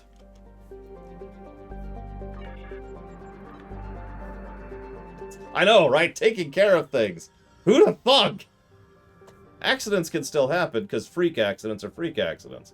But think about the percentage of accidents in real life that are avoidable. Even in just the medical field and the security field, which are two fields I'm familiar with here in the States at least, the number of accidents that happen that are preventable is gargantuan. So, shrink it down by like 90% or maybe 95%, and you've got about the rate of how often freak accidents happen in the Empire. I was gonna look something up really quick and I forgot it. Oh yeah, the Quarians. Who the hell are the Quarians? Ah, them. Let's see. Quarians. Nope, no equivalent. Let's go kill people with lightning. Sup? See, I have to admit, I'm a little bit biased because I legitimately believe in the concept of backups. So, I mean, if you fall down the stairs and break your neck, then you fall down the stairs and break your neck. That's, like, there's ways to prevent that, but that requires some interesting and surprisingly expansive infrastructure. Still doable. But, you know.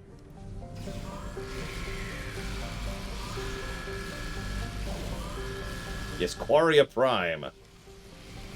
But I'm being serious. There's no Quarian equivalent in Star Trek. Not really.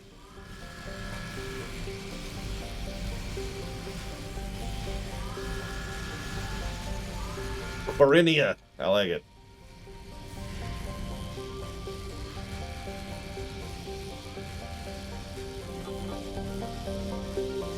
Try to drown out that sound effect there.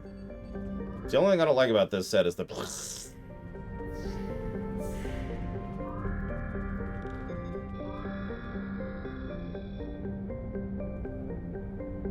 Anyways, I believe in the concept of backups, but there's actually something else I believe in, and it's the for when you need it mentality. I think there's actually a proper term for that, but I can't actually think of what that's called. Let me put it to you this way.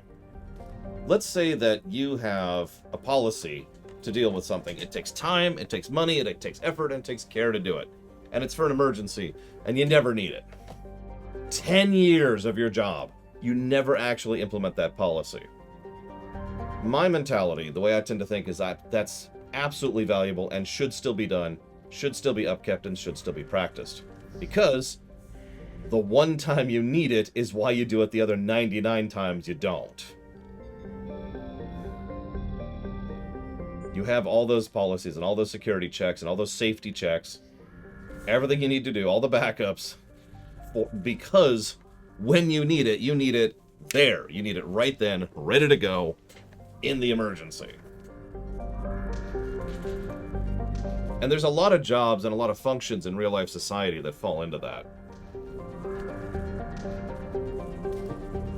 Yeah, exactly. A fire brigade should exist. You don't want to just be like, someone get some buckets.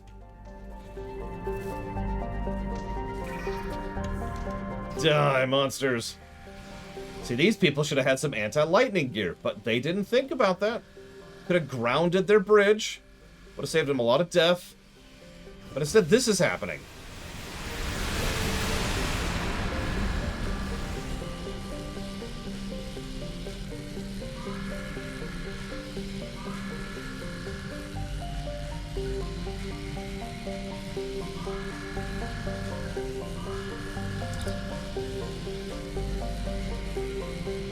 That's an interesting cold open, Uthor.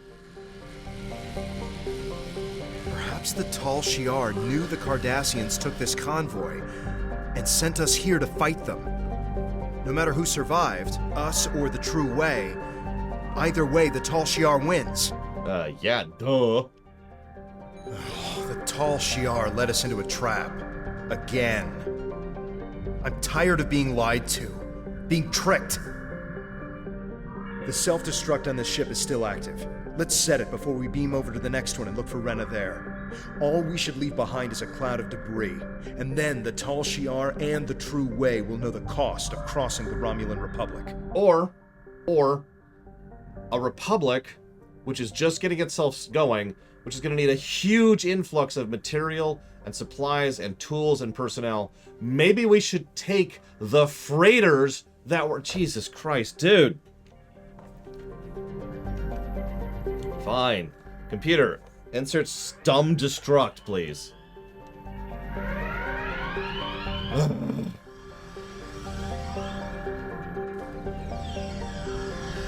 Anyways.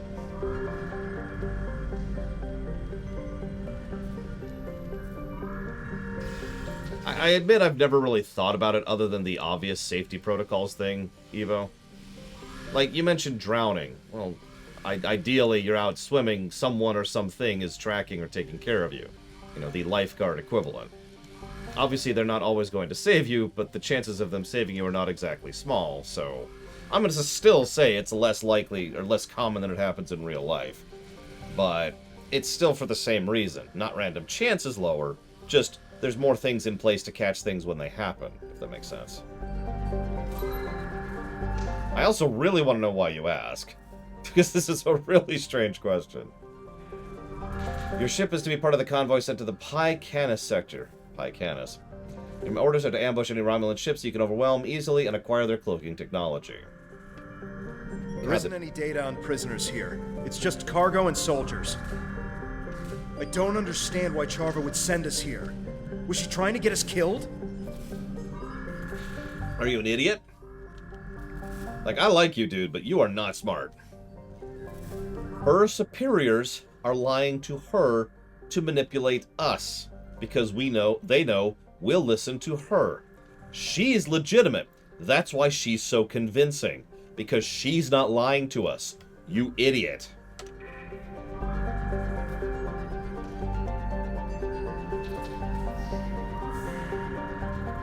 God damn, dude. He acts like he hasn't run a multinational spy company for decades. Not that I have. Hey, look, lightning!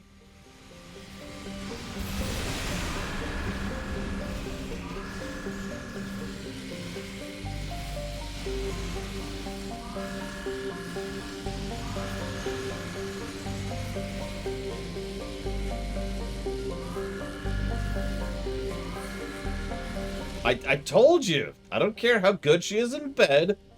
Use your head. It's a simple mnemonic. Did I mention this thing has a 30-second cooldown? Because that thing has a 30-second cooldown.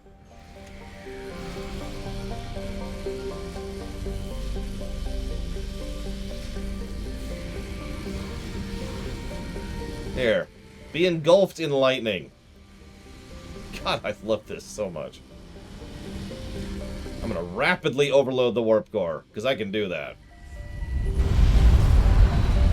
We should probably leave the ship now, though. How do you set friendly fire or IEDs on a frickin' lightning field? Oh, sorry, we still have the map music going.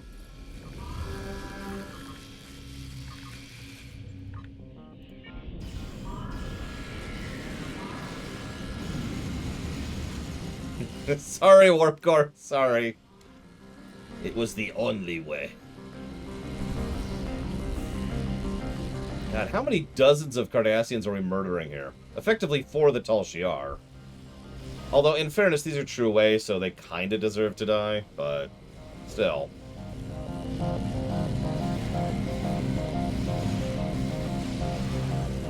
Like, does the Romulan Republic have a shipyard?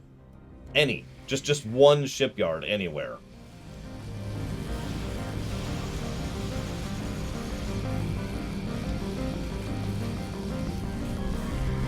I think they're actually mentioned a grand total of 3 times, Harriant. So, you know. Oh, hey, a whole bunch of people. Sweet.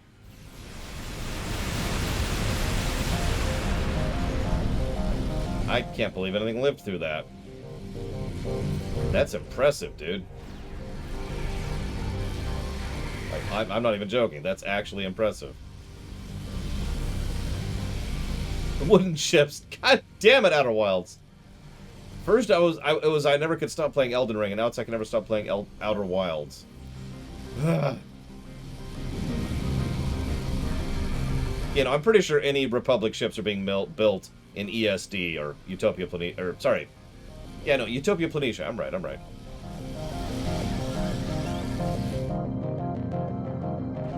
More escort ships inbound on an attack vector. Cool. Tell them to come closer. Much closer.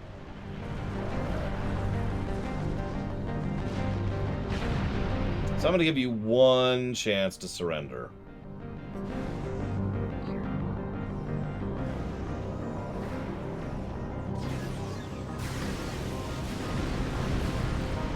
Cool. We done here?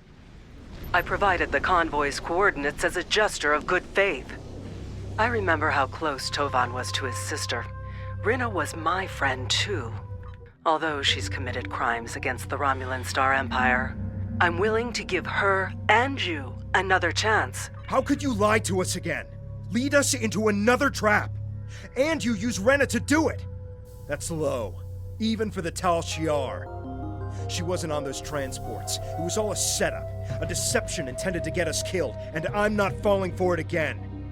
Give me a reason, any reason to believe the woman I cared about is still in you, that you can still be saved. She's like, I'll give you 1 hour's worth of reason. He's like, what do you mean? Cut to 1 hour later. Yeah, I'm convinced. She's cool. The Tal Shiar moves prisoners all the time. Sometimes it's for security reasons, or because Colonel Hakib wants to handle an interrogation personally. Maybe Rinna has already been sent someplace else. I'll check my contacts and see what I can find. I'm trying to help. You can't deny that. Yes, I can. Maybe now you'll see that all Tal Shiar aren't the monsters that Datan and his group make us out to be. Lady. What the?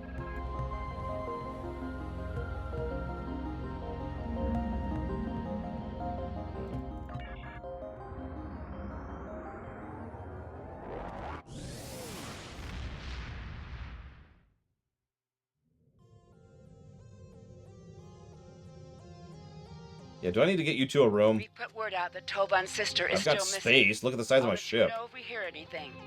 Keep talking to Charba. It's clear now she's playing some sort of game. But we can get ahead of this if you and Tovan keep her distracted.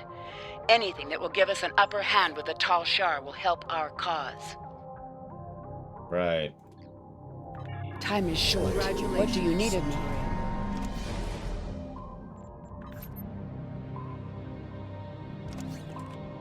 Sure. But I don't care. Romulan Tactical, let's go. Yep, sure, join, don't care, go away. Never even gonna look at you. Let's go. If you want proof, then I'll provide it. I'm transmitting several classified Tal Shiar files to your ship now. Read through them, analyze them yourself, and then you'll see the truth. Titan and his kind are terrorists and a threat to the survival of the Romulan people. After that, I hope you'll reconsider your options. The Tal Shiar are trying to help the Romulan people, and you should be fighting for us. We've been fighting for you all this time. Why does this give the Harpeng torpedo launcher? Don't answer that question. So, this quest was actually really frustrating back in the day. It's one of the very few quests that requires you to go to your ship. So let's see what our bridge looks like.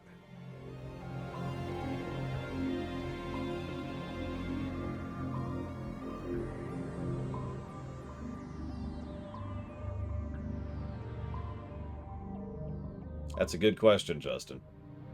That's a damn good question. Greetings from beautiful...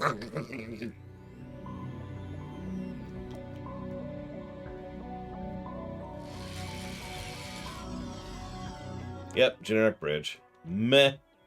Whatever. Alright. So, Chaltok intelligence file. Titan has a personal relationship with Lortrix, leader of a colony in the Chaltok system. They work together on a Riemann mining colony. The weapons present at the colony were the property of the terrorist militia helping Titan and his followers break away from the legitimate government of the Romulan Star Empire. These weapons are being stored by Lortrix at Titan's personal request. On Stardate X and Y, Titan contacted Klingon intelligence. These communications dealt with targeting Romulan Star Empire and Federation colonies for terrorist attacks. Hold on. Let's check this statement against... no, I'm not, Kay. I just... There's only one bridge. It's the generic bridge, Kay. What do you want from me? I'll double check, but I'm right. So let's check this statement against the ship's library. Let's see here. We have a couple of discrepancies. Titan has a personal relationship with Lortrix. They...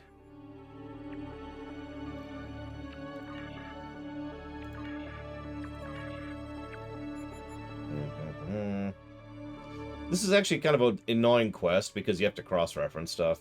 But some cool little lore and backstory stuff. However, neither of them ever worked there. And only one of them only worked there, so...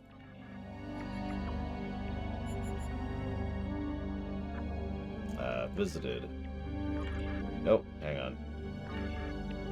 You can also just brute force it if you don't care. That's what we're doing right now. Because screw it. There we go. Let's see here. No orders that weapons are being held by Titan. Let's check. Purchasing orders. Targeting information. They fired at the Sulabond. And us! Holy crap.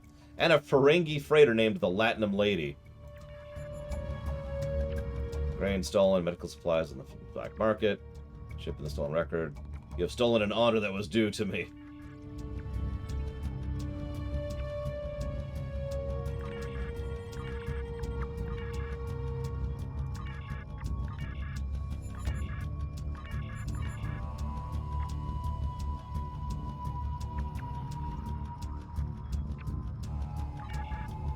So if we reread this as it is actually, Titan has a personal relationship with Lortrix, the leader of the colony of the Chaltok system.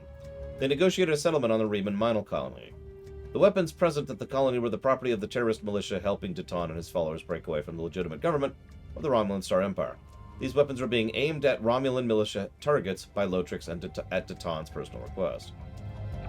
On Stardate X and Y, Titan contacted Klingon intelligence. These communications dealt with targeting Romulan Star Empire and Federation colonies for agricultural aid. Let's check Virenot. Actually, we'll do Virenot last. That's where we were. Listen, Chavra. You're done. The Tal Shiar stopped a raid against one of its facilities in the Theban system. The prisoners captured there will be transferred to the God. Kinkathanza System Penal Colony. Several members of the raiding party remained unidentified or dead, and in a state when identification is impossible. However, one of the prisoners captured in the raid has been identified as Renakev, a known member of Datan's terrorist organization. The prisoners captured during the raid against the Talshiar facility in the Theban system have been interrogated. Preliminary results of the questioning have yielded credible information connecting them with a plot to assassinate the Empress. Alright, so all of this looks extremely stupid. Let's check the system. There's no record of a Talshiar prisoner being transferred to this system. So, check the flight logs here. Travel to repairs, diplomatic. Travel to Drozana for trade. Travel to Kitaver for royal transport. This ship went to the Eridan Bell for delivery. There's a patrol there. And a sensor repair there. That went to there for medical supplies, weapons. And did something weird in the nebula. I don't know what that's going on, but anyways, whatever.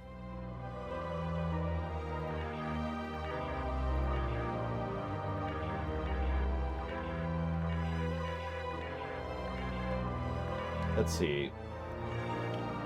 So it looks like Virinet colonists not present on the flotilla. Me, reason for discrepancy, I'm on Flygand. Tovan, he's here. Subcommander Evren, unknown. Move to Chelish, he's not there. Which one, Mr. Red? Sorry. So, let's see. Check bounties offered by the Tal Shiar. Obasek! Wanted for sedition and considered extremely dangerous. Karamax for smuggling. Datan, wanted for sedition, distributing banned materials, rebellion against the state, threat level low. That's funny. Some Commander Nadell, wanted for sedition, rebellion, etc. Let's check Starfleet activity here. Let's see. Returns Udune after bereavement. Eridani destroyed in battle with the Klingon forces. Admiral Taken retired from Starfleet Command. Nobel missing in action. So it's obviously not that person. Still not that person. Whoop.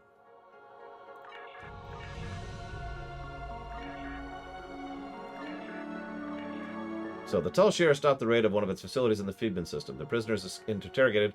We transferred the Installation 18. During the raid, they identified Subcommander Avrin. The prisoners captured during the raid against the Tal Shiar facility in the Theban system have been interrogated. Preliminary results have yielded credible information connecting them to a plot to steal supplies. Let's check Virenat last.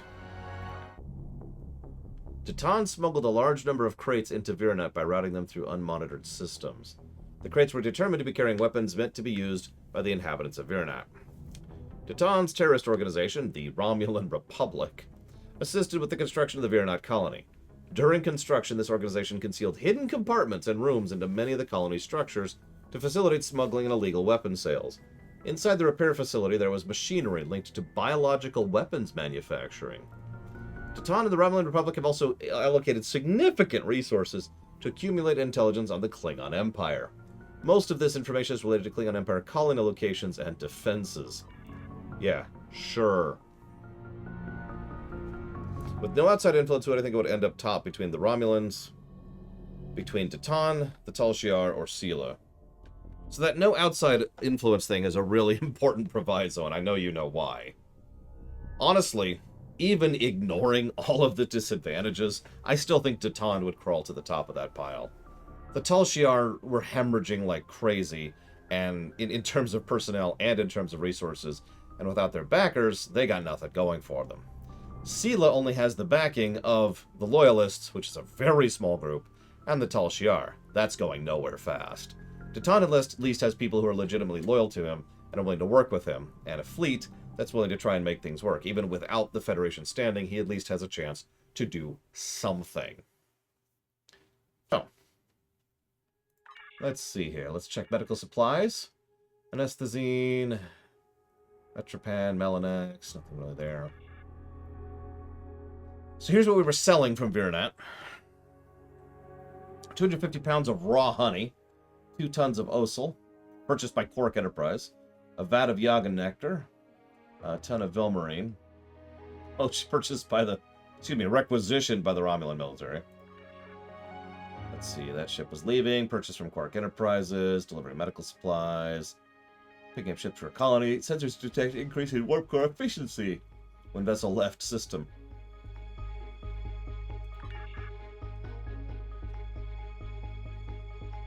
It's probably the medical supplies. Really? No? Okay.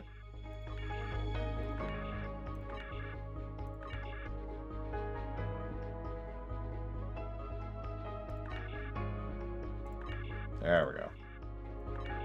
Alright, they're making biological weapons, so let's check the waste stuff here, shall we? Oh, I think they're getting a ton, Space Cadet. But we'll get more into that later. Let's see. Only known waste processing unit on Viranat is a White Mark II. This unit, developed in the late 2370s, is recommended for converting up to 1.5 metric tons of bio-waste into usable byproduct, such as fertilizer, drinking water, fuel, and replicator biomatter. I like how it shows the log of how much waste we were converting there. Water supply. The only known water reclamation unit is the MK8. 7,500 units. Insufficient for a colony the size of us. Yeah, no, we were having problems there with that. The new water filtration unit is working perfectly. Shipment of all souls ready for you. Appreciate the assistance. We still have reservations. To Commander Tamer. Hahaha. Tal Shiar. Ship sighted in the system. We'll go with water reclamation. Titan smuggled a large number of crates out of the Viranat. The crates were determined to be carrying ship parts. Colony structures and were used to facilitate smuggling and illegal weapon sales. Inside the repair facility, there's machinery linked to water reclamation. Titan and the Romulan Republic have allocated significant resources to accumulate intelligence on the Klingon Empire. Most of this information related to the Klingon Empire's political climate. Captain, we're getting two different stories here. One from Charva, and one from these documents. Analysis of the files shows that either Charva is trying deliberately to mislead us, or that she's being misled herself. Since she seems to firmly believe what she's telling us, I'm not completely comfortable disregarding her information out of hand. I recommend that we speak to Commander Tal Mera on Drozana Station. She has contacts in the intelligence community that we don't. She should be able to either confirm or deny our findings. Does that answer your question, Kay? Everyone ready to go to Drozana?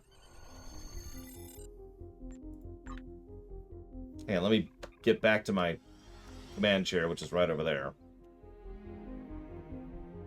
Were the Klingons or the Romulans more decimated post-Dominion War? It's actually a tough one. I'd say the Klingons probably lost more overall, but could also handle the losses more. Alright, now I'm just going to 100% prove this. I'm going to go to my bridge, regardless of the mission. Don't have the mission. It's still the generic bridge that has nothing to do with anything.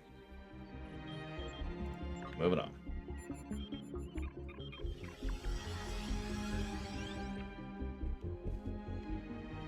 Yeah, I don't feel like using my feet, you know what I mean? Alright, I can just do this. Boop. I mean, I understand why they don't do custom bridges. It's a lot of work and effort for something you essentially never see.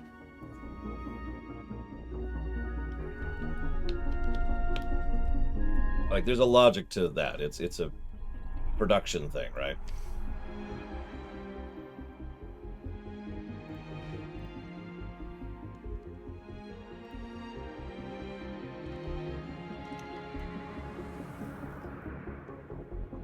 Welcome to Drozana. You're cleared for docking. We have everything you need for shore leave, and a few things that you didn't even know you wanted. Shopping, drinking, dining, entertainment. You'll find it all here. And don't forget the 77th rule of acquisition. If you break it, I'll charge you for it. I don't remember where it is, but they actually do sell custom ship layouts. They're actually really expensive. Some of them come with ships, some of them you just buy. They are very expensive.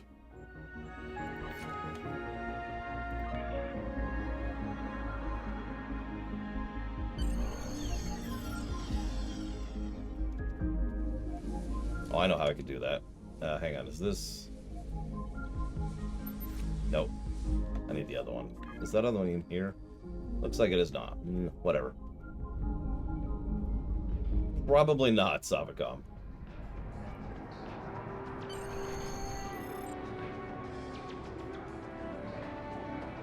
Excuse me, ma'am. Was there something you needed? Can I get your opinion on some Tal Shiar files? Tal Shiar files? I'm sure there's a good story behind how you came into possession of these. Let's see what you have. There you go. What sort of information do you need? Personally, I'd regard anything given to you by a Tal Shiar operative with suspicion. They are masters of misinformation and misdirection. Well, I need to fact-check the documents. I keep having hallucinations, and I keep seeing things. Just please help me out here. We can do that. Show me what you have and what parts of them are troubling you. Chaltalk intel? I've seen some interesting works of fiction, but nothing that compares to this. Deton and Lortrix working together? On a Reman mining colony? I don't think so. Can you see Deton in a dilithium mine? And Lortrix was storing weapons for Deton? Why? There have to be better places we can stash supplies than in an enemy colony. And this section about Deton working with Klingons to target colonies for terrorist attacks is ridiculous. Neither Deton or the Empire would do such a thing. The Klingons may be warlike, but they won't engage a civilian target without a reason. I'm detecting that sections of the file have been altered. That's probably why it reads like a bad spy story. Yeah, it didn't make sense to me either. According to my records, Deton was in contact with the Klingon Empire, but he was talking to them about which colonies needed agricultural aid. And there were weapons on Chaltalk, as you well know. But not only were they making weapons for the Hirogen, they were targeting Romulan militia targets, including the flotilla. Now, I didn't realize that Lortrix and Deton knew each other, but apparently they do. They interacted once during negotiations during a workers' strike at a Reman mining facility. It's funny how people from such different worlds and outlooks can interact. Yeah, no kidding. The house always wins. Could you cross-reference this file for a bit? Deton was talking to the Klingon Empire about colonies near our borders, but it wasn't to target them for attack. It was to discern which ones had the greatest need for agricultural assistance. A lot of the newer colonies are having a rough time trying to establish themselves. Deton believes that the more prosperous colonies have a responsibility to help support others. That's why he was talking to the Empire. He was asking if they would be willing to assist as well. Oh, what's the harm? Unfortunately, Friendly once the rumor of terrorist attacks entered the mix, the High Council broke off aid talks. And I'm not surprised that Lortrix was aiming weapons at our targets, although I don't think he was doing so at the request of the Hirogen. The Tal Shiar has a way of getting into everything, and we know that they were monitoring that colony.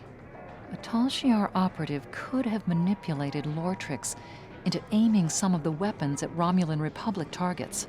If they were fired, then we'd lose big, and a neutral colony would be blamed for the attack. Well, that's how he killed the vampires, Harian. Also, I think it was a coincidence that Deton and Lortrix were acquainted. Lortrix once worked for the Reman Mining Cooperative, but he wasn't exactly a model employee. In fact, he was one of the leaders of a strike that turned violent. The Remans brought in a group of negotiators to help end the crisis. Deton was one of the people they invited. He helped negotiate a settlement, and Lortrix was one of the representatives of the workers during those negotiations. I doubt they've ever spoken to one another again once the strike ended. So to make the changes. I think the Tal Shiar are conducting quite an effective smear campaign against Deton and our movement. It's our responsibility to see through their deceptions. Yeah, it's your job. Can I show you another one? We can do that. Show me what you have and what parts of them are troubling you. So there's this place called Veronat. It's actually where I'm from. I'm detecting several abnormalities in this file. It looks like portions of it have been altered. We should corroborate these reports in order to determine which facts are actually true and which are Tal Shiar fabrications. I just don't know what to believe. Here's what we know and can confirm from our files. Deton did smuggle crates to Veronat before the attack on your colony, but they were carrying ship parts, not weapons. And he did more to help the colony without drawing excess attention. It was our group that helped your people get the water reclamation equipment they needed to support a healthy population. And yes, we spent a great deal of time and money gathering information about both the Federation and the Klingon Empire. But we're not planning an attack. Why would we? Instead, we're gathering all the intel we can about the political climates of both factions.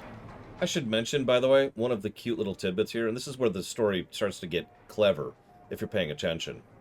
There's actually a tidbit about how there's a water reclamator that's on this colony.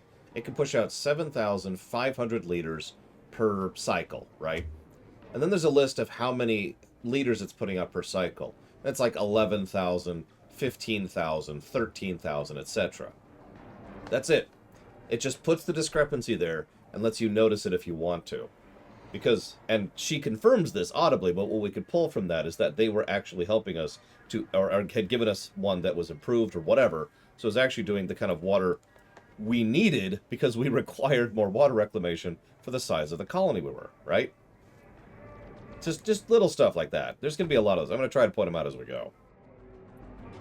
Deton has been working with colony leaders for years, including the Maori and others at Viranot. However, since the Empress and the Tal Shiar often retaliate against people who are friendly to our movement, in the past, we've tried to keep those contacts as quiet as possible. Your colony had some talented engineers who were willing to help flotilla ships. Deton provided crates full of ship parts, smuggled from other friendly settlements. Your engineers repaired Allied ships who needed help. But Deton is a man of peace. I can't ever see him wanting to smuggle weapons, especially not to a civilian site. Of course, because the people at Viranot risked their safety to help our ships, Deton helped them in return. One of the ways the Tal Shiar keeps control over colony worlds is by denying or diverting needed supplies. Before the attack, Viranot's population had outgrown its water treatment capabilities. They tried to acquire another water filtration unit, but were blocked by lost shipments, denied paperwork, and other bureaucratic hassles. It could have meant disease and deprivation for your people. So the Maori reached out to Deton. He provided the water reclamation equipment Viranot needed, and even helped the colonists conceal it so it couldn't be damaged in a convenient accident. And yes, we do spend a great deal of time and effort gathering intel on both Starfleet and Klingon Empire, but we're not studying their defenses. We're learning about their political climates. Our relationships with the Klingons and Starfleet are still very fragile. They're being strengthened by people like you. But a shift in attitudes on the High Council or the Federation Council could mean disaster for us. The more we know about what's happening, the better we can react to it. Yeah, meanwhile, Lincoln is sick. Probably went to one too many theaters. What do they think of all these changes? I'm not saying that Deton is a complete innocent. None of us are. The political information could be used to sway decisions in our favor. The ship part and water reclamation equipment were smuggled illegally. But you have to look at the intent behind Deton's actions. He's trying to help people, not tear them down. I'm sorry, there's an interesting writing prompt for you. Lincoln was a giant death lizard in disguise, and when he was shot in the back of the head, he actually... He hulked out and turned into this giant death lizard and just absolutely shredded his attacker. And that's the writing prompt, right? You have to write from there and make it make sense. We can do that. Huh. I didn't realize that the Tal Shiar had transferred prisoners to the Kinkuthanza system penal colony. Probably because there isn't a penal colony in the Kinkuthanza system. That's not the only discrepancy I'm detecting in this file. There's distinct signs of tampering. We need to figure out what they altered, and why. Yeah, I saw some discrepancies too. Oh, come on, Evo. Here's what I know. Okay, make him a dinosaur. Most Tal Shiar prisoners fall off the grid completely. We don't know where they're taken, or what's being done to them, and that troubles Deton a great deal. We have, however, heard of a Tal Shiar facility called Installation 18 that appears to be a holding facility. Some prisoners would likely be taken there. As far as I know, your friend's sister has never been in the Theban system, much less been captured there. We did lose a militia ship there a few weeks ago. Today must and be one your of my lucky day. agents, Sub-Commander Avron, is still in Tal Shiar custody. Avron was trying to steal supplies from a Tal Shiar convoy when he was captured. It was risky, but they had critical supplies we couldn't get any other way. Can you cross-reference for me? We don't know what the Tal Shiar is doing with their prisoners, but a lot more people are missing than we can account for. We have, however, found several references to a place called Installation 18. We're still tracking down where this facility is and what they're doing there, but we know that prisoners are taken there for an unknown purpose. Rina Kev hasn't shown up on any of our lists of the missing, but I have found references to someone with that name being a crew member on a cargo transport. As far as I know, the ship she was working on has never been to the Theban system. But if your friend can't find her, I'd be concerned. The Tal Shiar has a nasty habit of making people disappear. We did lose a ship in the Theban system recently, a small scout vessel. Its commander was one of my agents, and we have confirmed that Sub-Commander Avron is being held in Tal Shiar custody. Sub-Commander Avron was there doing reconnaissance for me. Tal Shiar convoys pass through that region of space, and there was one convoy that had vital supplies we need. The plan was a long shot at best, but Avron knew the risks when he took the assignment. Now that Avron is in custody and the convoy has made it safely to its destination, all we can do is try to figure out how to soldier on without the components that were in those ships. What do you make of these changes? Did Datan know about the plan to attack a Tal Shiar convoy? Yes. Does that make us criminals and terrorists? That's something you're going to have to decide for yourself. Yeah, no. That's ridiculous. We can do that. Show me what you have and what parts of them are troubling you. So what do you make of all this? We're fighting for our independence and the future of the Romulan race. We're short on supplies and allies and beset by enemies that see nothing wrong with murder, torture, and kidnapping. And they call us the terrorists. We've had to make some difficult decisions. Some of them have led us down roads that none of us wanted to take. But nothing we've done is anything as terrible as what the Tal Shiar is accusing Datan of doing. There are no innocents in a war, and that includes Datan. At least his motivations are clear. And I can't see what the Tal Shiar has to gain by framing him for these crimes. I can. Captain, Charva's convinced that these files are genuine. She wouldn't be pushing us this hard otherwise. We need to sit down and show her the discrepancies we've discovered, preferably in front of a Tal Shiar computer, so we can open her eyes to the truth. If we contact her and say we're ready to join the Tal Shiar, but we need to discuss these files first, maybe she'll take us somewhere where we can prove to her that she's been lied to.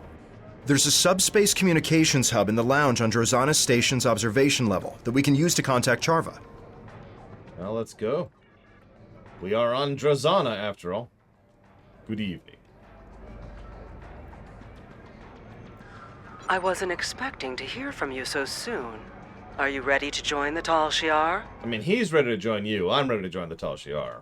I take it that everything I provided checked out to your satisfaction? Mostly, but I'd really like to check the files and get some assurances from you. That's a fair request. The Tal Shiar maintains a clandestine network of satellites throughout the quadrant. There's a listening post that's part of this network in the Aja system. It's near your current position and off the trade routes, so we should be able to meet privately. It's also connected to the rest of the Tal Shiar network, so we can go over the data in detail. I'm glad you've seen the light. You're joining the right side. Right. You,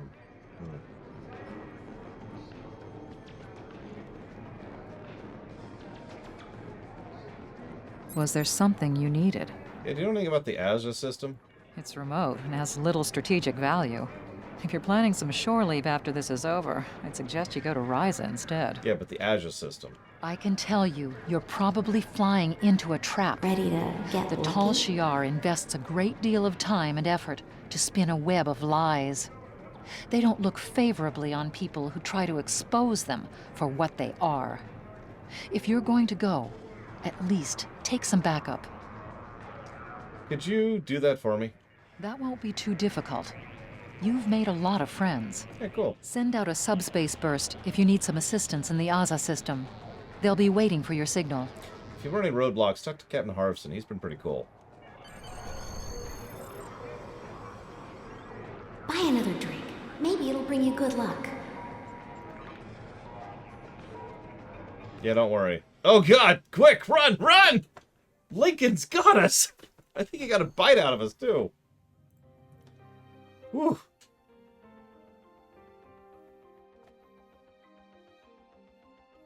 It's Lincoln, Space Cadet. It's one of the presidents of the United States.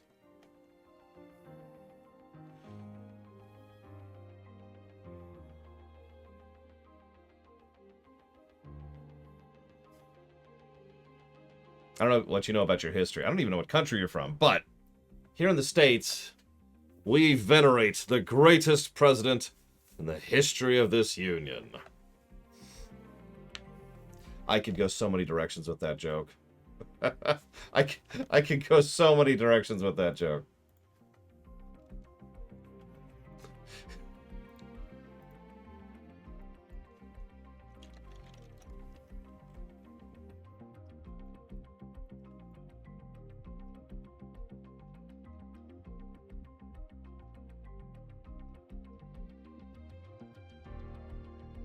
Come on. There we go. Captain, we're detecting another ship in the system. It's Charva's ship, the IRW Aethra. They're signaling to us that Charva has already beamed over to the listening post, and that you and I should join her. But they say only us. We can't take a full away team. Sure. I do like flying into traps.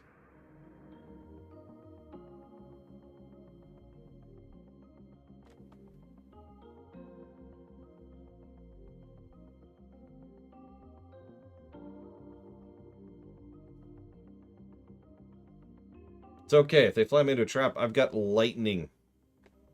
Lightning on ground, lightning in space.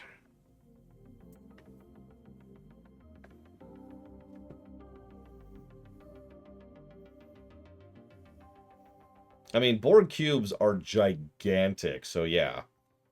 We're still not as big as a Borg cube, I'm pretty sure. Which is just crazy to think about.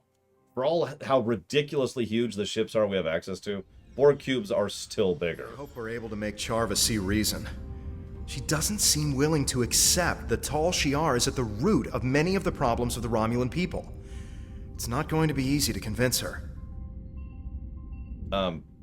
She's right there, dude. Come on, tact, buddy. I am so glad to hear that you are considering my offer of joining the Tal Shiar. They offer safety and stability to all Romulans. You will not regret your decision. Torv and I said would like to work with you more closely.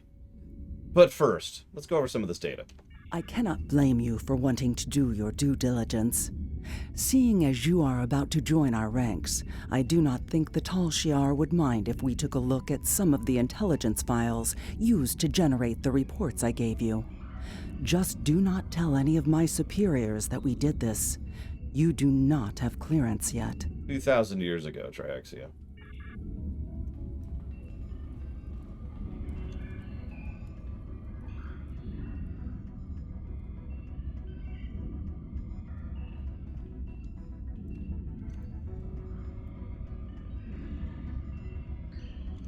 This cannot be right. What's wrong? It appears as if some of the information that was included in the report I gave you does not line up with what is here. Several of the facts have been changed either here or in the report, and the results skew any conclusions that could be drawn. Let's check another file.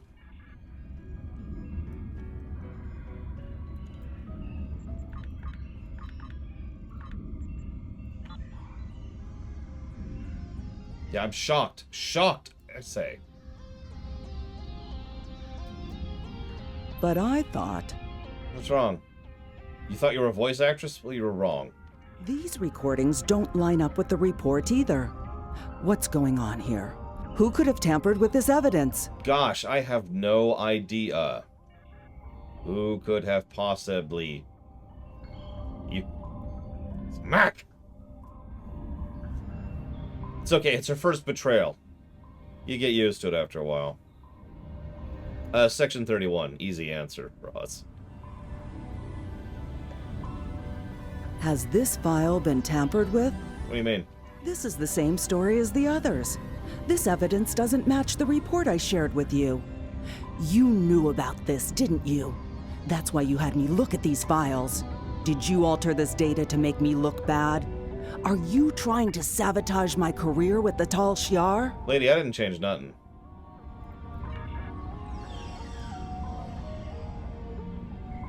Uh-oh. It's someone else. It's not even named people. Seriously? You're sending no names after me? Just who the hell do you think I am? We were sent here by Commander Morris to take you into custody. You are accused of undermining the Romulan Empire and crimes unbefitting of a Romulan. Tovan Kev, you are accused of aiding a known fugitive and conspiring against the Tal Shiar. Charva, you are relieved of command of your ship, pending the outcome of a court-martial. If you're lucky. That's all that will happen to you for betraying the Tal Shiar. Okay. So, like, do you get anything else, or you're just here to waste some space and air?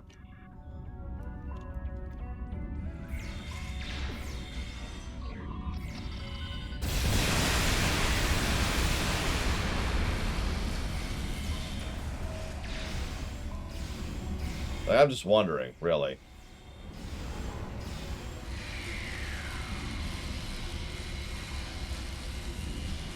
We good? See you around, Devo. Enjoy whatever it is you're going to do. Return to our ship before the Tal Shiar send any more troops down here.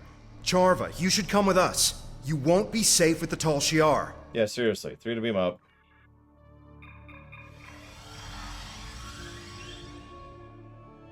I could do a really good exterminate, but I got a bit loud to do it. I'm not gonna do that to the mic.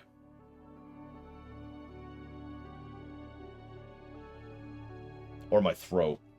Uh-oh. I'm out of 2 of my waters. Daleks versus Borg. Dude, the Borg would crush the Daleks so effortlessly. I don't think they'd even put up a fight. Daleks would be like, exterminate! And then they would be like, resistance is futile! Because that's exactly what would happen.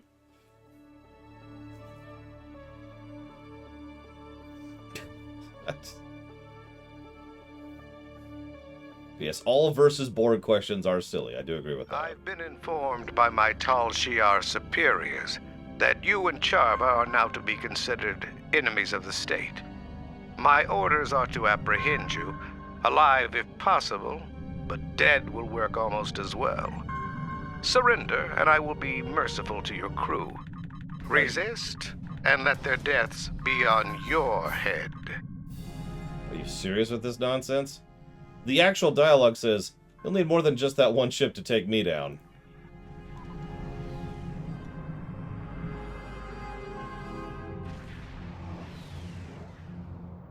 Wow, they wanted me bad. I'm actually kind of flattered. How about a fleet of Tal Shiar warships? Will that convince you to surrender? No. Think of your crew. Spare them the pain and suffering this meaningless gesture will cause. You didn't think I came alone.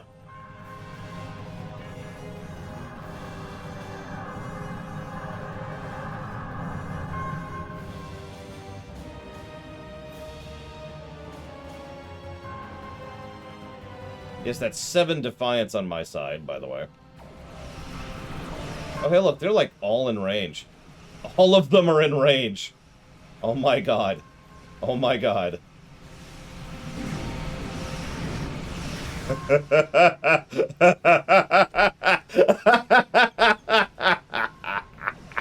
Oh god.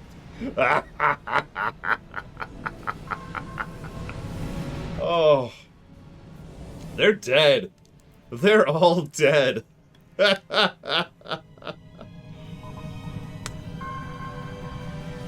Oh my god. Beam Chavra aboard.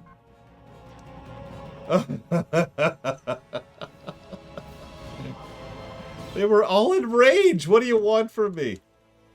Is this the Tal Shiar prisoner? Yes, this is Charm. I assume you want her confined to the brig. Oh my god.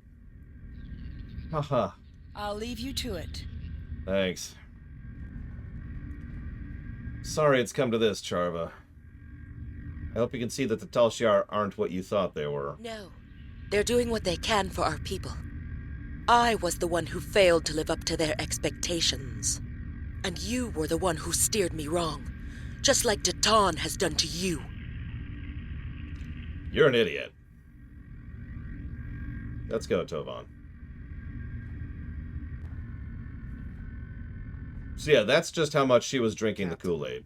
Charva was a close friend, and we couldn't even convince her of our cause. We need to find something substantial to expose the Tal Shiar. You... Okay. And she Charva's was alive, but I expect she's going to face a lot of questions from intelligence. But if we couldn't change her mind, what'll it take to convince the Romulan people? How do we gather the proof we need? For now, we've done all we can. I recommend we leave the system before any Tal Shiar arrive. I mean, we can handle them as long as they come in range. That's all I need. Oh my god.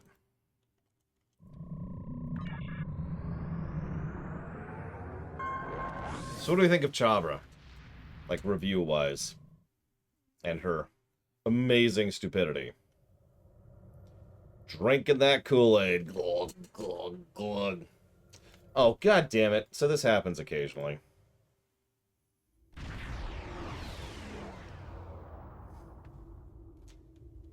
Captain, we're detecting another ship in the system. It's Charva's ship. Yeah, hang on. Let's just... This happens from time to time. Yeah, imagine drinking the Kool-Aid so hard and so long, you're just kind of...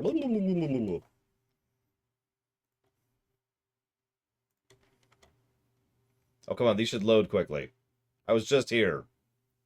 And yeah, she never shows up again, and she is a little bit... On the one hand, so I actually really like the Romulan arc. That's obvious, because I've given quite a few pluses to the story for this sequence. But I think the Charva arc was trying to show that there's decent people in the Tal Shiar, and it doesn't quite succeed. I hope we're able to make Charva see reason. At the same time, what it does do very well is show how brainwashed the Tal Shiar have control over people. And given certain things we learn later, that makes perfect sense. Reports I gave you. Just do not tell any of my superiors that we did this. You do not... This can... It appears as if some of the information was included in the report... You thought it was just her being weird when she accused us of trying to sabotage her career. But no, she was actually that naive to think that we would alter the files to sabotage her career in the Tal Shiar.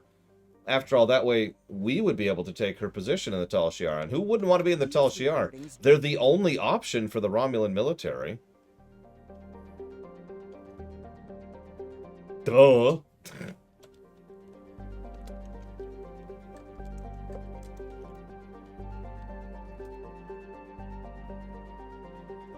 This is the same story as the others. This evidence...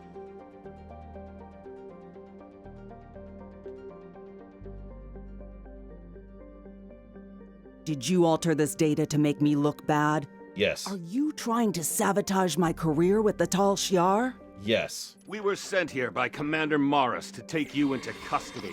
You are accused of undermining the Romulan Empire and crimes unbefitting of a Romulan. Tovan Kev.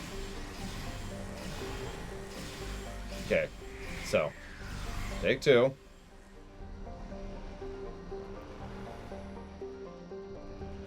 I mean, Datan's a violent radical. And Seela's Seela. We need to get out of here and return to our ship before the Tal Shiar send any more troops down here. Charva, you should come with us. Yeah, who wants to watch me wipe out an entire fleet in a few seconds with one weapon? Again. Anybody?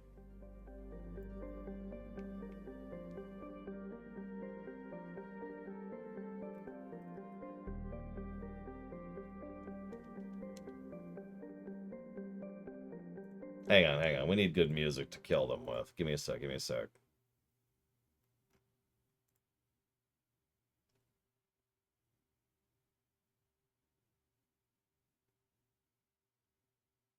That should do.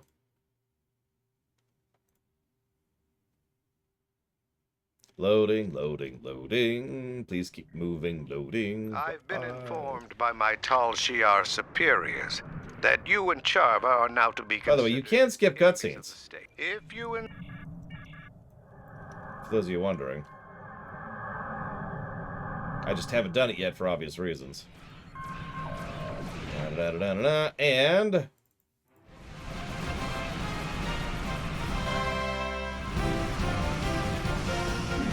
Oh, wow. They actually killed me. Holy crap. That's my fault. I was focused on getting the music going. Hang on. God damn it. I was so focused on getting the music going. Hang on. You're still all dead. Oh, god damn it. Oh, now you're going to be assimilated. Just for that. Oh, your death is much more horrible now. You are all going to regret that. Resistance was futile. See how many assimilated ships I already have? You should have chosen the lightning!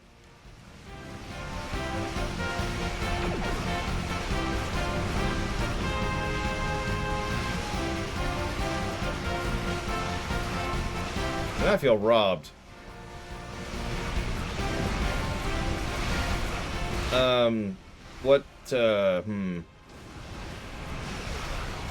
I'd say Liara, Jack, or Miranda.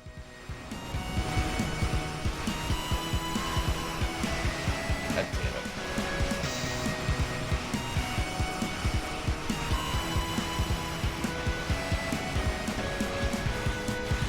Yeah, but that's just not the same, Kay. I don't think she wants to be with Jacob. I don't think anybody wants to be with Jacob.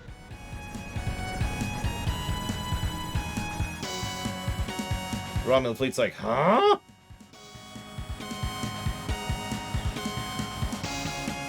Welcome aboard. Is this the Tal Shiar prisoner? I mean, I like Jacob as a character, but Mass Effect 3. I'll leave you to it. Wow, I can't skip this cutscene. Oh, alright, whatever. I guess I'll just go ahead and grab a fresh water while I wait. Dude.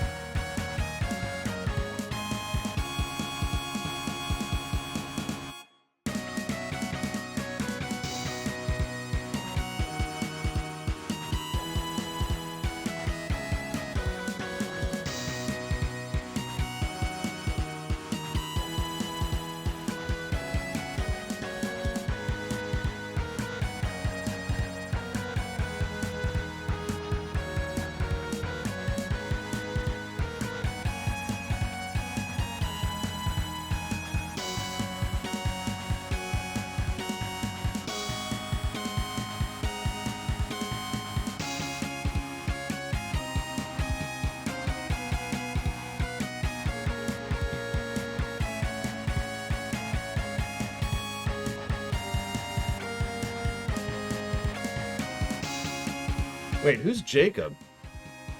Oh my god, the game's weird. There we go. Okay. Now let's try leaving the system. Let's see if it actually advanced. If it didn't, we might have an issue. Let's stop playing Mega Man music for a second. Damn. Oh, that's bad. So that's bad. Okay. Alright.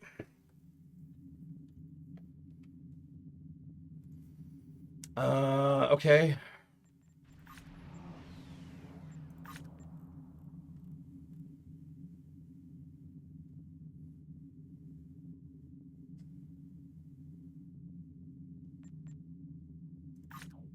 Okay, it's not as bad as it could be, thank God. We can actually just abandon this quest. We're gonna do. And then move on to the next one. So let's skip this. It looks like you're about to be moving up in the galaxy, based on your new familiarity with Talshar operatives and their less than Talshar techniques. I passed your personnel file off to Republic Intelligence. I believe you've already met Commander Talmera. She'll be handling your work with them. Intelligence is very interested in your recent encounter with Charva. They think you're ready for some more clandestine assignments. Clandestine? Jesus, lady. Time is short. What do you need of me? I need to abandon this quest, first of all. Get that out of my log. There we go.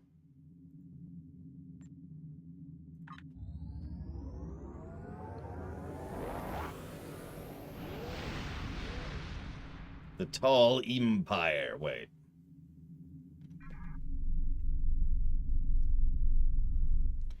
God damn it.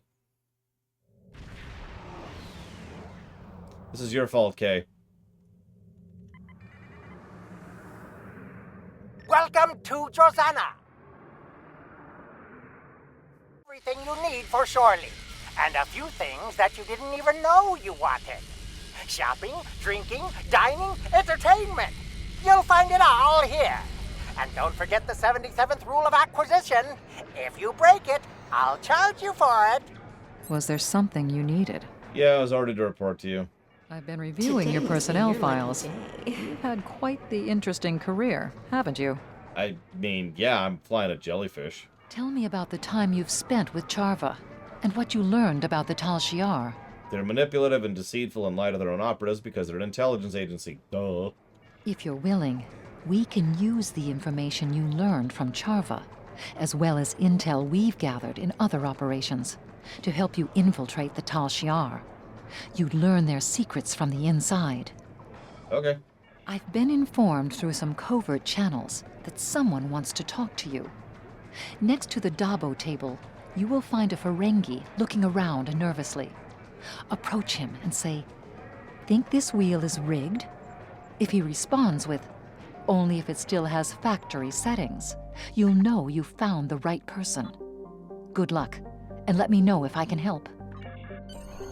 Sure. Excuse me, only Ferengi over here. Can't you see I'm busy losing all my latinum? Now you think the wheel's rigged? Only if it still has factory settings. There is a package for you. Look behind the plant near the bar in the back of this room. Well, what are you waiting for? Go get it! Sure. That's a plant?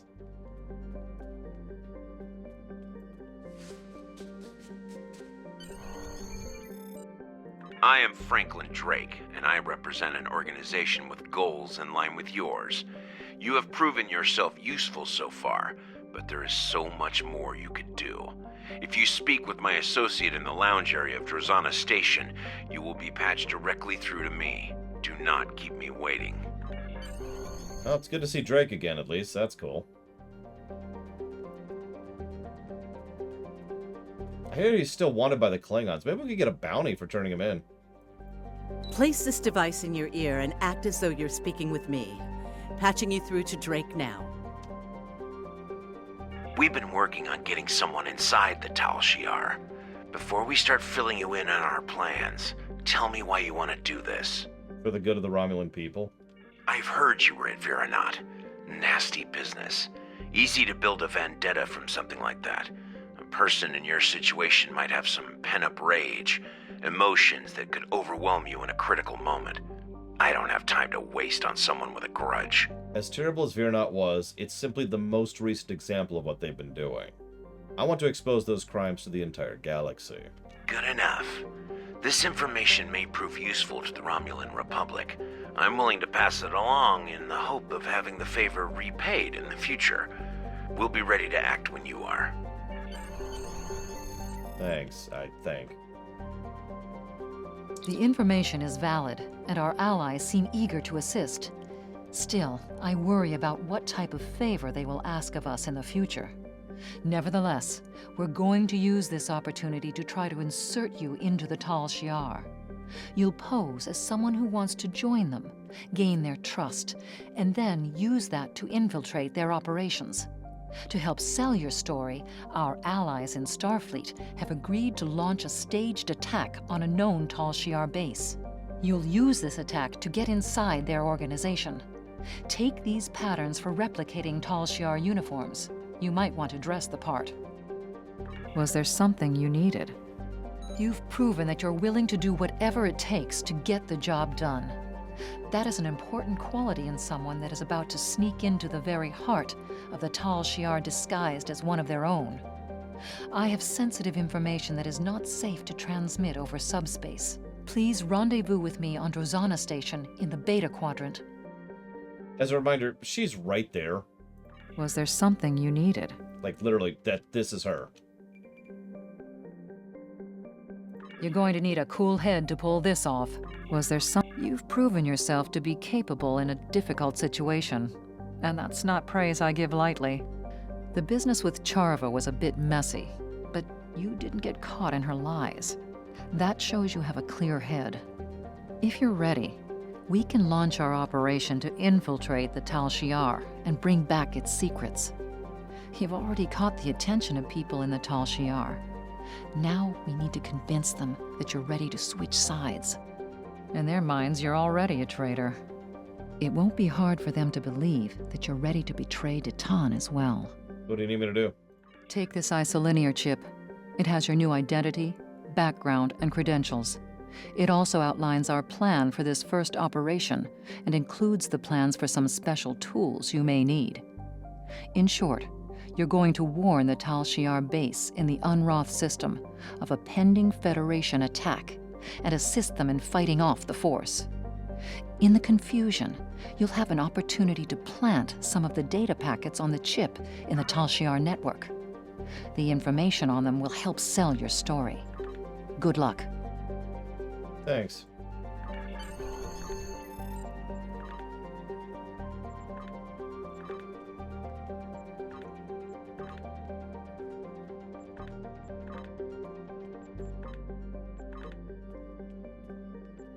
Does it have to stop me every single time? Is that required? God damn it. There we go. Is there a thing here?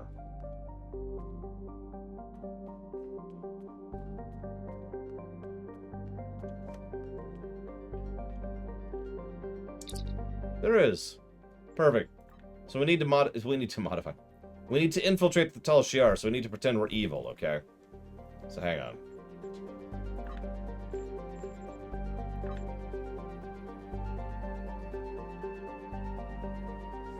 No. Hang on. So first I'm going to do... flip these here. There we go.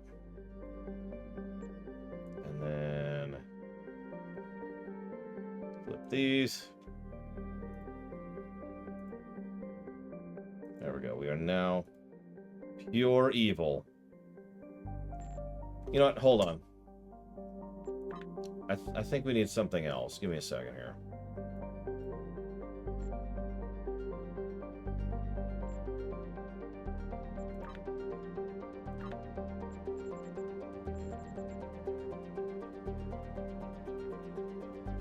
Wait a minute.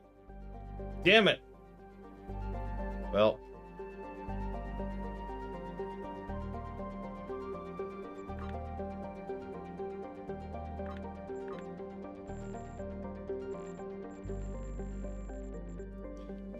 no beard. We can't be evil! We can't have a beard. Oh, whatever. I don't even care anymore. Meh. I was gonna put a coatee on.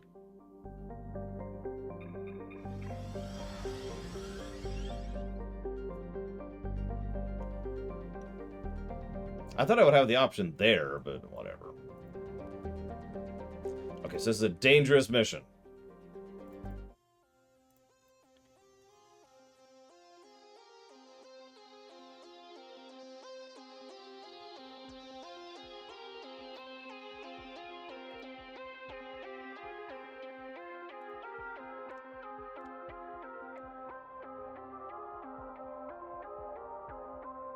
Oh, and we're cutting off in about 50 minutes. This is a good time as any to mention something. I really, really, really, really hate to do this, but I'm going to test something this week, okay? Like, I actively do not want to do this. So, tomorrow, Thursday, and Friday, and possibly Saturday, we're going to go ahead and test run the 8-hour schedule, okay? That means starting at 10 instead of 9, and cutting off at 7 instead of 8. I'm out of fumes. I'm out of gas. I'm having trouble keeping up. And I've got over a month, actually probably close to 2 months, of streaming left before I would be caught up. I'm tired, and I'm sorry. And I wouldn't even care. Like, I'd just go ahead and say screw it to my health and my sanity. But I think it's finally reached the point where it's starting to affect my ability to do my job. So, we're going to pull back this week and see what happens. If it doesn't make anything better, you know, that's whatever. But if it does, well, then that says all I think it needs to. So. Damn it, Untitled. So, yep, okay, that's cool.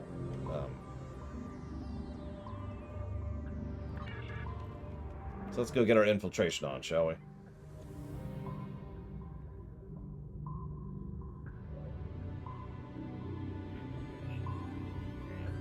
I don't understand that question, Mike Romano. Night, Baron. Like, I'll know because I feel... I have internal sensors. Is under the control of the Romulan Star Empire. Leave immediately or we will open fire. This is your only warning. Access code Gamma 40 Zulu. Who is this? How do you have that access code? I don't have time for your stupid questions. An invasion fleet's on its way. Nonsense. We haven't had any indication of an enemy fleet in this sector. Sensors are completely clear of any intruders. Except you. There's moments away. You need to get ready.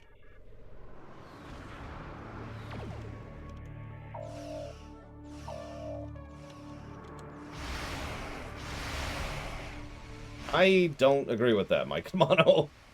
So I guess that's my answer to you. If I could tell the difference in a day, pretty sure I could tell the difference in 3 days.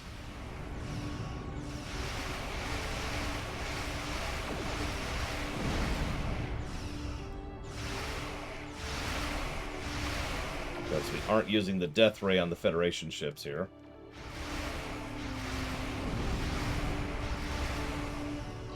It's tempting. I wonder if I should assimilate the Borg, the Federation allies who are here. I'm not evil. Anyways. Nope, they warped away. They're not assimilated. Thank God. Could you imagine? Yes, Blade Devil. Yes! Yeah, we're just cooking them alive instead of, you know, instantly destroying them. I actually had a story idea I wrote way back as a teenager about a new collective. It was, I put the story down because the only way the story could go was for the new collective to win. And I realized I was just like, oh, okay, well. Then I put that down and never really looked back.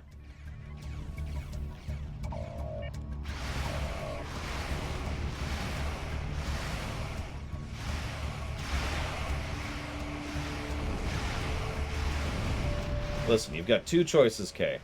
You can join the Romulan Republic willingly. It really is, Kara White Noise.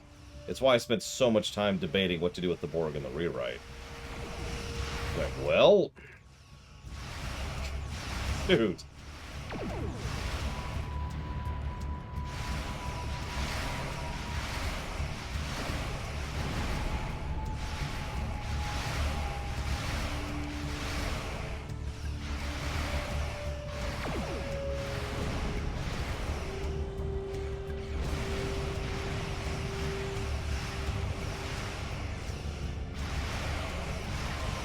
God damn it.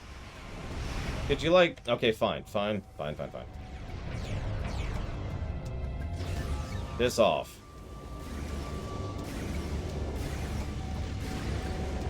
Just piss right off.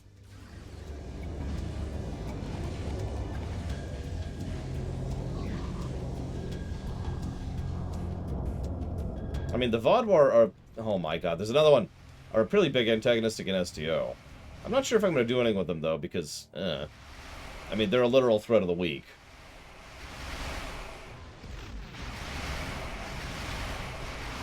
My god, go away so I can do this thing.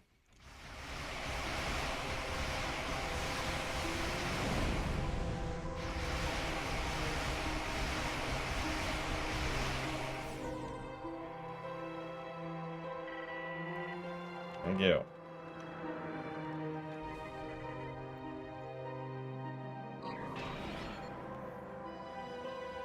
This is not the music I was expecting for this area, but, you know, whatever.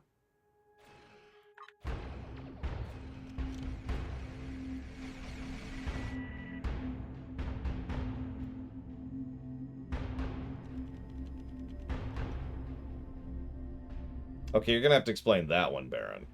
Because the Voth actually had time and effort and work dedicated towards making them into a species.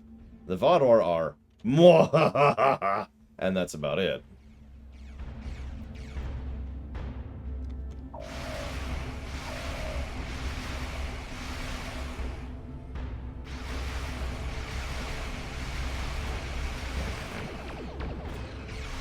Cute Kiroi noise. And yeah, that's one of the reasons why I try to keep things a little bit down low when it comes to the extant. It's tempting to introduce a big doomy enemy. There's a power in that, narratively speaking. But you need to not go overboard with it.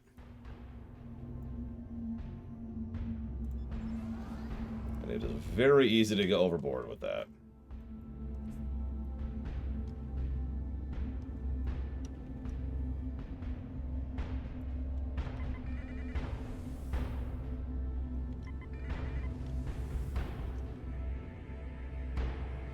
It was a 3-day shoot. I was right. Yay. Yay, memory. I may be tired, but I still have my memory. Oh, I know, right, Kay? We need to develop the Kazon. They're our next big bad guys. Oh, wait, they suck. Here's the Voth.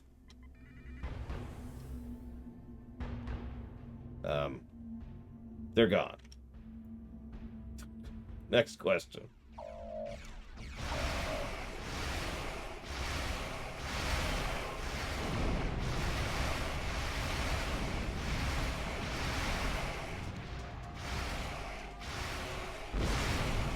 I mean, I don't call it Voyager Syndrome for nothing.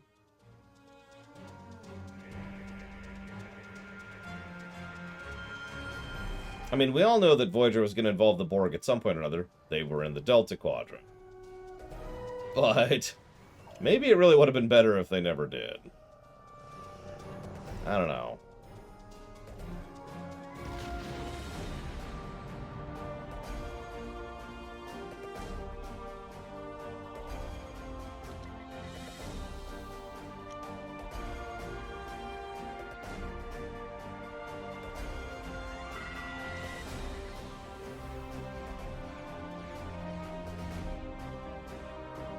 Costello could have gone with that Borg or one ship idea. But I think they torpedoed that by the time iBorg came out, so...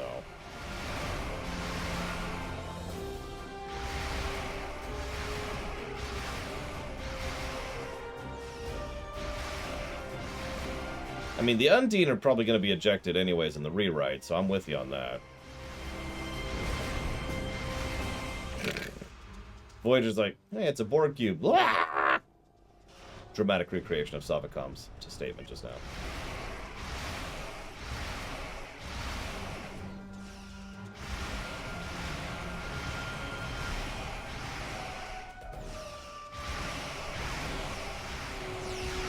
One of the solutions for the Borg that was posited a long time ago by several people as a theory was that the Borg farm civilizations.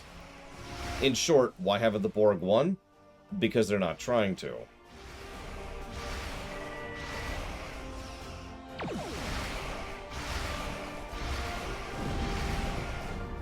They swoop in, take your tech, say, this is nice, go make some more fancy tech to fight us. Then they walk away again. It's actually a neat theory, and I actually rather like it. They never even hint at that in the show, of course. Doubly fortunate. Doubly?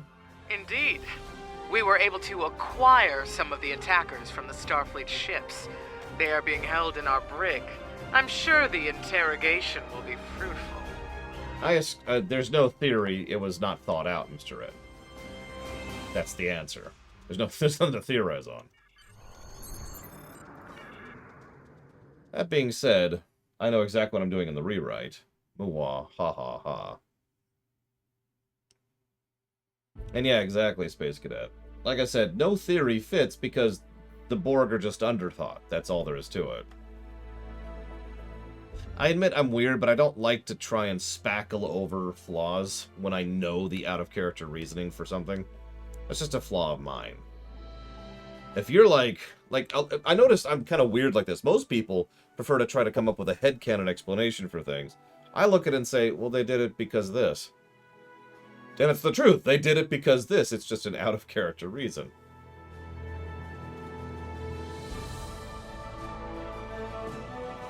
Hang on. We need, like, Doom music. Where's our frickin'... Here we go. This'll do. Maybe this'll do. No, maybe this'll do. Maybe this'll do.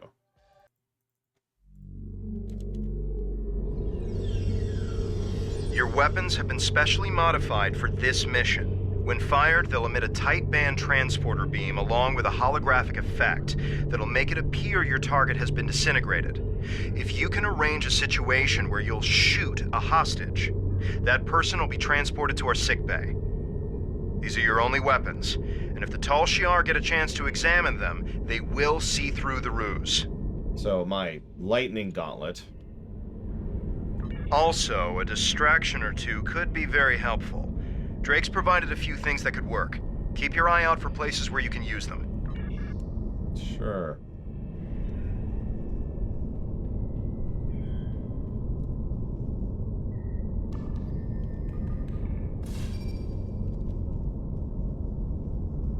Aha, there you are. Don't shoot. I'm Sub-Commander Kimmich, and I'm your ally. I believe in Deton's movement, and I wish to help in whatever way I can. Now I work inside the Tal Shiar, in concert with Starfleet, and a most unusual group of intelligence officers. I can buy you some time in the Security Sub-Commander's office, and give you a code that will erase all trace of anything you access in the computer system. Perhaps you can find a way to help the prisoner escape. Sure. You must hurry. I've seen what happens to those left to the tender mercies of the Tal Shiar. The Security Sub-Commander's office is just down the hall and to the right. Right. I believe you. Wink.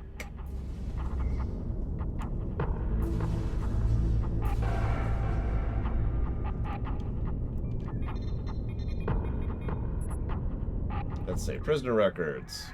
Subject 12 is in cell 2. Let's see. Subject 12 process moved to subject 11 attempted escape. Disciplinary actions engaged.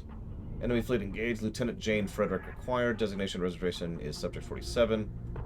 Subject 47 is moved to Interrogation 1. Subject 47 awaiting interrogation. Yeah, that's great. I tried to stall the Security Sub-Commander, but he's on his way to his office. Get out of there now! The cover identity you were provided outranks the Security Sub-Commander. If you claim the right to interrogate the prisoner alone, he will back down. Few stand up to the Tal Shiar and live. A successful ruse might save you, and the prisoner. Hurry and alter the surveillance system feed.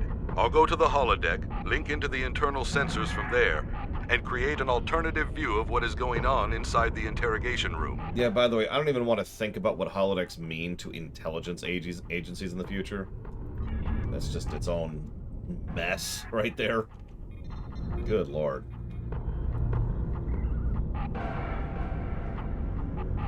How many times in Star Trek did they manage to escape from an holodeck recreation because of luck? What are you doing in here? This is a restricted area. A child could have breached your security protocols. How dare you? Who are you? I'm the one who saved everyone in the system. You're the agent who warned us about the Starfleet attack? Perhaps I was a bit hasty, sir. How fortunate for you that I am in a forgiving mode. My apologies. I was unaware you were going to participate. That much is obvious. Has the prisoner said anything useful? The prisoner is a human lieutenant from the USS Deneva. She has been most uncooperative, but a single human female is nothing compared to my security team. Very well. That's the wrong song.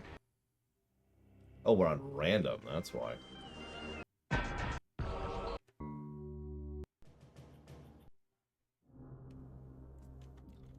I will assume responsibility for interrogating the prisoner. You want to interrogate the human? Are you hard of hearing or just incompetent? The attack by the Federation did result in some damage to the ship. Perhaps I am suffering some temporary hearing loss. I will be certain to check in with sickbay. In the meantime, how might I assist? Make sure I am not disturbed. Understood, sir. The prisoner has been secured in Interrogation Room 1. It is down the hall and to your right. My officers will be close at hand, should you need further assistance. Good. Oh yeah, no, exactly, Space Cadet. Holodecks are a nightmare technology if you really think about it. I mean, honestly, a lot of technology in Star Trek is a nightmare technology. If you think about it.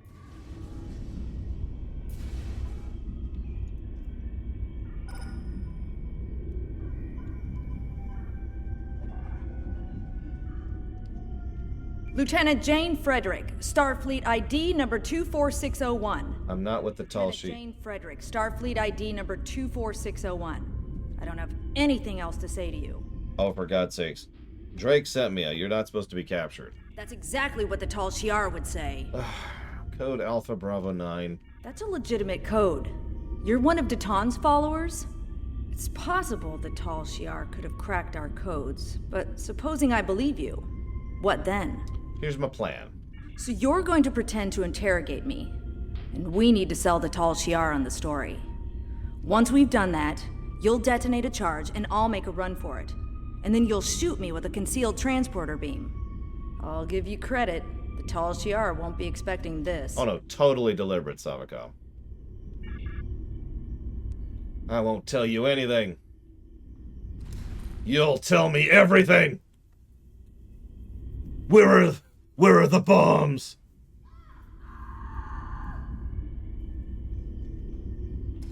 If you don't explain every little sniveling detail. I think that'll do it. Any more and they might become suspicious. What's next? I set off an explosive. Get ready to run. I'll be ready. Just make sure you're the one who shoots me. I'd rather not die today. I mean, it's not so bad. I'll get you right back up.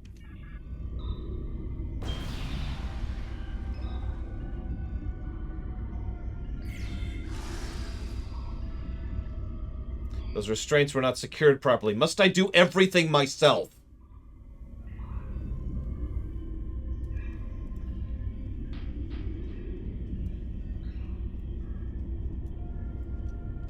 She looked like the type to make a run for it. I should have warned you, sir. I'm sorry you had to take personal action. I'll remind my teams to be more alert next time. But did you get any useful information before she died? No. What was that explosion, Sub-Commander? It looks like we took some additional damage in the fight with the Federation. I assure you my people have full control of the situation. The other prisoner will have no opportunity to escape, sir. See that they don't. Dismissed.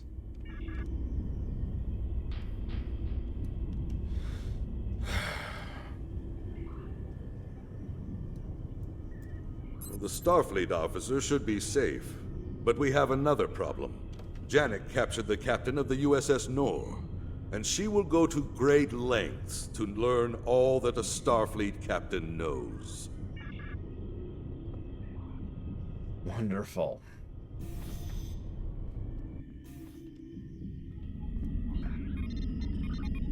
Gonna set up this EPS conduit here really quick.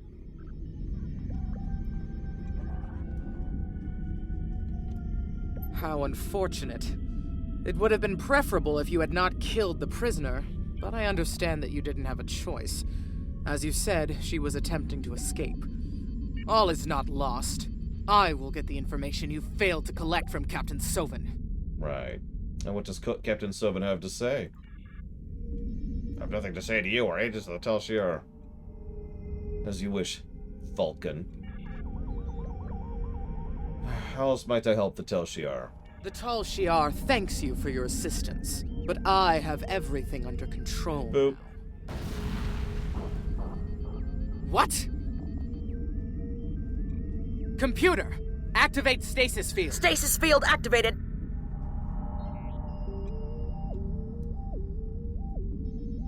We took some damage in the attack. Nothing that can't be repaired. Thank you for your assistance. You will be contacted when the Tal Shiar has need of your skills again. Dismissed. Yes, Commander.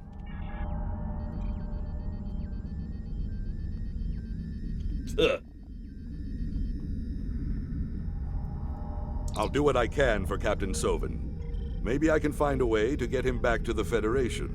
But you must leave now, or Janek will be suspicious. She's not easy to fool. Fine.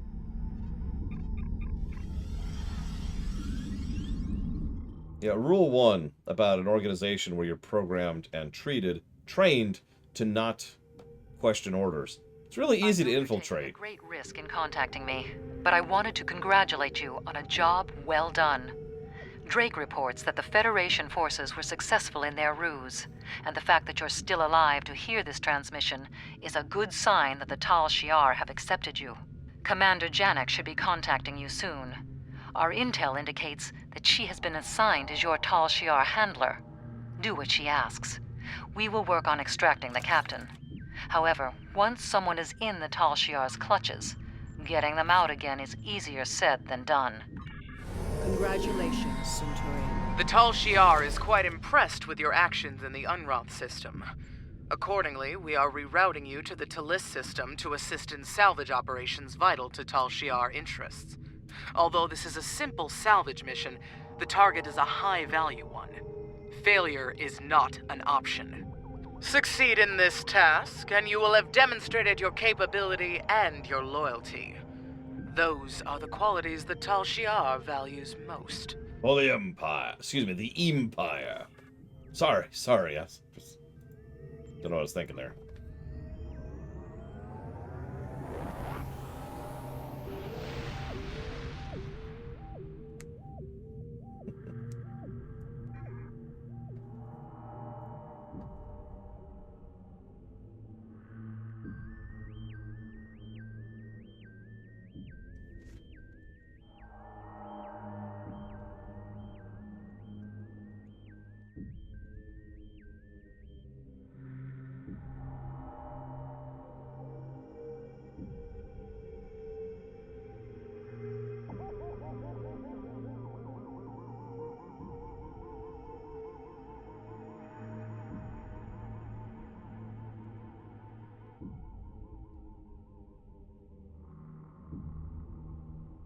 Apparently you can get an Andorian Tribble right now. Who would want an Andorian Tribble? It's so cuddly and cold, and it's just frozen to your face. We're being hailed by Commander Navek of the Frere. On screen. Welcome to the Talis system. I am Commander Kyle Navek of the IRW Frere. Commander Janek assures me that you are a capable officer. Looks like I'll get the chance to judge that for myself. This system is full of valuable salvage. Full enough that the place is crawling with scavengers and pirates. Your orders are to scan the asteroids in the area and deal with any hostiles you encounter along the way. Understood. I will go do salvage duty. I'm not sure, actually, Macromano, but I've never seen one before. It's listed on the event page, so I'd assume it's somewhat new. That doesn't sound like a very responsible thing to do, Mr. Red. I gotta be honest. Yep, you thought you were joking, but no, we really are a space janitor.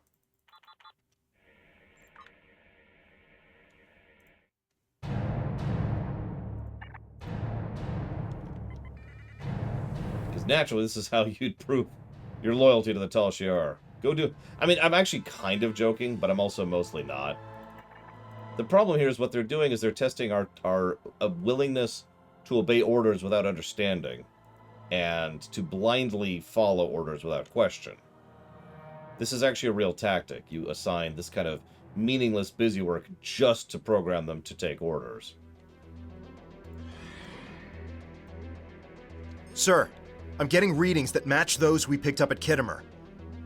You think the Borg tangled with the Alachi? If so, that means the Alachi have more power than we realized. No. Do not concern yourself with this matter. Continue scanning. Understood. They know a lot more than they're telling us, which seems to be what the Tal Shiar are all about. But what they don't want to talk about could get us killed. I suggest we use caution. Sure. Duh? Like, what kind of statement is that? Sir, that giant swarm of Zerglings outside that's clawing at the gates might cause us issues if we let them. So I think we need to be a little bit careful of them, okay? Cool. Jesus.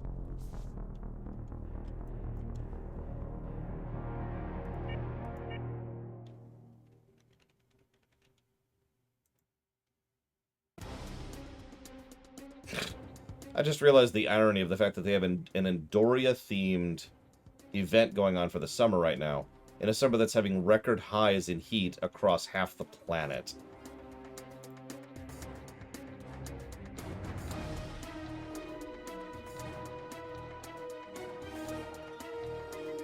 Hey, there's a derelict Borg cube over here.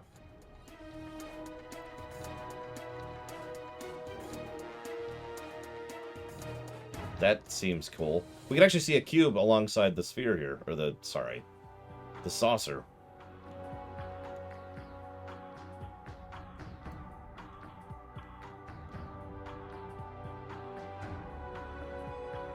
Just give it a second.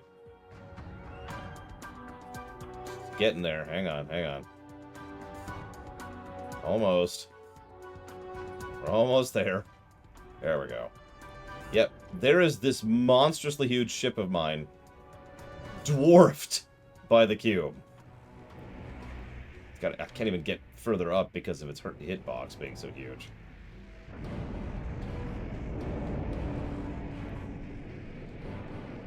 Look at this thing. God, cubes are ridiculous. Anyways, alright. I'm okay with cubes being huge. There's actually a logic to the floating cities, right? It's the other ships that bug me a bit more. I'm pretty sure these are from me.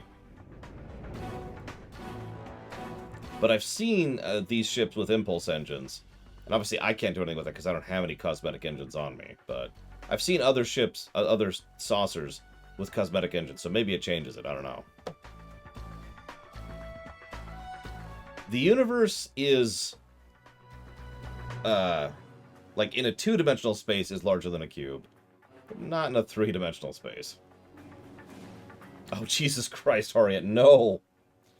God, the Voth Fortress ship.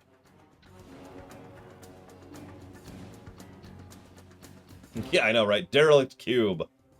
It's... Reminds me of a really old joke. How do you tell a horror story in Star Trek in as few words as possible? Captain, Borg cube on intercept course. Hang on. You can go even further than, fewer than that. Borg derelict cube. 1, 2, 3.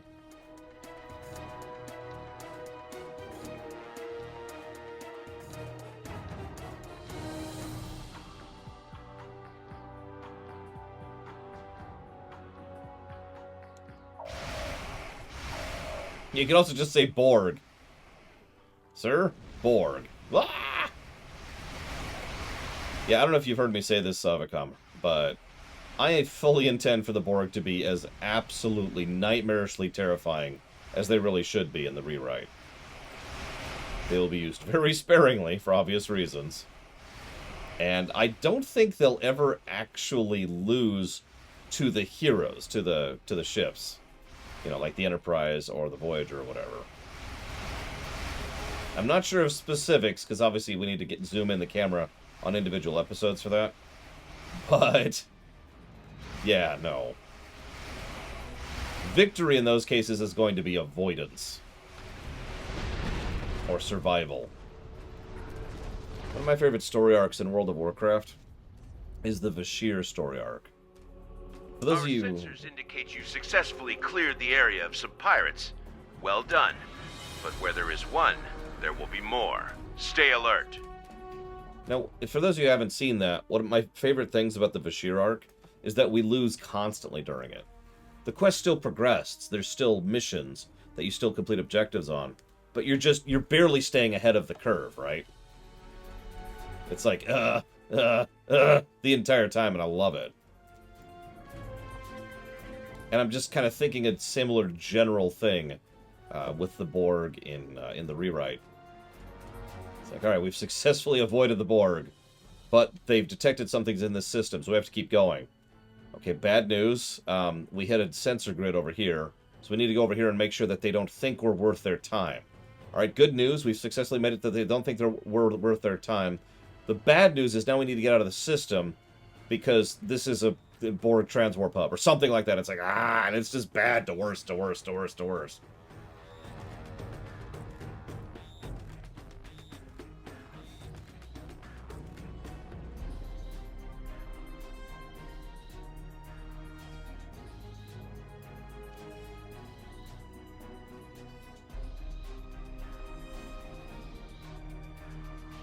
But if the Borg want Ryza, they can have it.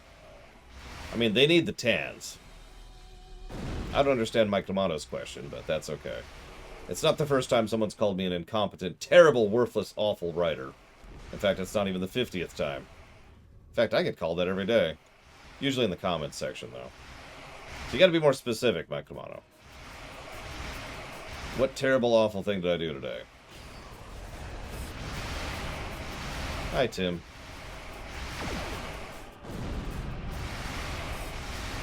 I am not even joking. I was actually called terrible today for my comments about whatever episode went live today. Hatchery. Yeah.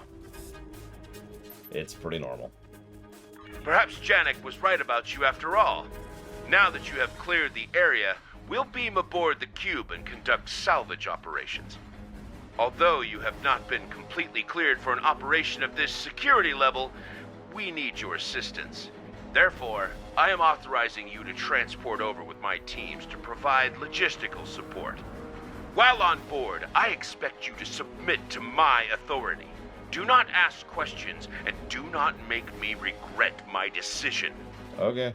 Why are the Tal Shiar tempting disaster by boarding a Borg cube? Because they're stupid. This is something that the Republic will want to know. We'll be ready for your transmissions if you find anything, and we'll be monitoring your progress. By the way, if you're paying attention... Oh, Jesus. I'm disconnecting. Do I have internet? Yep, nope, I appear to have internet. I'm just losing the game. Yep. Great. I don't understand what you're talking about at this point, Mike D'Amato. Like, what?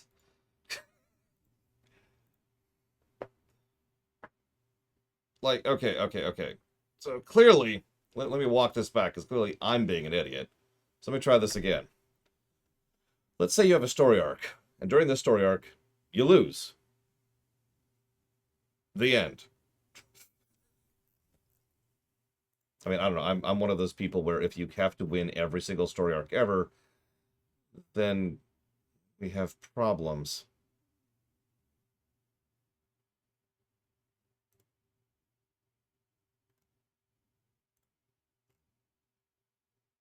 Come on. No, I want to at least get this mission over with. I need to get as much progress done as possible. Especially since we're about to... I don't understand the question, Mike D'Amato. Someone help me understand Mike D'Amato's question. I'm not understanding it. He's asking me why water is wet, and I don't know how to answer that. So there's this thing called water. And it goes sploosh. And when you go into it, it goes sploosh. And then it goes whoosh, and it's everywhere. I don't understand. cannot comprehend your question. I'm too stupid. Oh, I know, Warp Core. I am well aware. I know how this game does mid-mission checkpoints. Honestly, it probably deserves a negative. 1 negative for mid-mission checkpoints.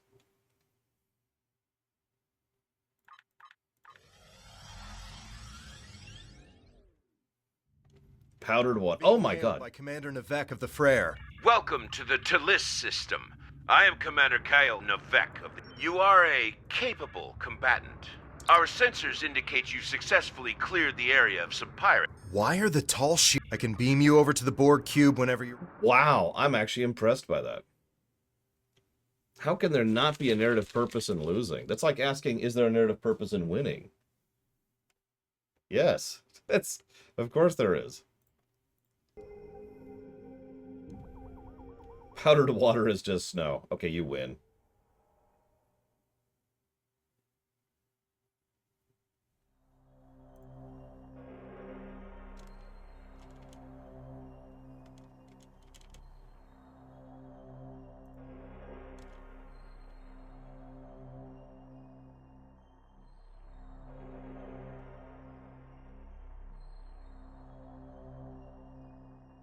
Those poor scientists, Kay. Like, they didn't fail you. I mean, okay, they did. They did fail you. But think of the children, Kay.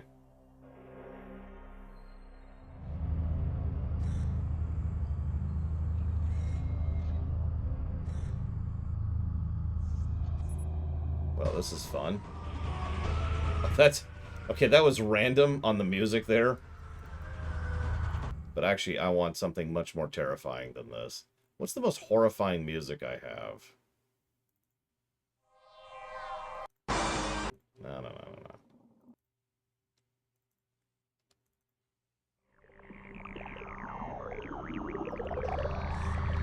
This Borg ship and all the drones aboard are in a regeneration cycle. However, the power levels are almost negligible. They are, for all intents and purposes, in a coma state. That's our purposes. I need you and your team to assist in the salvage operations. But more importantly, I need you to keep your heads down and do as you're told. I know you're used to leading, but what is required now is someone who can follow orders. Do that, and we'll finish our task here without difficulty. Understood. So, in case you missed that, this isn't a derelict Borg ship. It is an active Borg ship that is in a regeneration cycle. Please think about that. For as long as you want to. So, I guess the answer would be yes, Blade Travol? You probably know me. Priority number 1, always, 100% of the time, is making a good story.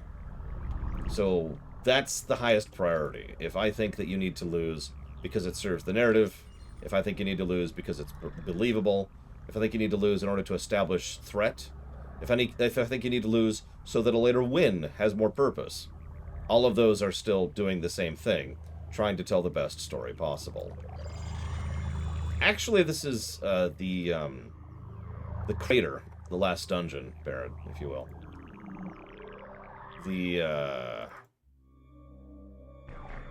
This is the pirates. Although there's actually... Oh, hang on. I got another one here. Nah, whatever. We'll go with this. What am I missing?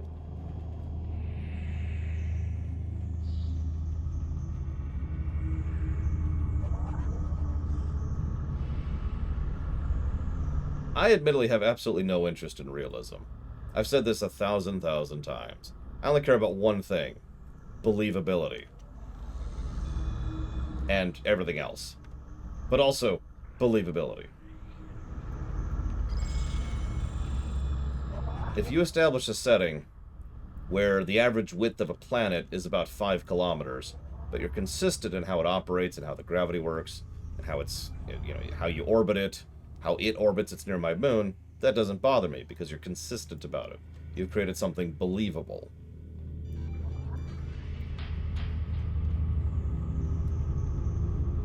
I mean, I wouldn't make the Borg have a homeworld personally, but that's just me. Thank you for your assistance with the salvage operations. I requested a solid officer to help, and that seems to be what I was sent. Now... Commander! Commander! You have to see this! I think they may have found something. Would you please report to Team 3's location and see what the disturbance is? Understood. I'm afraid if I have my commando, I don't know the name off the top of my head.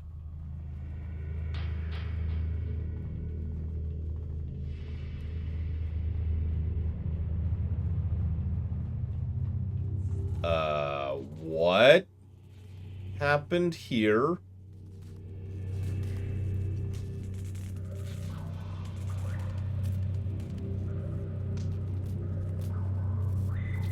Just a sphere in the middle of a cube, hollowed out. What? Understood. While we have never encountered this phenomenon before, the fact that the center of the cube has been removed does not change our mission. Don't get distracted. Get the data from the computers. Perhaps there's something worthwhile here we can salvage. Oh, absolutely, Baron. No question.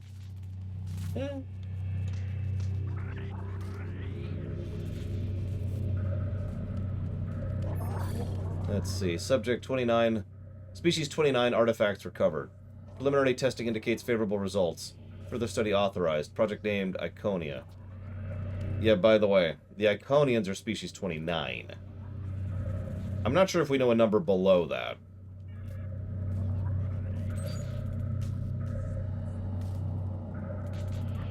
Alright, send transfer to the ship. This wasn't the first time they've raided a Borg vessel. It'll take some time to parse the data. What we've already seen is damning enough. The Tal Shiar know too much about Borg tech not to know and how to use it for themselves. Return to me immediately. I have new instructions for you.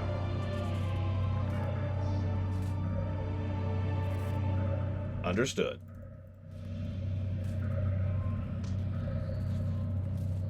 No, it'll be fine. They won't wake up. They won't wake up. It's cool. It's cool.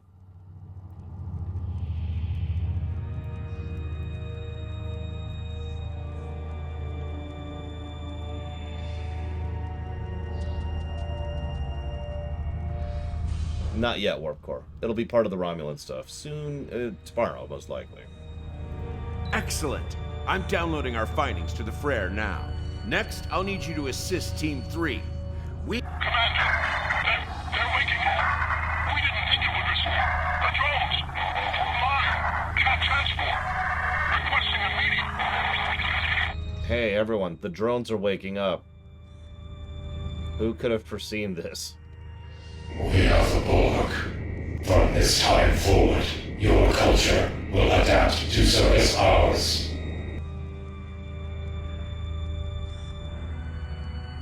Well, that's a thing that happened.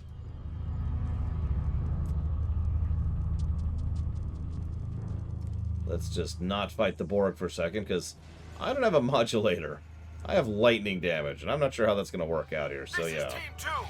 We're under attack! We're going to straight up run. Just run. Just run.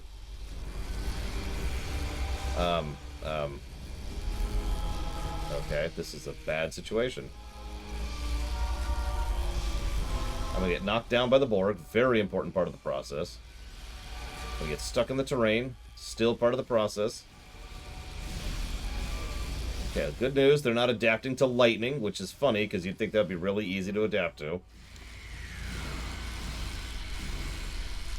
Thank God, okay.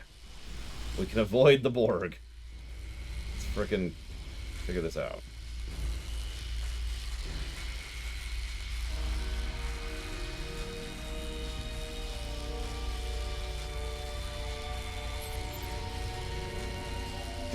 This officer appeared to have died of a self-inflicted disruptor blast. Death was preferable to assimilation. All of them. Let's hope we can still save Team 3. Yeah, I'm not running in fear. It's a tactic. Yeah, in lore, what do you do if the Borg are coming? You shoot yourself!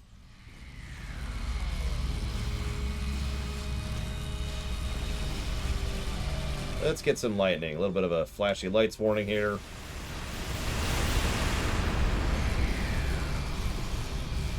Photosensitivity, that's what that's called. Couldn't think of it. Couldn't think of it. Too tired. Too tired. Sub-Commander Farouz, no! He's been assimilated. No. Too late. Sub-Commander Bob. He's gone. I've already forgotten his name. What was his name? Borg versus the Flood. So we actually discussed that during the Halo run. Sub-Commander Farouz has been studying Borg technology extensively. He was the only one here who knew how to override the transport disruption field. Without his knowledge, we cannot escape. I take no pleasure in this decision, but it was better for him to die than to be assimilated. We can take the knowledge stored on his new implants and use it to access the cube's systems. We'll use their own technology against them. If we could have delayed the assimilation process, he might have survived. You don't even respond to that? Alright, whatever.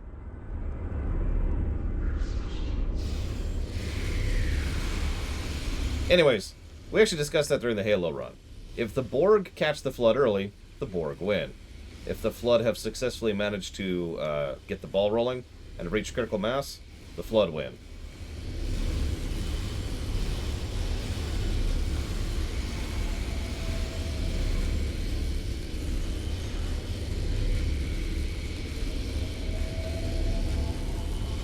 Because, you know, the Flood of the Flood.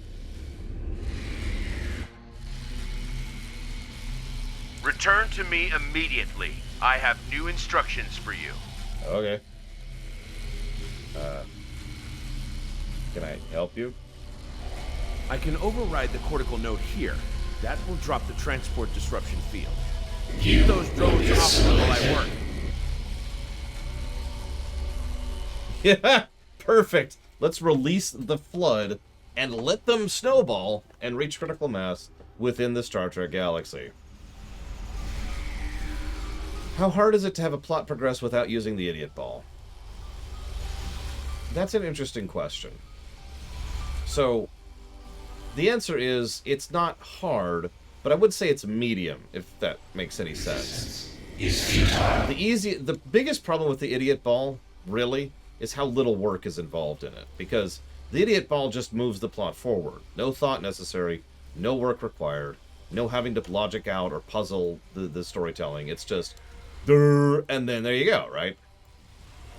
It's still not hard, though. It just requires some actual time, effort, and thought. So like I said, medium. 1 minute. We will add your technological and biological distinctiveness to our own. Why am I flashing purple? Because of the lightning coming off of me. The lightning also gives me a shield, which I forget the full effect of it, but it like doubles my health and quadruples my shields or something like that. Have I ever been tempted to use the idiot ball? No. Anytime I run into a situation where I'm having trouble getting the pieces together, I just work it some more. 30 seconds. You will be assimilated. I suppose, in fairness, the only time I would ever be tempted by the idiot ball is in a story I don't care about. But at this point in my life, if there's a story I don't care about, then I'm not writing it. You know what I mean? 15 seconds. I'm not in school anymore. I don't have to do story X.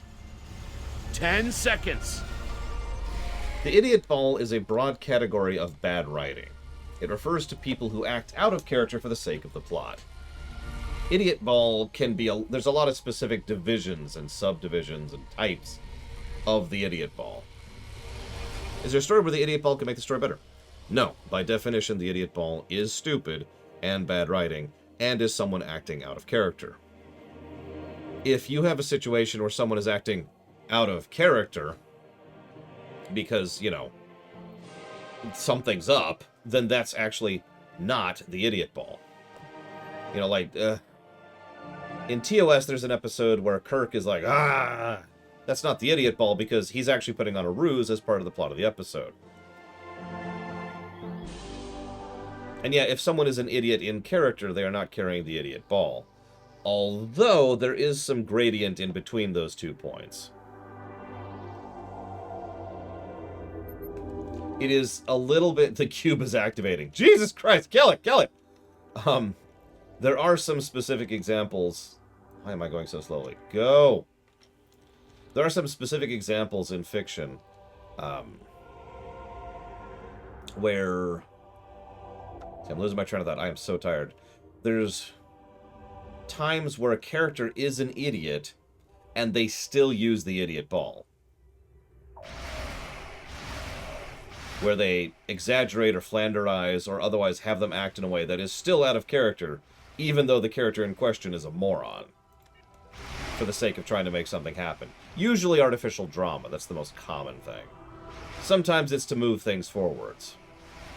You know, oh, I wonder what happens if I shove this Borg nanoprobe thing into my face. There you go, you know.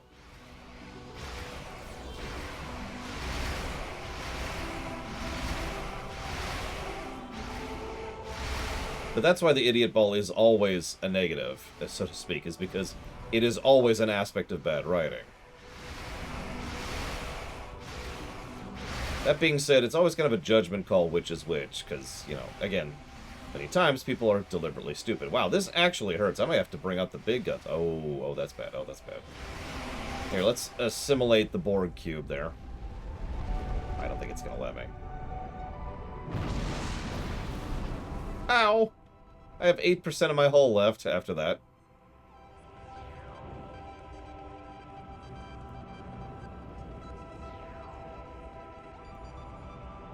That hurt. Thank you for your help. We may have had a very different outcome without your assistance. As far as this mission goes, this never happened.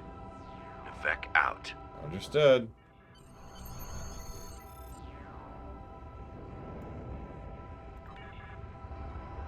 And yeah, like...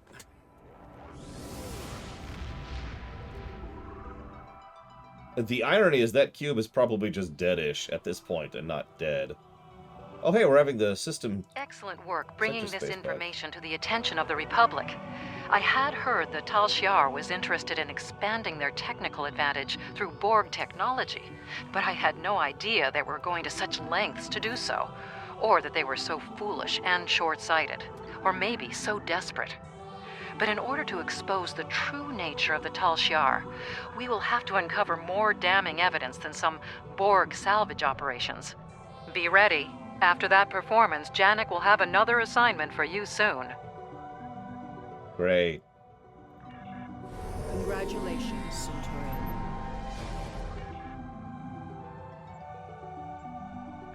So, we're actually done for the day. I want to chop off before it dumps the new quest on us. But put this here, and we'll put this here. Let me update the HUD really quick. Let's see where we're at on the score. So we're up to 25 of these now. Romulan Arc has really been dragging that story up. I'm probably just not understanding because I'm stupid. Come on, I'm pretty tired. I'm not gonna lie. I'm just actually, I guess the gameplay hasn't moved an inch. So that's it. Tomorrow, 10 a.m. So yes, we're going to do the go ahead and experiment. We're going to do the experiment Wednesday, Thursday, and Friday. 10 a.m. Eastern Standard Time. I'll see you.